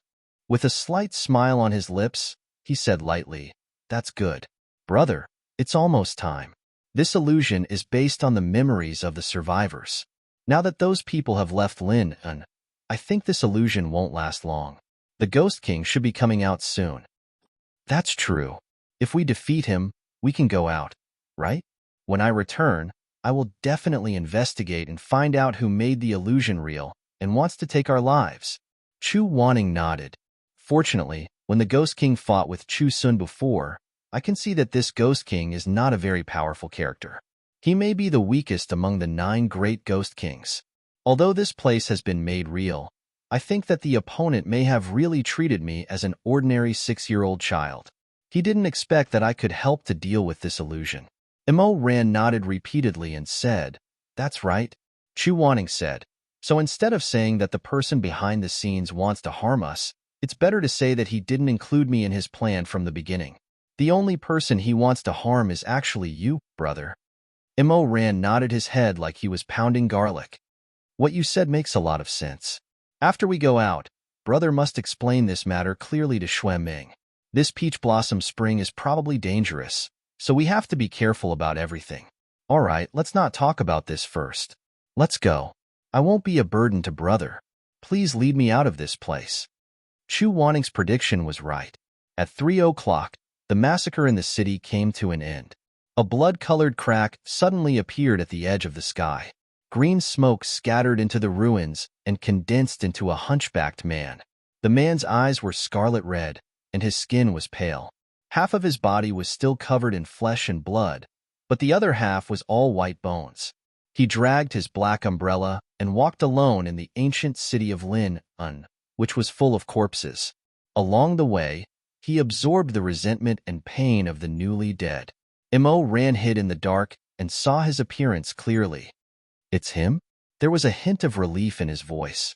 Chu Wanning understood why he was relieved, but since he didn't intend to reveal his identity at this moment, as a 6-year-old child, he couldn't know too much. So he pretended not to know and raised his head to ask, "What?" "Your guess is very good. The strength of the ghost world's 9 kings is very different. The weakest among them should be this one." Mo Ran stood sideways by the window and looked at the figure approaching from afar. He whispered, "Our luck is not bad. What are brother's chances of winning?" 90%. As for words, you can't be too sure. Chu Wanning smiled. Of course, he knew that there were 9 ghost kings in the ghost world. The skeleton emperor was the weakest, but strength was relative. With Mo Ran's age and experience, even with the help of the god of martial arts, it was still difficult for him to deal with the skeleton emperor alone. However, the person who wanted to plot against Mo Ran didn't expect that the person who accompanied Mo Ran was not a random child at the peak of life and death, but Chu Wanning. "Save me." The two were about to break through the door and kill the other party when they heard a faint groan behind them. "Ah, he's still alive?" Mo Ran opened his eyes wide and looked back at young man who was curled up into a ball. "I don't want to die. Father, I don't want to." Chu Wanning looked at the young man who was like a ragged piece of cloth and shook his head. That year, this person should have died when he entered the house. But in this illusion, the reason why he is still alive is probably because we hid here and got rid of the zombies that were chasing him, which changed some things in the illusion. Alas, if he hadn't betrayed us, do you think Chu Sun wouldn't have died 200 years ago? Maybe Lin Un wouldn't have become a ruin. Maybe. But both of them understood that no matter what was said, the past was the past. The most important thing at the moment was to defeat the skeleton emperor and get out of the illusion. There was no need to hesitate. Mo Ran and Chu Wanning rushed out of the hiding place and killed all the way without showing weakness. Getting out of the illusion was easier than they thought. Mo Ran had a clear goal and soon fought with the skeleton emperor. But looking at the two fighting with full strength, Chu Wanning felt a faint uneasiness. That uneasiness was not because Mo Ran was at a disadvantage. In fact, Mo Ran had been steadily gaining the upper hand under his guidance. But Chu Wanning was more and more aware that the person hiding in the dark controlled the situation too accurately. In other words, that person clearly calculated that if only Mo Ran and another person with average aptitude were trapped in this illusion, it would be extremely difficult to get out of danger. But the other party did not use more powerful means to kill Mo Ran. Obviously, they did not want people to know that this was a premeditated murder case. Instead, they wanted to create an illusion that Mo Ran died in the illusion because of an accident during the trial. Who was it that meticulously planned to take Mo Ran's life? Was it really Jin Changhu's fake North Star? Chu Wanning watched the fierce battle between Mo Ran and the Ghost King. As time passed, Mo Ran was already at the top. The sky was gradually brightening, and the Ghost King's magical power was gradually weakening. Soon, it would not be able to hold on, and the outcome would be decided. But at this moment, Chu Wanning suddenly saw a living person's face among the ghosts and zombies that were sealed by Mo Ran's spell. Who? That person was very far away, mixed in the crowd of zombies. He was wearing a cloak, and half of his face was covered in shadow. Only a sharp chin, Sweet, lustrous lips, and a gentle curve of the bridge of his nose could be seen. With just a glance, Chu Wanning could tell that this person's behavior was not like the illusion from 200 years ago. This person did not make any offensive posture, but quietly hid under the hood, facing the direction of Chu Wanning and Imo Ran. Seeing that Chu Wanning had noticed him, he actually smiled slightly, then raised his hand and drew 2 lines around his neck, making a gesture that was similar to kill. Chu Wanning cursed inwardly and suddenly rushed over, wanting to capture this person. But that person was still smiling.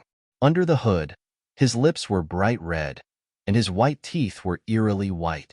He mouthed at him, looking very much like farewell. He dodged and did not go. Stop. It was useless. The sky was clear, and layers of white fish belly billowed up. The battle between Imo Ran and the Ghost King had ended with the last strangle. When the Ghost King's head was strangled by Imo Ran's ghost sword, the filthy blood gushed out, and the scene in front of them quickly swept away. Chu Wanning and Imo Ran's bodies were suddenly thrown up, and the sunrise of Lin and the ruins of 200 years ago all turned into strange and variegated shadows. Bang! A loud sound was heard. When Chu Wanning fell to the ground again, he had already returned to the cave of trial. Imo Ran had also returned and fell beside him. His body was mottled with the bloodstains from the battle, but his injuries were not serious.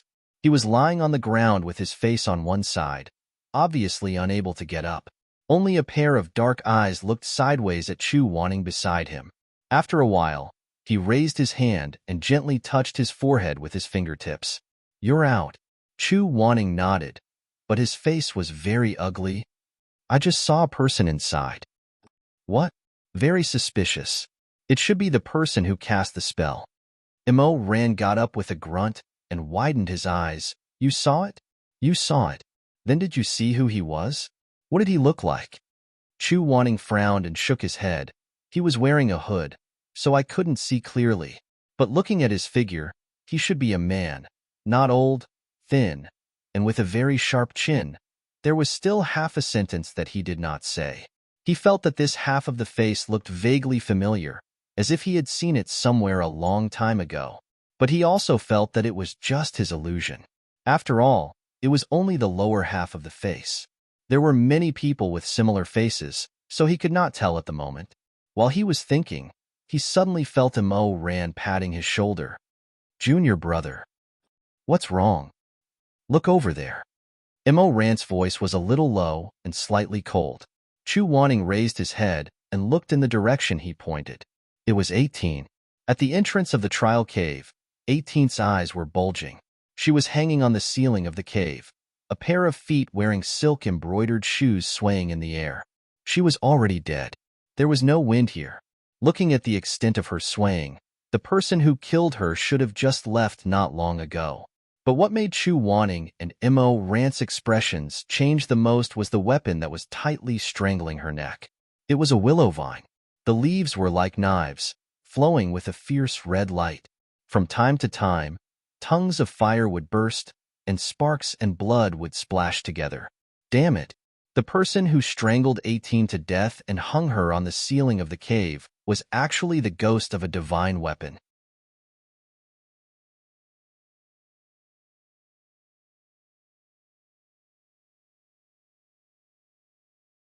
Chapter 71. Imo Ran's face was pale. He summoned the weapon that he had just put away in disbelief.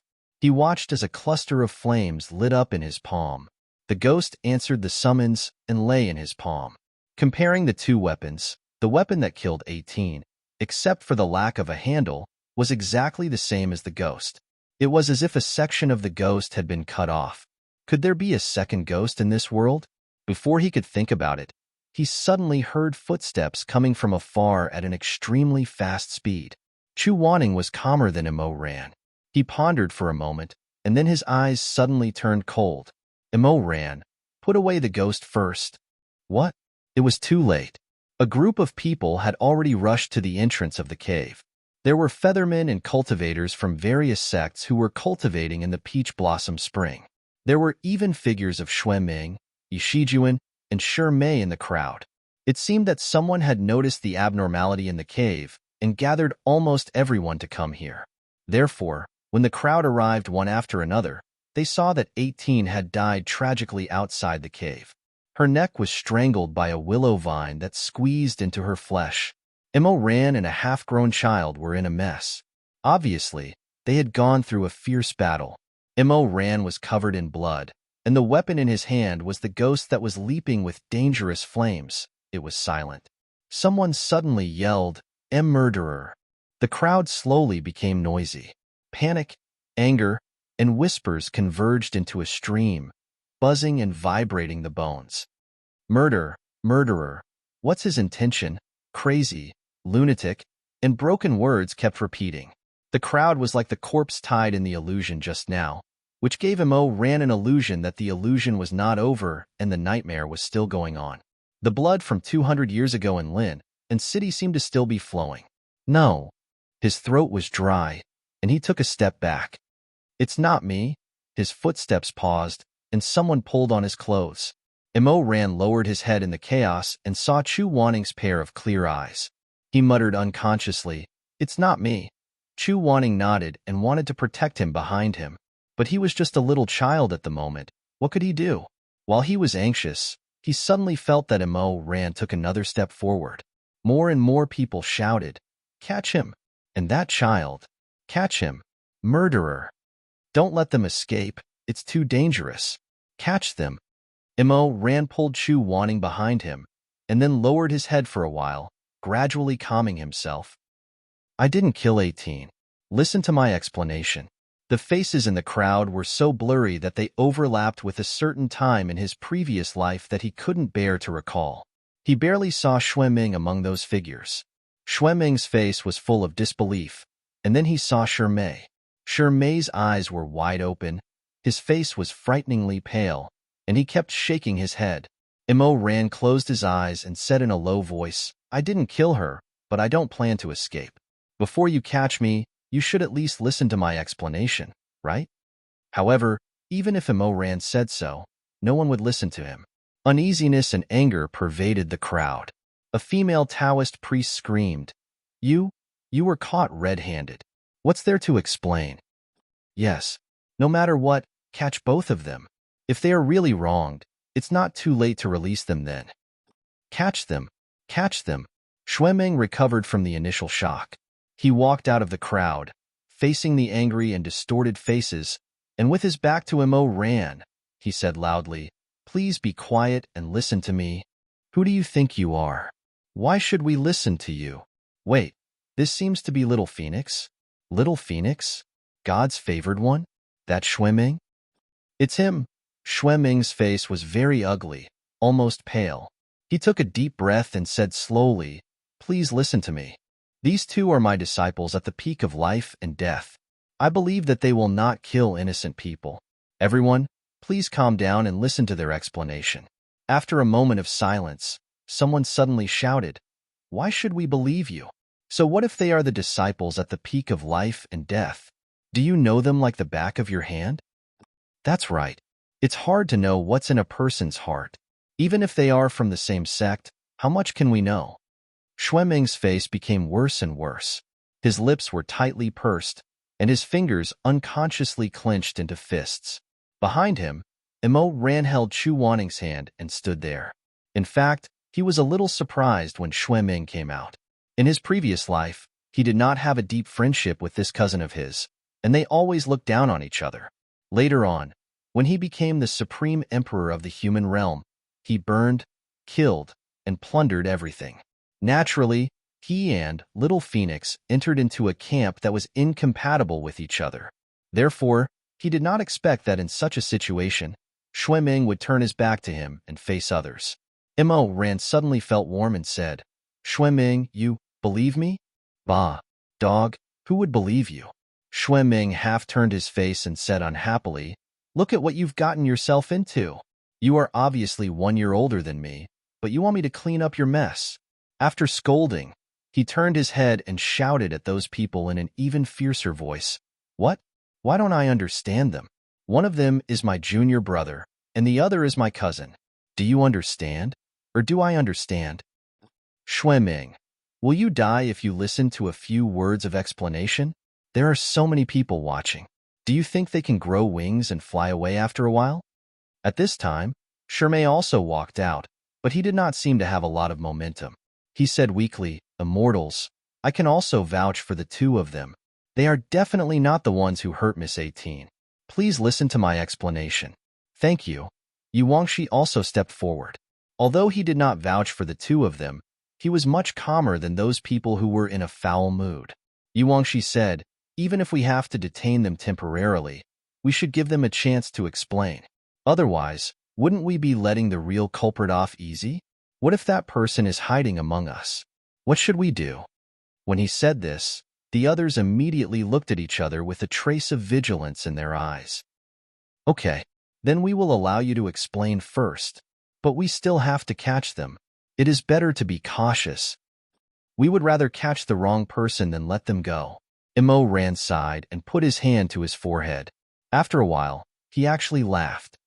"I didn't expect that there would be people who are willing to believe me when I am surrounded by enemies. Okay, even if I am caught, I won't be angry with the three of you." He simply told them about the materialization of the virtual realm, what happened in the realm, and how he saw Miss 18 being killed when he came out. It was a pity that once the Shura realm was broken, it would be a completely new illusion for the others to enter.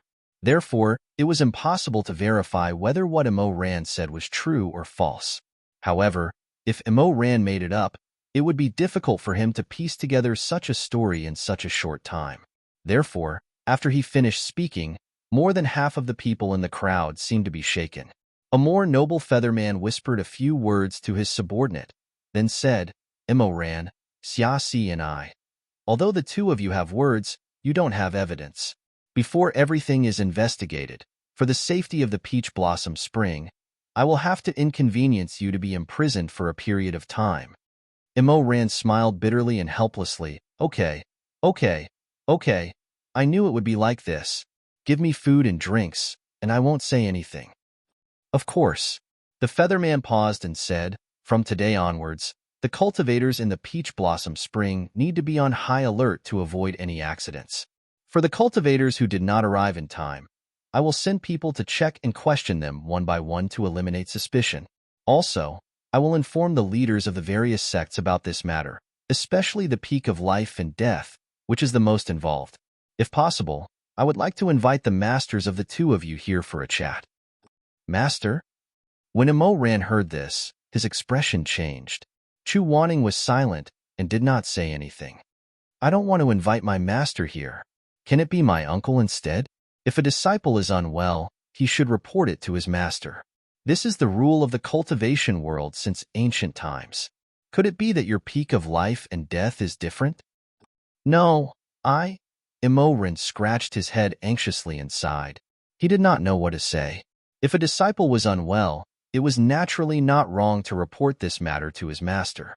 However, when he thought of Chu Wanning's indifferent expression and ice-cold gaze, Immerse felt that even if he came, he would definitely not distinguish between right and wrong and would first teach him a lesson. It was better not to meet him. However, no matter what he said, it was difficult to change the situation. He and his junior brother were imprisoned together. The Peach Blossom Springs imprisonment was a medium-sized cave. At the entrance of the cave, there were ancient thorns that only obeyed the orders of the feathermen. It was dark inside all day long. Fortunately, there was a fire pit, which burned with a spell that would not be extinguished. Everything in the cave was simple. There was only a wide and rough stone bed with a golden-red cushion made of feathers. There was also a stone table, 4 stone stools, a bronze mirror, and a few sets of bowls, plates, and tea sets. Immerse and Chu Wanning were imprisoned here together. Although the matter was not settled, the featherman in charge of supervising the two seemed to be on good terms with 18. When she died for no reason, the featherman took his anger out on Immerse and his junior brother. As a result, he made many obstacles in their daily lives. On the first night, the featherman even knew to send some food. The food was not sumptuous, but it was enough to eat. However, on the second day, he only casually threw some raw meat, vegetables, rice, flour, and salt into the cave. He said that he did not have the time to take care of their meals and told them to take care of what they wanted to eat themselves. Take care of it yourself. It's just cooking. Who doesn't know how? As Immerse spoke, he angrily squatted on the ground and picked out the good ingredients. What do you want to eat, junior brother? Anything is fine. Sigh. The most difficult dish to cook in this world is called anything is fine. Let me see. There are streaky pork, cabbage, tiske. This birdman is so stingy. The cabbage he gave is all clams. He gave some flour and rice, quite a lot, but I don't know how many days it is. He counted and raised his head to ask Chu Wanning, do you want to eat rice or noodles? Chu Wanning was resting on the stone bed. Hearing this, he thought for a while, then said, noodles. After a pause, he added, pork ribs noodles. Ahaha, you're making things difficult for me. Where are the pork ribs from? Then anything is fine, anything is fine. Immerse sat cross-legged on the ground with his hands on his knees. He thought for a while and said, there aren't many ingredients here. I'll make a bowl of minced pork noodles for you. Minced pork noodles? Do you like it? It's all right. Is it spicy? Immerse smiled. Look, in the food that the birdman gave, there isn't even a hint of chili. Since they had already discussed what to eat, Immerse began to knead the noodles. Chu Wanning was short and did not have enough strength, so he was too lazy to pretend to help. He just lay on the bed and watched Immerse knead the white and soft dough lazily. Gradually, his gaze became gentle. Suddenly, he felt that this was very good. Immerse did not know who he was, so he could always stay by Immerse's side. When he was cooking, he would ask him what he wanted to eat, which was really good. He even felt a little uneasy, as if he had stolen too much from a child called Xiaxi and I. After Immerse finished cooking the noodles, he put on the stir-fried meat. The seasonings given by the featherman were pitifully little, so he really could not make a dish that looked, smelled, and tasted good. But the noodles were chewy, and the texture was just right. He cut off a layer of fat from the streaky pork and stir-fried the pork. With a sizzling sound, he poured it over the noodles while it was boiling hot. After mixing it well, it was also very fragrant. Shitty. He looked up and saw that Chu Wanning had already fallen asleep. He was still lying on the bed with his head in the crook of his arm and his face turned sideways. His eyelashes were very long, and his expression was peaceful. It's time to eat. He murmured the second half of his sentence, then walked to the bed and touched Chu Wanning's jade-like black hair. It seems that you really do look like Shizun. I don't know what relationship you and Shizun have with the Chu family in Lin, and I don't know who wants to harm us. Sigh. I don't even know what Shizun is doing right now. If he knows what happened here, will he not distinguish right from wrong and blame me again? Speaking of this, Immerse's eyes darkened. His fingertips curled around a strand of Chu Wanning's black hair, and he faintly sighed. You don't know him. Whenever something happens, he always scolds me. He especially doesn't like me. It was a pity that Chu Wanning was asleep. These words were like the misunderstandings that had been entangled with them for decades in their previous lives. They drifted lightly in the silent night, and no one answered. Immerse waited for the noodles to cool down a bit. When they weren't too hot, he woke Chu Wanning up. Shitty, it's time to eat. Chu Wanning covered his mouth and yawned. His eyes were hazy as he stared blankly for a while. Oh, eat. Immerse brought the noodles over. He loved to cook, but he didn't like to wash dishes. In order to save one utensil from washing, he simply put all the noodles into the pot that had just fried the meat. Chu Wanning was a little surprised at such a bold and unrestrained way of eating. His eyes widened slightly, and he looked at the large pot of noodles in disbelief. This? How do we eat this? Eat together. Immerse passed a pair of chopsticks to him.